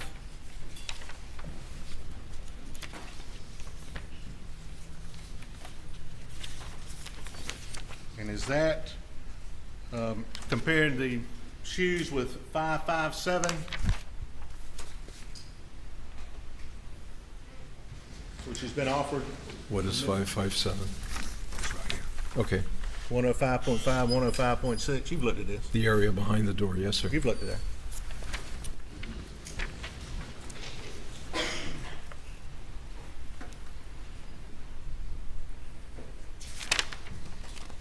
Overall, the item 105.5, unknown footwear, corresponds with the outsole design of item what right shoe? Item 103. That's Paul's. Again, these are class identifications. There is very limited detail.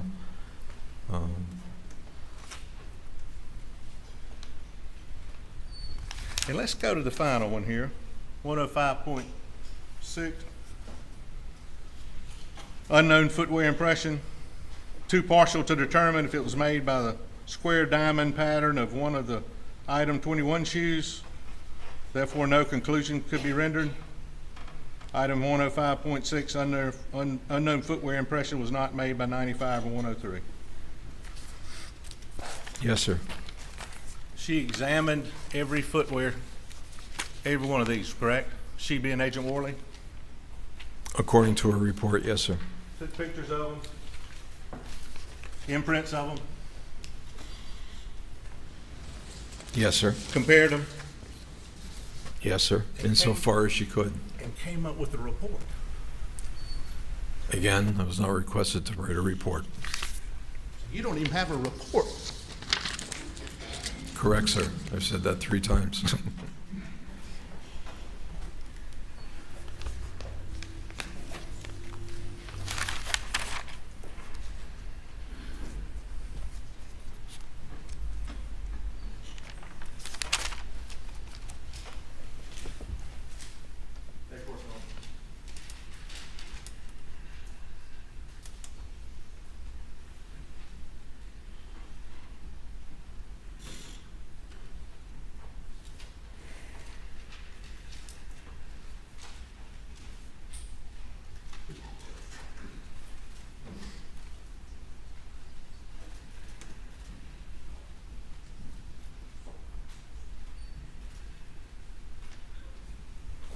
So you have no idea if everything else they didn't provide you was done 100% correct, do you? No, sir.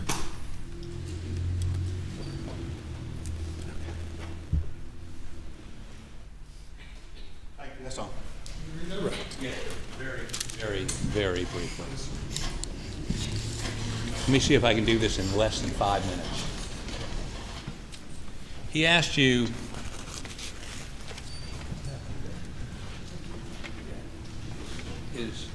yes, there's a photograph up here he asked you about in the sand with impressions, shoe impressions, right? Yes, sir. So if this Laura Rutten person that saw this earlier said all she saw were sandals when she got to the crime scene, and then there were impressions over those sandals, would that indicate that somebody in some way spoiled or affected the crime scene that arrived after the police did, or with the police, or were the police? After the observation, yes. Is that something encouraged in these policies and procedures, to actually walk over footprints in the crime scene? The primary redress at any scene is to protect the evidence, whatever it might be. Was that protected? I don't know. It would appear if one officer saw just sandal impressions, and then after that there were footprints on it, it's not protected. Objection to leading. Can't lead the witness. We'll move on. So you were asked if Agent Worley did all she could do, and you said she tried. Yes, sir. Okay, now, she tried with, she even says that the impressions, the pictures of the impressions are inadequate, correct? Yes, sir. And that's because they didn't follow the simple procedures you've been doing for the last and most police departments have done for the last 2 or 3 decades, right? And has been taught for a number of years. No tripod, no direct angle. And let me ask you this. I believe we've asked this before, but if she had done what you did in that New York crime scene and sprayed a chemical. Objection, Your Honor. I don't think Heard the question. I haven't finished. So if she had sprayed the chemical we saw in the pictures that you had in your PowerPoint from New York, what, if any, difference could that have made?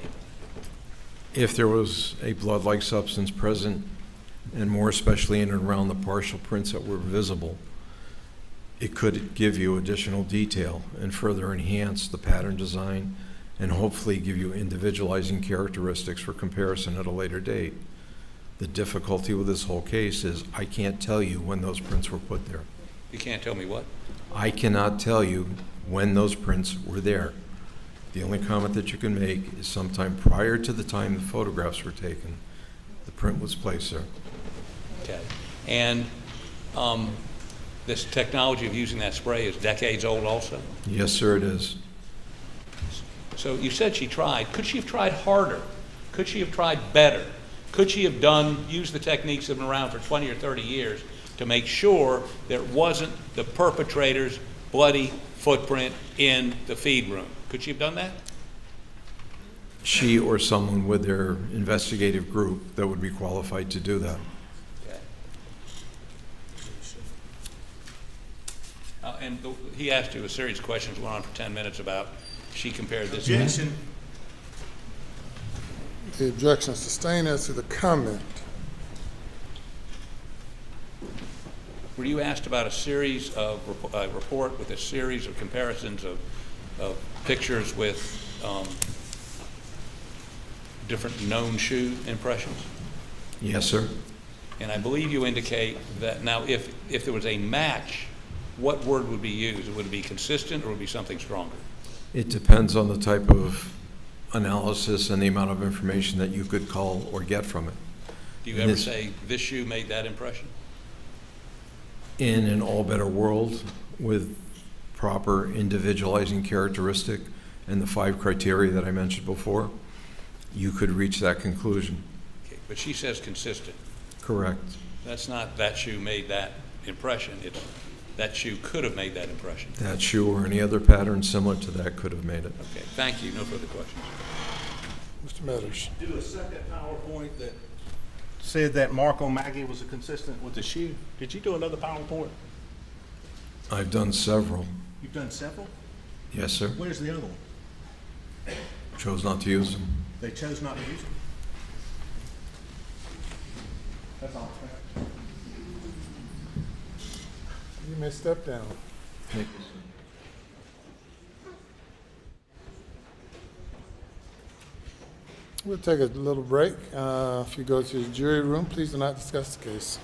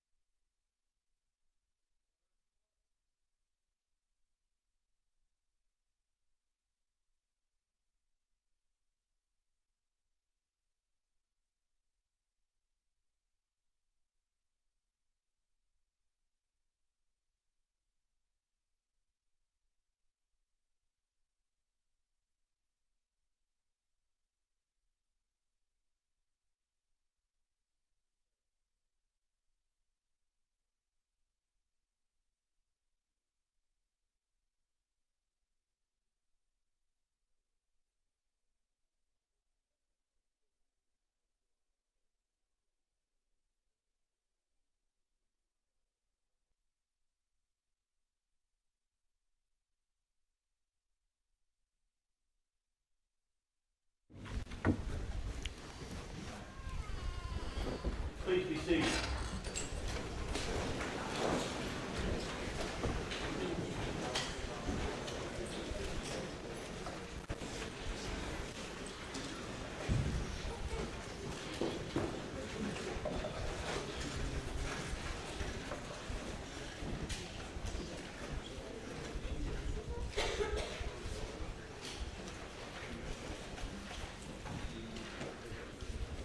Your Honor, I failed to put the PowerPoint exhibit number 145 into evidence. Mr. Meadows graciously has agreed to allow me to put it in at this point. Thank you, thank you, thank you. No objection. Offered into 145 into. Submitted without objection. Do I have to buy you dinner now? Excuse me. Ready for the jury? Bring them in.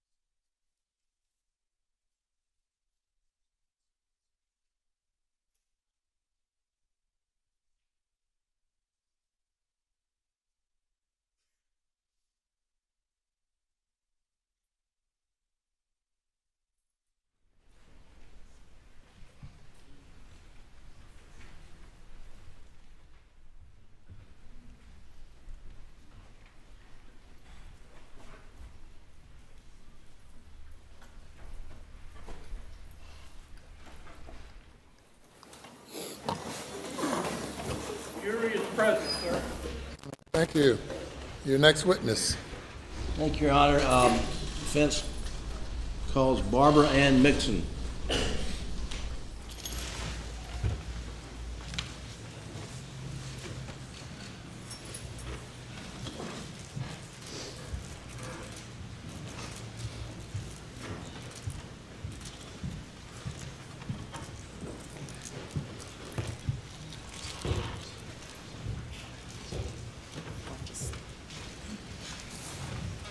Raise your right hand, left hand on the Bible. Do you affirm the testimony about to give the court in this trial shall be the truth, so help you God? Thank you. Take a seat in the witness stand. You can adjust the mic if you need to. State your name again for the record, please, ma'am. Barbara Ann Mixon. And spell your last name. M-I-X-S-O-N. You have a seat, please. Can we pull that mic close to you? Ms. Mixon, will you tell the jury a little bit about yourself, where you're from, how old are you, and what do you do? My name is Barbara Mixon, and I'm from Farmville, South Carolina, and I'm a widow. I have 4 daughters, 5 grands, 2 great-grands, and I do housekeeping and care for Miss Elizabeth Murdaugh, and I'm 71 years old. 71 years old. And how long have you been doing housekeeping for Ms. Libby Murdaugh? 42 years. 42 years. And you did housekeeping for Mr. Randolph Murdaugh when he was alive, I take it? Yes, sir. And do you know all the Murdaugh children, Randy and Lynn and John Marvin and Ella? Know them just as good as I know my kids. They are my kids also. And they're part of your family? That's right. Now, are you part of their family? Yes, sir. How well do you know Alex sitting here in the courtroom? Just like I know one of my kids. And you love him like one of yours? I sure do. Okay. Did you know Maggie? I know her real well. She was like a daughter and a friend. Did you talk to her frequently? Every day. And did you know Paul? I sure did. How often would you see Paul? I would see Paul practically every week.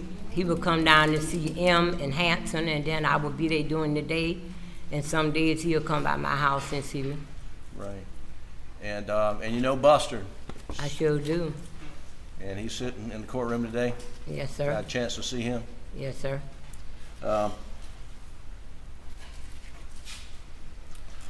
Just not going to take a whole lot of time, Ms. Mixon, but we just give the jury a little bit of a understanding of how frequently Alec would go by and check on his mom and dad over, say, the last 10 years. Practically every day when I'm there. I see them every day, and I'm there Monday, Tuesday, Wednesday, and Friday. Sometimes I have to work on Saturday and Sunday, and he would come by.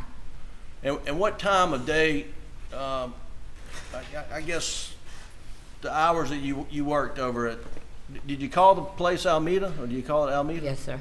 And what are your normal hours there at Almeda? 8 to 3. And it's always been 8 to 3 for? 8 to 3, always. And you took some time off when your husband was sick, and then you went back to work. You remember when you went back to work? My husband passed on January the 2nd of 2019, and I went back to work in August of 2019. And during that period of time, you were working 8 to 3? 8 to 3. Okay.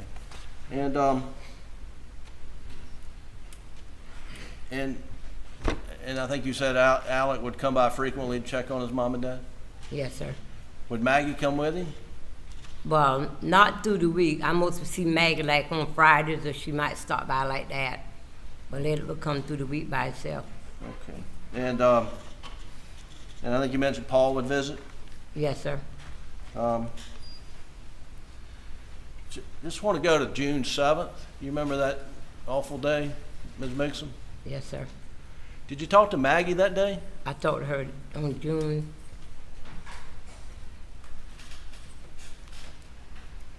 I talked to her on June the 9th. I think it was between 7 and maybe 7:30. June the 7th is when she was murdered. That's right, June 7th. And you talked to her that evening? Yes, sir. And you remember what y'all talked about? Yes, sir. What'd you talk about? She said, Barbara, I was trying to reach you before I left to go to Somerville. I had to take my mama to the doctor, and I couldn't get a hold of you. But I am going to fix supper for the Murdaughs and for your family for Wednesday night. Because Thursday, I got to go take my daddy to the doctor. And she said, oh, Barbara, I'm going to call you back. She said, no, hold on a minute. That either Elliot or Buster calling me. She said, I tell you what, I'll call you back when I unload the car. And I never got the call back. The last time you talked to her? Yes, sir. And the last conversation you had with her, she was planning to make you dinner. Is that right? Dinner for me and her in-laws. Yes, sir. What was happening on June the 7th? Do you remember Mr. Randolph, what his situation was? Well, John Marvin came to take Mr. Randolph to the doctor. And, I remember that part, because he was real sick. And after John Marvin took Mr. Randolph to the doctor, you remember that Mr. Randolph got checked into the hospital that day? Yes, sir. Okay. Do you remember calling Alex? Yes, sir. On the afternoon of June 7th? Yes, sir. And what did you talk about? Objection to hearsay. What did you talk about?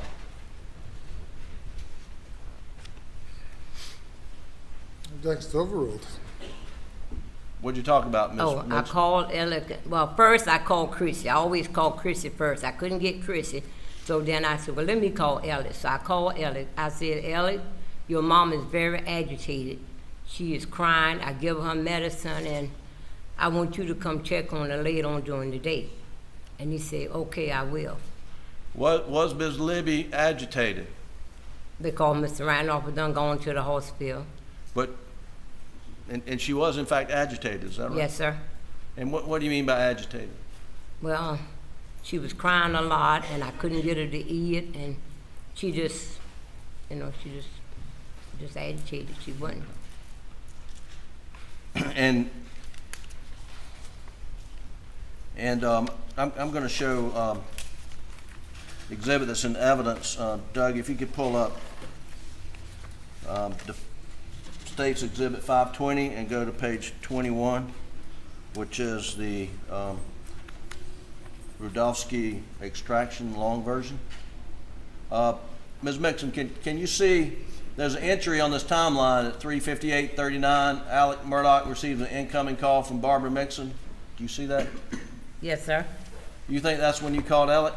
Yes, sir. Okay. And that is on June the 7th, for the record. All right, you can take that down, Doug.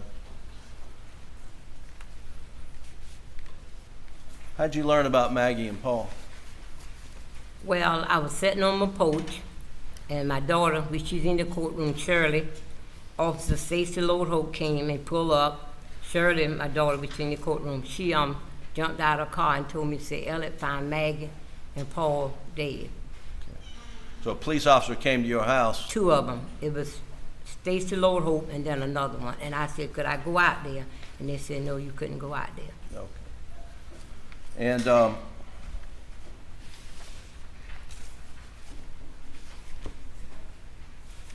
Ms. Mixon,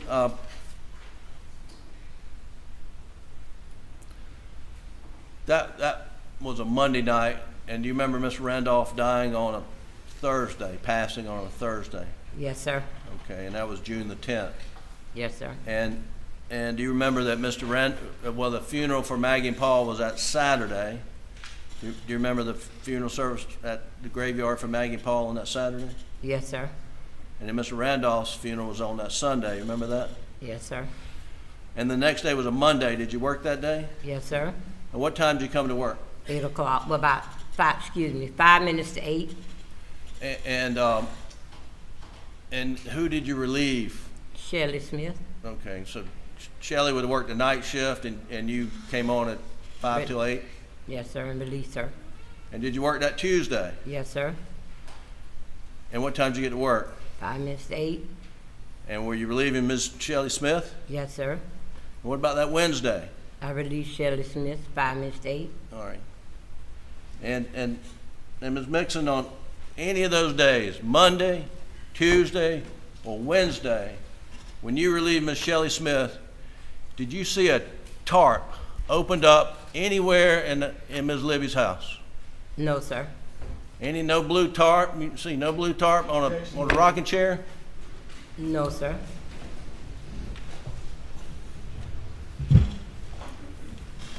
Have you ever seen a blue tarp laid out in the house? I never seen a blue tarp laid out in the house.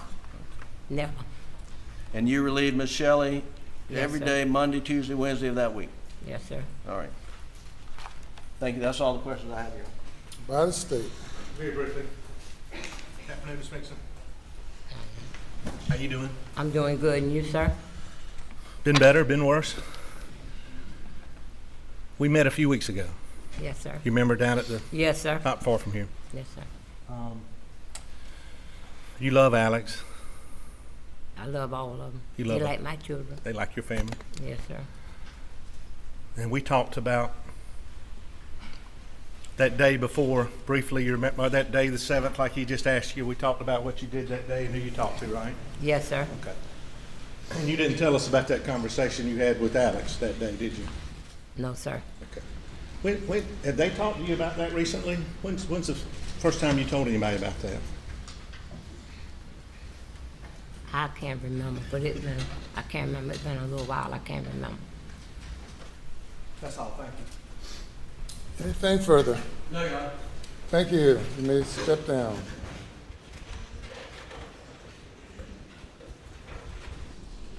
Your Honor, may this witness be excused? Yes. Thank you. Every witness 2 steps down is excused. Thank you.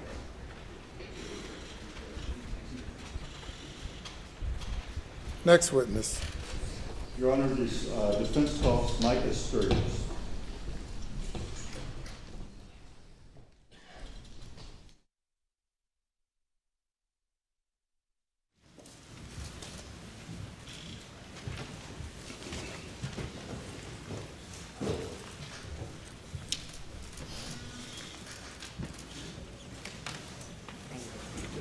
Raise your right hand, left hand on the Bible. Do you affirm the testimony you're about to give the court shall be the truth, so help you God? I do. Thank you. Take a seat in the witness stand. You can adjust the microphone in your seat if you need to. State your name again for the record, please, sir. Sure.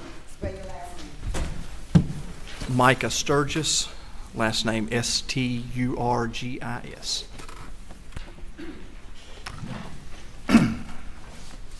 Good afternoon, Mr. Sturgis. Good afternoon.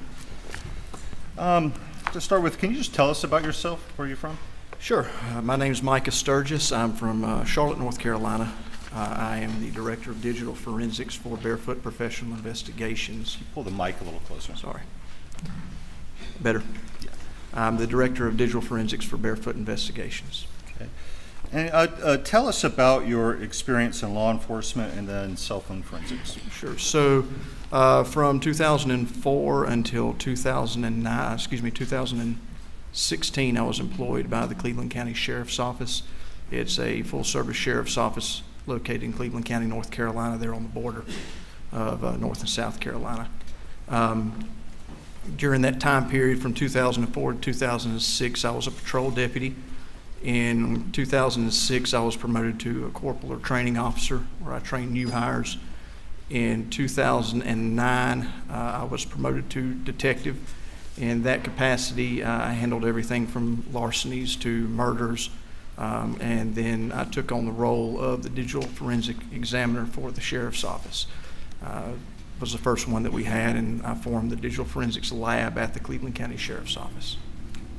And before we get more into digital forensics, you've been involved in murder investigations before? I have, yes. Okay. As a lead detective? As a lead detective, yes. And then as you go into digital forensics, tell us about your experience with digital forensics in law enforcement, and then afterwards, and then after that we'll get to your certifications and training. Sure. As the digital forensic examiner for the sheriff's office, it was my responsibility to handle all the digital evidence that came into the lab, and I was also in charge of ordering things that needed to be ordered and stocked up on for digital forensic purposes.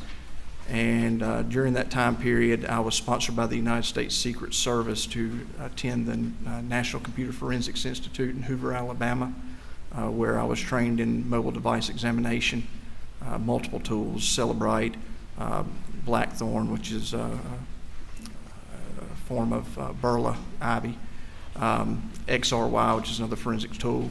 Paraben was another tool that we used. And so I received that training from the NCFI. They also sent me back with several things, one of which being a laptop computer or a MacBook in order to do examinations on, and also a Ramsey's box or a Faraday box that I used to use whenever we had phones that came in. And let's just, since we're kind of on it, could you go through the training you've had in digital evidence? Sure.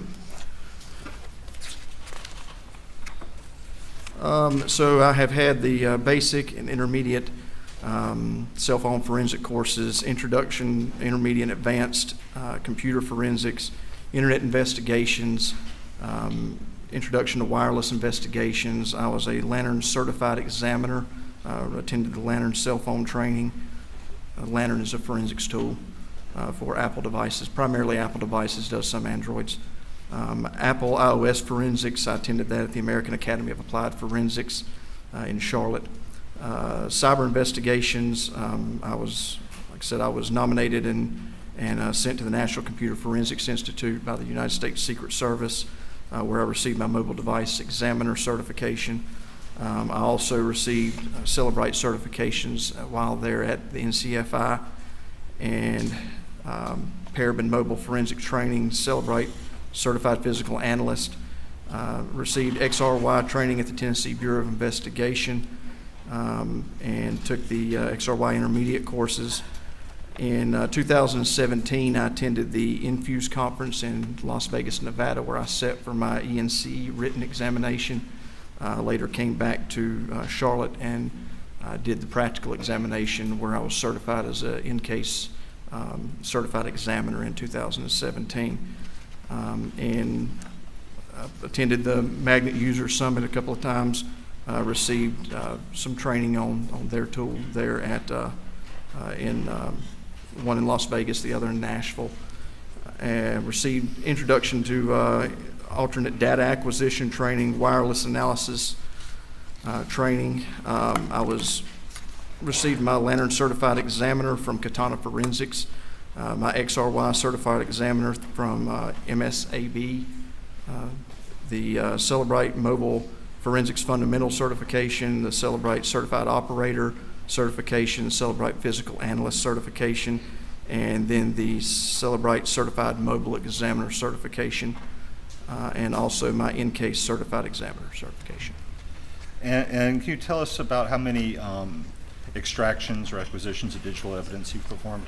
Sure. Well over 500 logical physical acquisitions and extractions using Lantern, the Apple device forensic tool, Celebrite, Blackthorn, XRY, Paraben, and well over 750 images of hard disk drives or solid state drives of computers, and analyzing that data within either FTK or in-case. FTK's Forensics Toolkit. It's a forensic suite. Examined in in-case, Magnet IEF, which is Internet Evidence Finder. That's what they started out as. They're now Magnet Axiom is the product that they produce and put out. So I've used Axiom to do multiple examinations with that. Image with hardware forensic imagers like the Forensic Falcon. I've used Paladin to get live acquisitions, Macquisition for Macs, and Recon ITR for MacBooks. Also had to collect checkpoint encrypted devices with my time at the bank. And that leads into, when did you leave law enforcement and what have you done since you left? Sure. In 2016, I received a phone call from an individual who owned a private firm in Charlotte, and I went to work for him as a digital forensic examiner in the South Park area of Charlotte. Okay. And after? After that, I worked for him from 2016 until roughly 2019, and then I went to Wells Fargo where I was one of 24 examiners for the Wells Fargo and Company. After leaving Wells Fargo in 2021, I went and formed this lab at Barefoot Professional Investigations.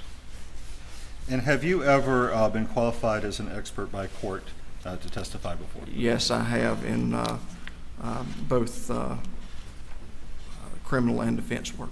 Okay. Criminal work, civil cases? And civil as well, yes. And in the criminal cases, have you been on the defense side, the prosecution side, both sides? I've been on both. Have you ever been qualified as an expert in digital forensics in a murder case before? I have, yes, in 2015. And was that for the prosecution? It was for the prosecution. Your Honor, at this time I would offer the witness as an expert in cell phone forensics. No objection from the state. So qualified. Mr. Sturgis, before we get into the what we're here to talk about, are you paid by the defense to be here? I am. And how much? My rate is $300 an hour for any type of examination work or consultation, and then $600 an hour to be on the stand. And does that go to the company that employs you? It does. In your experience, are you aware of anyone who does this work for free for the defense? No, I'm not. In fact, I do IDS work. What's that? IDS work is indigent service, so people who can't afford defense experts, and I do that work, and the state pays me. Turning to this case, have you? What information have you reviewed regarding the cell phones in this case? Everything that I've been able to look at and review has been provided by the state. And specifically the extractions, where Right, they're from? specifically the extractions of the mobile devices and reports that they've produced. So you haven't done anything independent of what the state has provided? No, only the state's data. Okay. And have you had a chance to review the timeline that's been introduced into evidence in this case? I believe it was, I don't have the exhibit number on me, but the large timeline of events. The one provided by the state, yes. And as far as the cell phone information goes, is that timeline accurate? It is there, with the exception of a couple of things based off interpretation of the data, but for the most part, yes, it is accurate. Is anything missing? There are two instances where there's some things from the Knowledge C database that aren't in the report that I've been able to locate and identify. Okay, and we'll later on get to that, but we won't have to belabor it because we'll just sort of be filling in those gaps. But there are three phones here. You know, Paul, Alex, Maggie Murdaugh. What did you do with Paul's phone, if anything? With Paul's phone, the extraction reports that I received, there wasn't much data after 8:49, somewhere in that time, on 6/7. So I didn't really focus much on that one. With Alex's phone, that one reviewed the steps that were there in the Apple Health sections. And with Maggie, I really focused my attention on Maggie's. Okay. And so we'll focus on her phone. Was there any GPS data on her phone? There was GPS data, but there was nothing from 6/7. Remember when the GPS data started? It was 6/9. Okay. And you mentioned when talking about, I think, your qualifications, Faraday bags or boxes. What are those? So a Faraday bag or a Faraday shield is something that completely takes the device off the network. It also prevents GPS signal from reaching the device and changing data to the device. You could describe your experience working with those in law enforcement? Sure. So part of my responsibility as when I worked at the Sheriff's Office as head of the Digital Forensics Lab was to make purchases. So I would purchase these Faraday bags for our patrol officers. So when they came out on scene and came across, if we had an instance of a crime where a phone was used and they needed to seize that phone, they had access to those bags, either in their cars or back at the office in the shared vault room where they could go in and put their evidence up. And if it's a good bag, which, you know, if you buy the right bag and the phone's put in there the proper way, then it prevents signal from reaching the phone. And then, did you mention a box? Yes, so it was a Ramsey's box, is what I called it. The Secret Service provided that to me when I left their training. And with that box, what I would do is I'd take the phone from the Faraday, or from evidence that was in the Faraday bag wrapped up, put it inside the Faraday box, or the Ramsey's box. It has two gloves that I'd shove my hands into. My computer and the forensic software would be plugged into the side of the Ramsey's box. It was a powered box. There was a light on the inside, so it had a window I could look into, and then I could manipulate the bag and open it up and pull the phone out and keep everything in that Faraday shield. In your opinion, if Maggie Murdaugh's phone had been secured in the way you just described, would it have GPS data from 6-7? It likely would have. Can we show what's been admitted as State's Exhibit 278?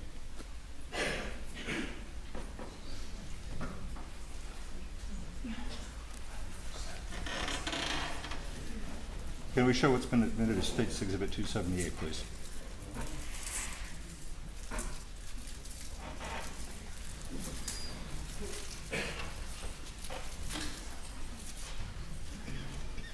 And can we see the top of the screen? Sir, do you know what the little arrow in the top left of the phone screen is? That's the locations. I'm sorry. That's a location services arrow. And I probably should have asked first, this was admitted as a photo of Maggie Murdaugh's phone in the lab before the extraction. Have you seen this before? Do you recognize it? Yes, I have. And again, that arrow indicates... Yes, that location services are active on the device, even though the phone's in airplane mode. Does that mean that right there in the lab it's writing GPS data? Yes. You can take that down.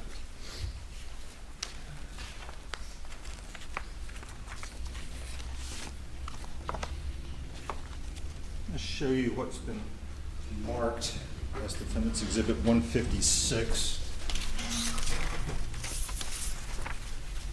I'll ask you if you recognize that. I do. This is Alex Murdaugh's steps and Maggie Murdaugh's steps from the Apple Health data.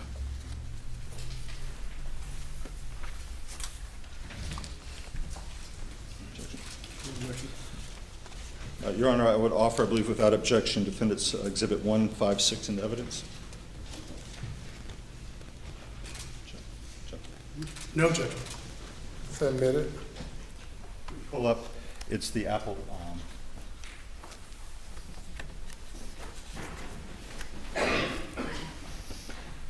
I'm going to just ask you to explain what some of these terms are. How does, and obviously from the title this is out in Murdaugh's phone, how does the phone come up with that steps number? So there are accelerometers. I'm sorry. Closer, please. I hope I sit up a little further. There's accelerometers inside the device. So whenever the phone is jostled or moved and there's the accelerometers move, then that accelerometer data logs a step. So independent upon where the device is, if it's on your waist or in your pocket or you're holding it in your hand when you're walking, that movement of the accelerometer indicates those steps. And what does, how does it come up with the distance that corresponds with those steps? It uses the satellite's GPS. And what does the start and stop times, what do they mean? So in the Apple steps or Apple Health data here, you see, for instance, entry 26, that the between the times of 7:55:32 and 8:05:07, that 270 steps were taken during that time period. Okay. Now, do we know when in that time period the steps occurred? We know that the steps or the logging of those steps started at 7:55 and 32 seconds, but whether we don't know each individual step when each individual step took place. We just know that sometime during that time frame, those 270 steps were taken. And between the steps numbers and the distance, do you have an opinion on which one is maybe more accurate? In my opinion, the steps are going to be more accurate. Why is that? Because of the accelerometer and the hardware in the phone. they're more accurate. Does that mean that the distance is not useful information? It doesn't mean that your distance isn't useful information. I think the totality of everything altogether is what we have to look at here. Go to the second page. And is this the same thing for Maggie Murdaugh's phone? It is. Before we get into time, just some other things to cover. There's been a lot of talk so far about orientation changes. You can take that down, that exhibit. What is an orientation change on an iPhone? So an iPhone has two orientations. It has a portrait or up and down, or a landscape, which is horizontal or sideways. And whenever whenever the device is backlit, that's when the orientation change will log and show. Now, we're not specifically talking about like a phone. If you physically take the phone and turn it like this, we're not talking about the physical. I'm going to just interrupt for a second. I know they don't let you have a phone, but since you're gesturing, thank you. There's a phone that might. So what we're talking about is not the physical positioning of the phone, but the orientation of the data that you're reading on the device, that orientation change. And what do the start and end times mean for an orientation change? So when a orientation change is made, a start time is logged. That's the start time of the orientation change that you're seeing on the device itself. And for Maggie's phone, what was the last orientation change? When was that? I believe that was 9:06 and 12 seconds p.m. on 6/7. And when did that one end or complete? I believe that was 9:06 and 20 seconds. And when it completed, what was the orientation of the phone for the rest of the time? It was in portrait mode. Okay. If the screen is off, can an orientation change occur? If the screen is off, no, the orientation change can't occur. If the orientation change happens in the database at the exact moment the screen comes on, does that tell you anything?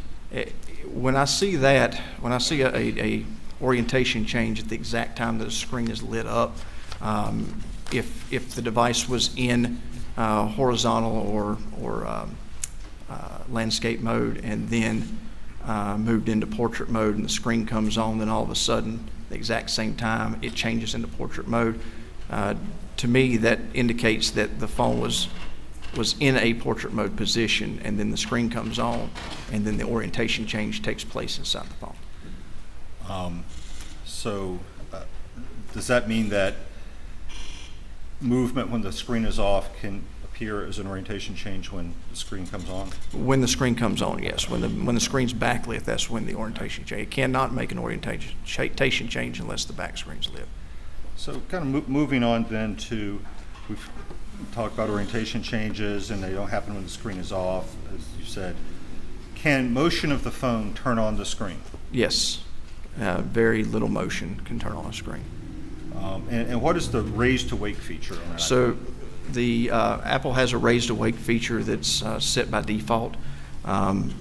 Currently this phone, and unfortunately you can't see there. Well, could you, if the court's permission, could you come down to show the jury? Currently the phone is off. Now it's on. See that small movement. Can I put it right here? No? Okay. The slight raising of the phone will indicate so when the phone's here, if you raise the phone, it raises to wake. So if you raise the phone like that, if the phone's flipped over, you flip the phone back over, it wakes up. If you move the phone from this mode to here, the phone comes on. So that's the raise the wake function. And was this feature turned on Maggie Murdaugh's phone on June 7th? By all indications on the database, there were that it was there. Yes. Okay. Are you familiar with the location of Maggie Murdaugh's phone when it was covered by law enforcement on 680? I am. And have you reviewed the recently received GPS data for Alex Murdaugh's Suburban when it was passing that location? I did. Okay. So do you know when the Suburban passed the location of the phone? When it was leaving the house where the crimes took place, it was around 9:08 when it was passing the location where that phone was located. And then on the return trip back, it was 9:59, I believe 19 seconds. Was Maggie Murdaugh's phone screen off during those times? Yes. Now, now you're just here as a cell phone expert, right? That's correct. So can you offer any expert opinion on how a phone would tumble or bounce or move when thrown from a car going 40 plus miles an hour, into the brush in the side of a country road? No, there's just too many variables, and I'm not an expert on physics. So. Can you tell us how much motion would be required for the screen to come on a phone? Very little. Just reaching and picking this phone up like I just did there, the phone comes on. So just very little. Okay.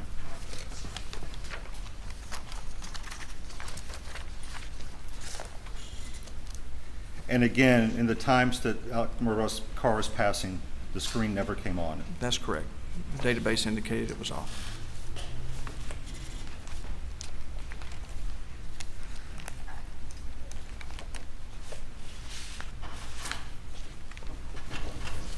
Turn to Maggie Murdaugh's phone. Show you what's been marked as defendant's 158. Do you recognize this?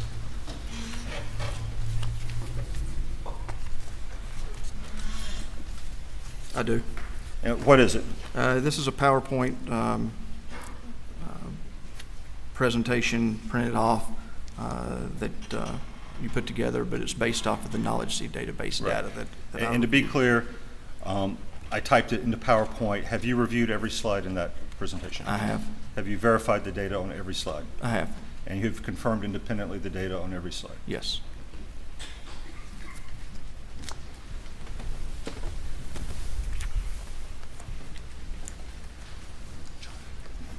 No objection. Your Honor, I would offer, it's been marked as defendant's 158 into evidence.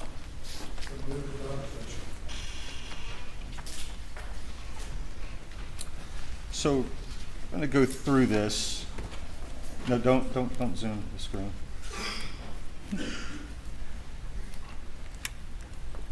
So we're looking at just a very short period of time, right? Can you describe the time period we're looking at?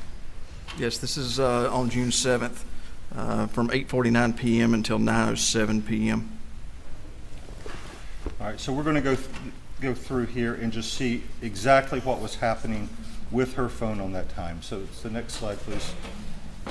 What's happening here? At 8:49:26 seconds. You can pull the mic closer, please. Sorry. At 8:49 and 26 seconds, that's the last text message that was read by Maggie. It was indicated read on the device. Next. At 8:49 and 28 seconds, the backlight goes off. And what does that mean? That means that the screen's dark. Yeah, sorry. And next. At 8:49 and 31 seconds, the phone locks and it remains locked until it's recovered by law enforcement the next day. Next. At 8:53 and 8 seconds, the backlight comes back on. The phone's eliminated. And next. And 8:53 and 12 seconds, orientation to portrait starts. Next. At 8:53 and 15 seconds, that's when the phone began logging the 59 steps. Next. And it's on the screen. Yep, sorry. And at 8:53 and 20 seconds, there's Siri usage. This was indicated in the Knowledge Seed database, and that can be done by squeezing the side button, holding on to it for a short period of time, and Siri activates at that point. Okay, so this is a user interface, Yes, it actually shows up as Siri UI, so it's a Siri user interface. Next. At 8:53 and 24 seconds, the orientation to portrait completes. Next. At 8:53 and 28 seconds, the backlight goes off again, so the phone's dark. Next. At 8:53 and 32 seconds, the backlight comes back on the phone and illuminates. Next. At 8:53 and 44 seconds, the backlight goes off again. Do you have any opinion about why it just popped on and off like that? I mean, there were no indications in the Knowledge C database that any notifications came in or anything of that nature. The only thing I could think would be that the phone were jostled or lifted or somehow the light came on. And next. At 8:54 and 32 seconds, the backlight comes on. Next. At 8:54 and 34 seconds, there's an entry in the Knowledge C database about the camera usage, camera starts. So in that, there are, in that database, and if you don't mind, I'll kind of expand on this. In that database, the Knowledge C database is comprised of tables and rows and columns. And in that database, on that specific item where the camera was, there is another column that is called the Z-structured metadata. And so if I follow the camera under the value string there indicating that the camera was activated, if I follow that line all the way across to where that structured database is, structured metadata is in that table, I'll get a PK number, a primary key number. That number was 571. In the Knowledge C database, there's another table within the Knowledge C database called Z structured metadata. So if I go to that table, because I found that number under the Z structured metadata column, if I go to that specific table in the database and look for that primary key 571, and I scroll all the way out to the end, I'll see a description of what that 571 is. And in that case, here, it was com.apple.springboard.lockscreen.scroll, which would indicate that it was a camera function on the lock screen, and that when you press that button in the bottom right corner of the phone that has the little camera indication, it'll scroll over to a camera, or you can swipe over from the left, and then it indicates that there's a camera there. So was this some sort of attempt by the phone on its own at Face ID? It didn't indicate that it was a Face ID at all. It indicated that it was a camera. And by indicated cameras, did it indicate that someone was a person using the phone activated the camera? Yes. Okay. Next. At 8:54 and 35 seconds, the camera use ends. Okay. And keeping in mind the time stamp, go to the next slide. At 8:54 and 40 seconds, the orientation to landscape starts. Okay. And so how long was that since the camera usage? About 5 seconds since it ended. Next slide. And then at 8:54 and 44 seconds, the orientation to landscape ends. And next. At 8:55 and 4 seconds, the backlight turns off and the orientation to portrait starts. Now, what's happening on this one? What's happening here? Yep. So right here, the phone was previously in landscape mode, and it settled in at that landscape mode at 8:44 seconds. The backlight went off at 8:55 and 4 seconds. At that same time, the orientation of portrait starts, and this is indicative of what I was talking about earlier. When you rotate the phone while it's in the screen's not lit, and then the screen comes on and the orientation changes once the screen pops on. It'll flip over to wherever camera or wherever the phone is turned to. At this time, orientation to portrait ends at that time, and the orientation to the landscape starts at that time. So that's exactly what I was talking about. And then the phone stops logging those 59 steps at that time as well. I'm going to kind of emphasize this. Could we go back 4 slides? All right. So when the camera use ends here, 8:54:35, going forward, one slide, we have an orientation change. That's correct. To the landscape starts, yes. Orientation to the landscape ends at 44 seconds after. And then the next slide. So now that the screen has gone off, how long has it been since the camera use? Let me go back in my. So it's 8:55 and 04. Since the camera use ended at 8:54 and 35, and then the backlight goes off at 8:55 and 4 seconds. So, what is that, a minute? Is that 29 seconds? I mean, hang on, sorry. Yeah, it's 29. I apologize. My math was terrible, wasn't it? Yes.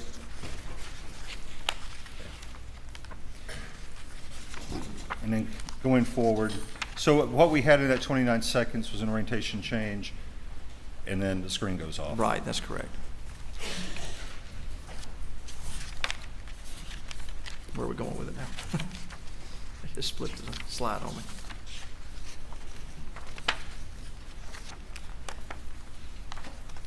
All right, so let's go back to the slide that's timestamped 8:55:32. Is this where we left off? That's where we left off, yes. So here, the backlight's on, the orientation to portrait ends, and then the orientation to landscape starts immediately when the backlight comes back up on the phone. And then the phone stops logging those 59 steps at that time as well. And the next slide, 4 seconds later. 4 seconds later, the backlight's back off again. Okay. Now we'll go kind of quickly here. The next slide comes on. 9:03, the backlight's on. At 9:04 and 23, we have a missed call from Alex that starts. At 9:04 and 23, the backlight goes off. But now let's go back to the previous slide. One more. The backlight went off at the exact same time that a call came in from Alex Murdaugh. That's correct, yes. And now the next slide. And then we have a missed call from Alex that ends. That's the at call 9. we just saw, right, ending. Yes. Do you have an opinion on why the screen light would go off pretty much right when a call comes in? The only thing that I could figure is when the phone came in, the call came in, that the person hit the side button to turn it off and then put it down or flip the phone over. Do you know of anything on the phone that would cause the screen to go off right when a call comes in and stay off during the call that does not involve human interaction with the phone? No, I don't. I'll go to the next slide. 9:05 and 44 seconds, the backlight comes back on. And at 9:06 and 12 seconds, an orientation change to portrait begins. Okay. And the next one, and we'll stop on that. At 9:06 and 14 seconds, there's an incoming call from Alex that starts at that time. And then the next one. And then the incoming call from Alex ends at 9:06 and 18 seconds. And the next slide. And then we have an orientation change to portrait ends at 9:06 and 20 And seconds. stopping here, that call we just saw coming in from Alex, that was sandwiched within this orientation change. That's correct, yes. It was in between them. And next slide. 9:06:52, we have another incoming call from Alex that starts. And the next one. And then it ends, the incoming call from Alex ends at 9:06 and 59 seconds. Now the last slide. At 9:07, the backlight goes off and it remains off until 9:31 and 44 seconds. Okay. And do you know from your review of the GM GPS data where the Alex Murdaugh Suburban was at 9:07? Yes, at 9:07,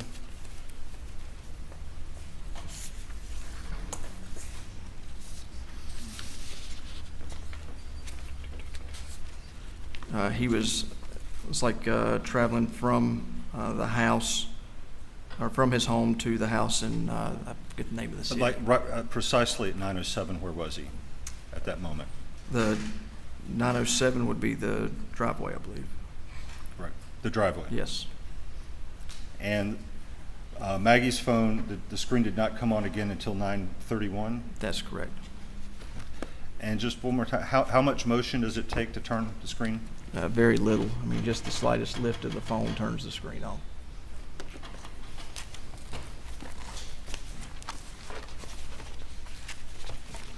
The court's indulgent.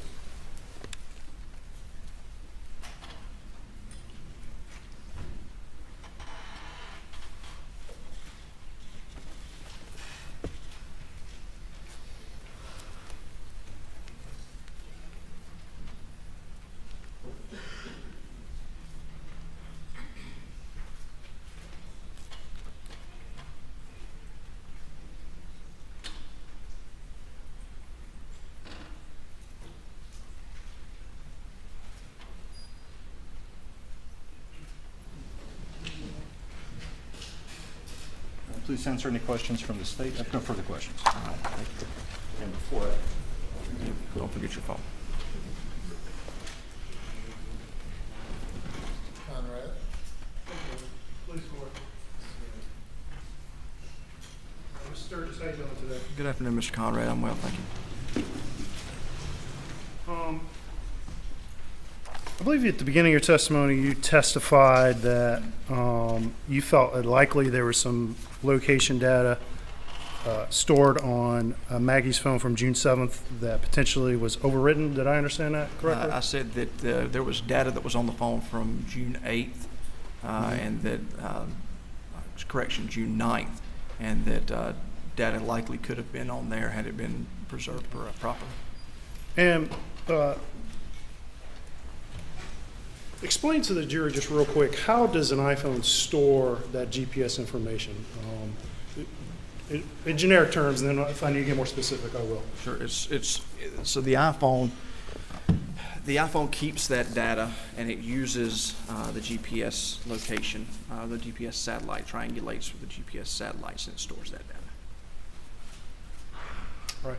And does it store it in a sort of cache? It does. All right. It is a cache. And when it comes to iOS, as opposed to, say, a standard hard drive, iOS keeps certain databases caches fairly limited, correct? And That's doesn't correct. allow them to access the entire memory available on a device at any given point, correct? That's correct, yes. Okay. And do you know, or at least in your training or your investigation, have you been able to determine just how big a typical cache is, at least would have been for Maggie's phone during this time? No, I didn't research that. No. Okay. No, I didn't research that, no. Okay, so you don't know how long Maggie's phone would have potentially stored GPS information at this during 2021, correct? That's correct, Okay. no. All right. And just so I understand correctly, you agree that a iPhone will not record an orientation change if the screen is off, correct? That's correct, yes.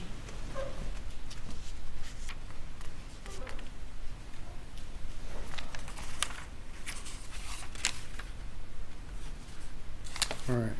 So I believe Mr. Barber handed you his phone to kind of demonstrate this lift to weight thing, correct? That's correct, yes. And do you know what model iPhone Mr. Barber has? Did you look at it? Don't know exactly which iPhone he has. Okay. And do you know what version of iOS is on Mr. Barber's phone? I do not know. And Apple updates its iOS fairly frequently, correct? They do, yes. Do you know, at least, we don't know what's on Mr. Barber's phone, but do you know what the current release version is today?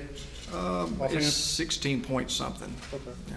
Do you know in your review of Maggie's phone what version was on Maggie's phone on June 7th of 2021? I believe that was 14 point something.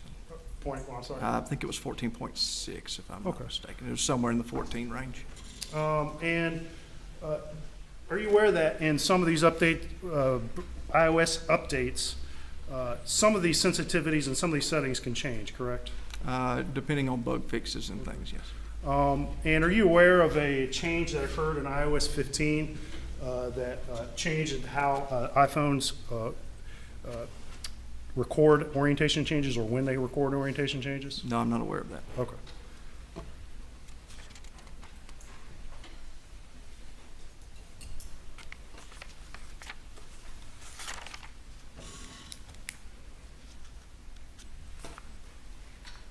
Okay.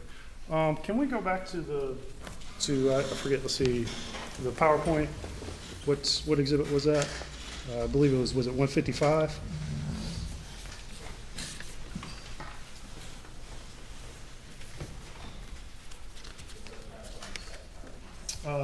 Was there two? I just was aware of one. The 158? For this witness.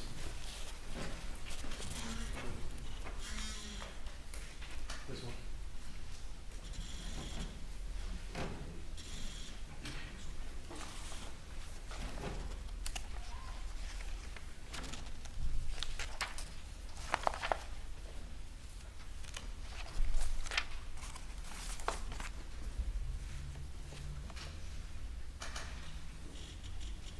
And this doesn't have a slide number, so bear with me. But first of all, before we talk about Maggie real quick, you did review Paul's phone to a certain degree, correct? To a certain extent, yes. All right. And do you recall from your review of Paul's phone when the last time his phone was unlocked on June 7th of 2021? I don't recall, no, I'm sorry. And we can find the state's exhibit if we need to, but would you disagree if I told you it was 8:49 p.m. or shortly If thereafter? that's, 8:49 p.m.? if that's what's in the state's exhibit, I don't disagree with that. Okay. And I believe one of your first slides here is that Maggie's phone locked. Let's see, go to 1, 2, 3 slides. One more. All right, back one, I'm sorry. 8:49:31, and in your review of Maggie's phone found that her phone was locked at 8:49:31, correct? That's correct, yes. And it was not unlocked until when, the next day? The next day, that's correct. All right, and that's when it was recovered by law enforcement? By law enforcement, yes, sir. Okay.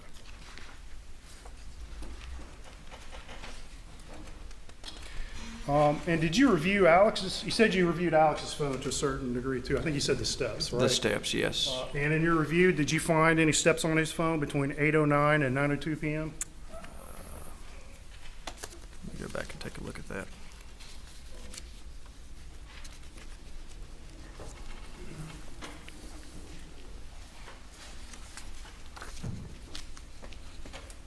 (8:09) and 9:02 p.m. Correct. Correct. No, I don't recall seeing that. I'm seeing the stuff in the knowledge C here. Okay, all right. But Maggie's phone's locked at 8:49:31, and it does not unlock till the next day, correct? That's correct, yes, sir. Paul's locks for the last time around the same time, correct? That's correct, yes, sir. And Paul's phone, in your review, to recall what time the battery died on his phone? I don't recall, no, sir. Would you dispute me if I said, and we can find the exhibit if we need to, his phone shut down at about 10:34 p.m.? If that's what's in the report, I don't dispute it, no, sir. All right. And would you agree with me if I said that Paul's phone locking at 8:49 and remaining on until 10:34, first of all, that's about, what, hour and a half or so? That's correct, yes. And do you know his battery state when his phone locked at 8:49 p.m.? It was in low power mode. So it was less than 10%, 2%, something like that? Yes, that's correct. All right. And would you agree with me when the fact that his phone remained on until 10:34 would be indicative that it wasn't really handled much at all or used at all? Yes. Okay. And did you find any other evidence of any usage on Paul's phone after 8:49 that you can recall? No, I didn't. Okay. And when I say use, just so it's clear between us, I mean either answering a call, making a call, reading a text, sending a text, orientation change. And no user interaction with it. All right. And so let's talk a little bit about the orientation change for a minute. So would you agree that the most likely reason for an orientation change is human interaction, meaning humans using the phone? Yes. All right. Are there any other possible explanations when you see an orientation change, or any other explanations that you, in your opinion, that could explain an orientation change? Only if a phone, was in one position, lit up, fell off, and landed in another position. Okay. But no. And when you see a series of orientation changes, 30 seconds or a minute between each orientation change, it'd be difficult to explain that by a phone just kept falling on its own, correct? Repeat the question, I'm sorry. If you see a series of 3 orientation changes, just speaking hypothetically for a moment, if you see a series of 3 orientation changes, say 30 seconds separate them or thereabouts, or a minute separate them, could you explain that?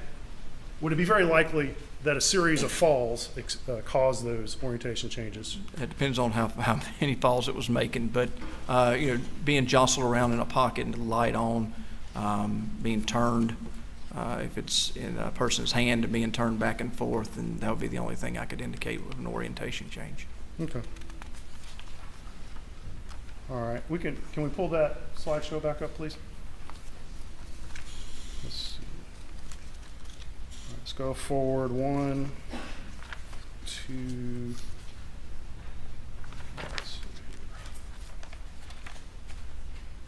Okay, 8:53:15.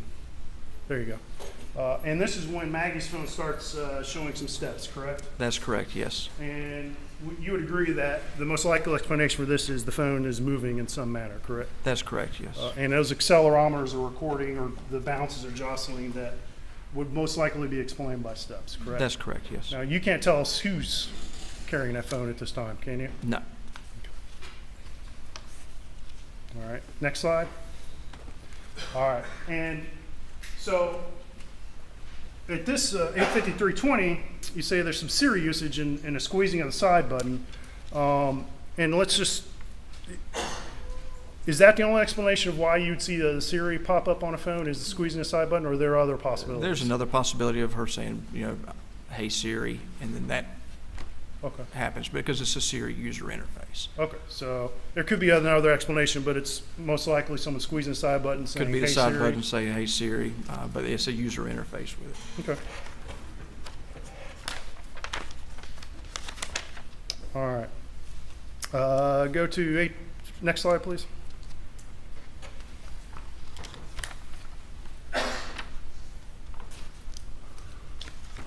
Actually, let's go to 854.34, please. Should be one more. One more. There we go.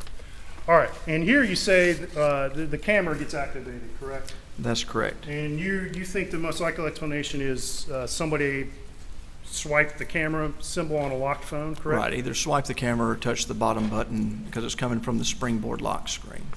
Okay, we say bottom button. Which button? If you're looking at an iPhone and well, my most recent iOS, I think it's 16 point something, in the bottom right corner, there's a button that you can touch and hold and the camera comes on. But when that happens, it comes over from the left and the camera scrolls over. Okay. And then next slide. And then 854.35. This is 1 second later. The camera use ends. Correct. That's correct. Yeah. And so, in your opinion, based off the fact that that was used for a total of 1 second, do you think that was someone intending to actually use the camera and take a picture? I wouldn't know, but I wouldn't think so. I mean, that's just a. But the camera's only open for a second, correct? Right. They couldn't have taken a picture in a second. All right.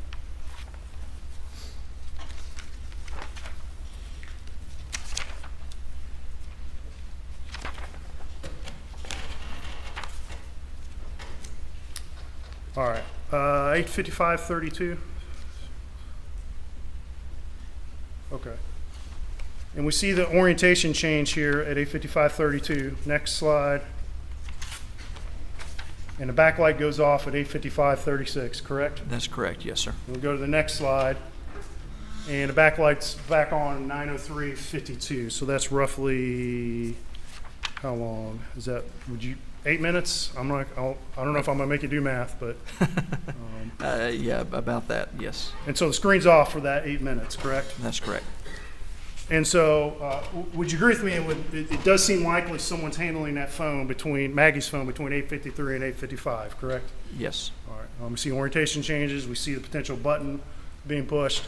Someone's got that phone in their hand, correct? That's correct. You can't tell us who, correct? No, I can't. All right. And then at 8:55:32, we see kind of an 8-minute gap in activity, correct? Between Yes. 8:55 and 9:03, correct? Yes. Almost as if somebody put that phone down. Yes, that's a possibility. Whoever had it, correct? Correct. And you can't tell us where they put that phone down, right? No, sir, I can't. Could they put it in a vehicle? That's very possible. I don't know. A golf cart? I don't know.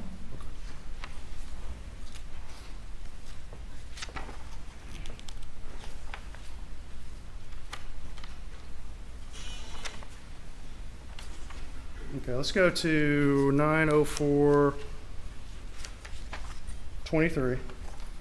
Yep. All right. And we see this incoming call from Alex. You Yes. said the screen turns off almost immediately, correct? That's correct, yes. In your opinion, you think somebody actually hit the button to turn Somebody the screen shut off, the screen correct? off, yes. Okay. But the screen comes back on at 9:05:44, if we can go to that slide. Correct? Yes. And then 9:06:12, we see an orientation change, correct? That's correct, yes. And 2 seconds later, we see what? Next slide, please. what is this? What is That's this an indicate? incoming call from Alex. Okay. 2 seconds after the orientation change starts, correct? That's correct, yes.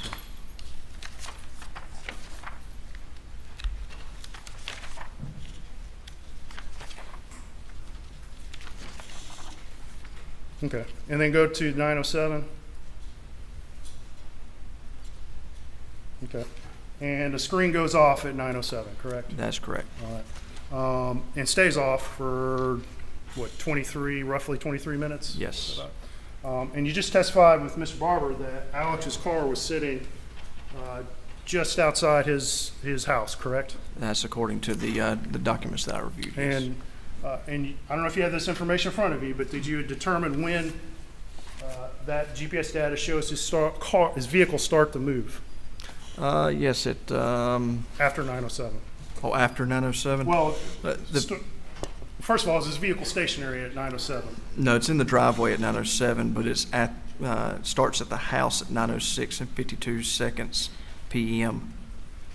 When do you start to see motion? Or do you 9:06 and 52 seconds is where I start to see the motion there.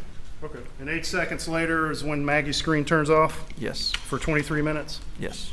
And you agree that iPhone, at least with version 14.6, when the screen's off, it will not record an orientation change, correct? That's correct. And you agree with me that you don't know what version iOS that Mr. Barber had on his phone that you just did that demonstration? That's correct. Did you conduct any tests with the phone with 14.6 to see what movement can cause it to, or what can cause that phone to screen to come on? I don't have any 14.6 phones. Okay. All right.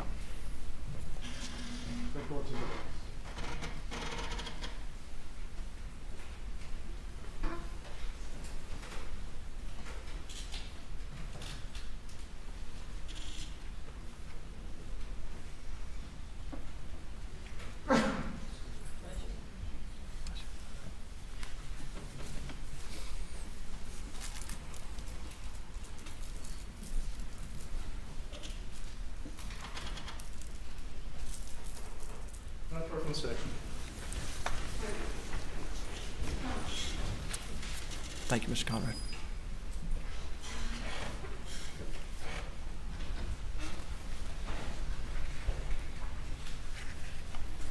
Mr. Sturgis, you were asked about iOS version 15 and a change in orientation behavior. Is the raise to wake feature something distinct from orientation behavior? No, the raised awake is a separate from orientation behavior. Raised awake's a separate application within. Is raised awake the feature that causes the phone to come on with slight movement? Yes. Do you have any reason to believe that the raised awake feature that you've already testified was active on Maggie Murdaugh's phone works any different than any iPhone today? I have no evidence to prove that, no. And again, you can refer to your notes. When Alex Murdaugh's SUV passed the location where Maggie Murdaugh's phone was recovered, the side of the road, was the screen off? The screen was off, yes. It was off as he approached it? Yes. And again, how much movement does it take to turn the screen on? Very little movement. And this is a separate issue from orientation changes? That's correct. But we're talking about, are we talking about movement activating the screen? That's correct, yes. Are we talking about the screen being sideways or up? No, we're not talking about the orientation. We're talking about the actual raised awake function on the phone. The camera usage, and in fact, no picture was taken that you're aware of. Right, that's correct. I didn't see any photographs there for that time. But is it your opinion, what is your opinion about whether someone deliberately activated that camera? I mean, they could have. They could have been an accident. I don't know. I don't know what the person could have been doing, but it was a user interaction with the device. And there was talk about phones falling to change orientation. Can a phone change orientation without actually falling?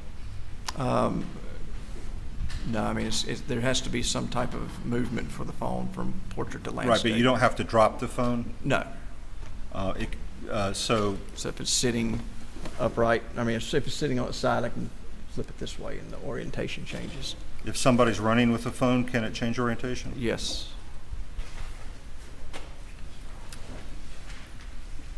Those are user events that can cause that. Can we pull up what's been previously admitted as Defense Exhibit 45? This is, as I just said, previously admitted. Do you recognize this as GPS data in a cache database? This looks like a yes, cache for the ZRT cell location database. Yes. And what's the timestamp for the first entry? It's 6/9/21 at 2:51 and 21 seconds p.m.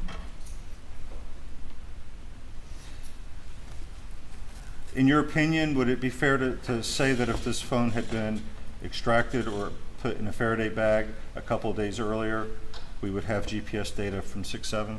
And in my opinion, it's likely that we could. We put up the step data exhibit. Sorry? The Apple step data exhibit.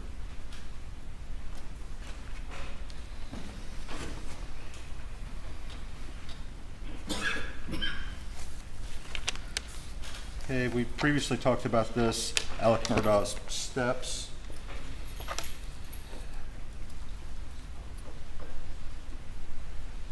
Between entries 27 and 28, you see those time periods? Just want I to do. remember that and go to the next page.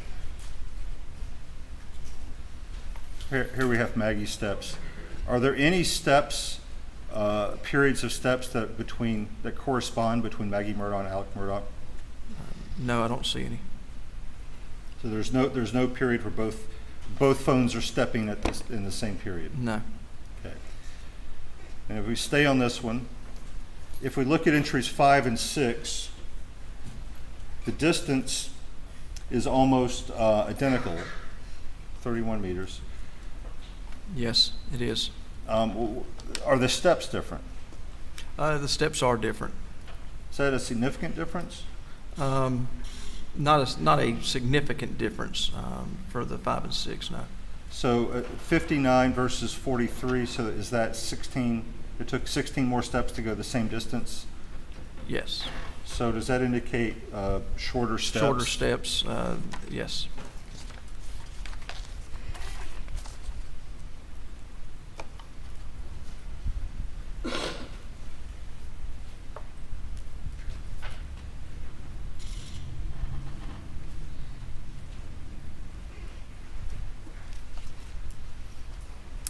Okay, just the final question is to emphasize here.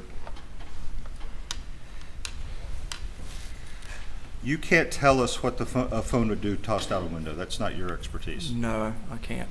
But you can tell us how much motion it takes to turn on the screen. Yes, very little motion. And you've Turn the screen demonstrated on. that. Several times, yes.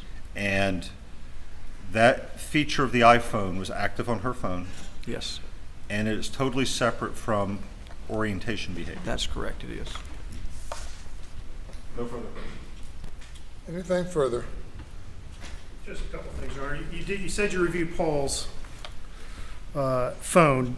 Did you review the video that's been called the Kindle video in this case? Yes, I have seen the video. And did you have any information that would lead you to disagree that video was recorded at 8:44, about 55 seconds on the night of June 7th? No, I don't have anything. And the location data, would you agree the location data for that video was recorded at the kennels on the Murdaugh property at Moselle? Yes. Okay.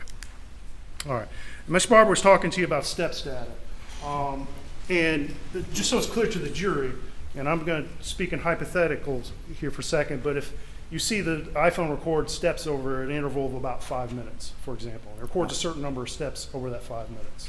Okay. Does that mean, is that phone trying to tell you that someone's uniformly walking at an exact pace that keeps them moving over that entire 5 minutes? No, not necessarily. Okay. They could stop at some point in the middle of that, correct? That's correct, yes. All right. And so they could stop and pick something up in the middle of a period showing steps, correct? That's correct. It's just the steps between those two times. All right. So you can't testify, you can't tell us if between, pull up the steps exhibit real quick.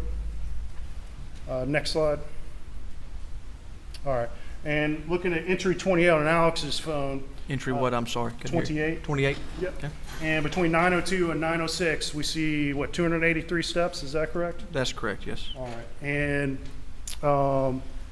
you can't tell us if his phone stopped at any point between those. No. What's no, that, it's just roughly 4 minutes or a little over 4 minutes? No, just 283 steps between those two times. So he could have walked 200 of those steps in the first 2 minutes and then only slowed down for the rest of the Right. 2 minutes, correct? Or it could have been vice versa. Yes. Or he could have stopped for an entire minute somewhere in there.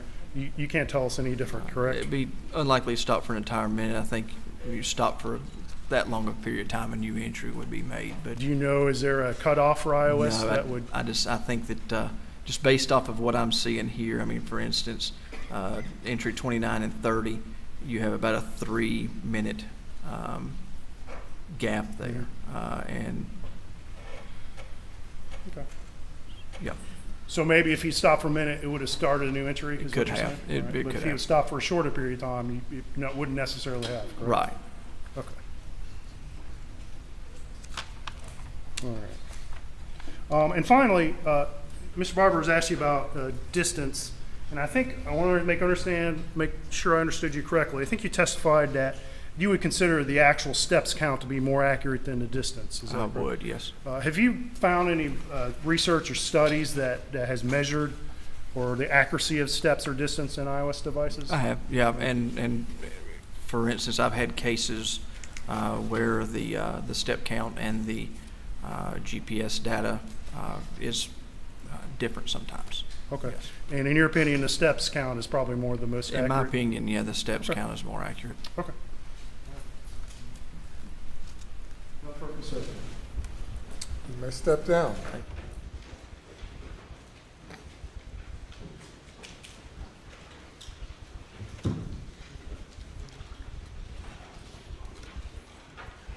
And ladies and gentlemen, that is it for today. We resume at 9:30 tomorrow. Please do not discuss the case.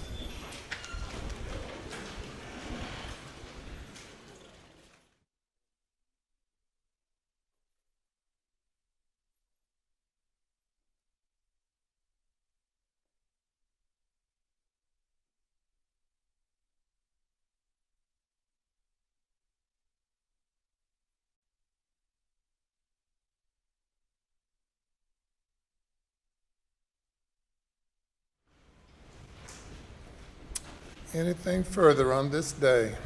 Stay, Your Honor. Nothing with the defense, Your Honor. Okay, we'll resume at 9:30 tomorrow.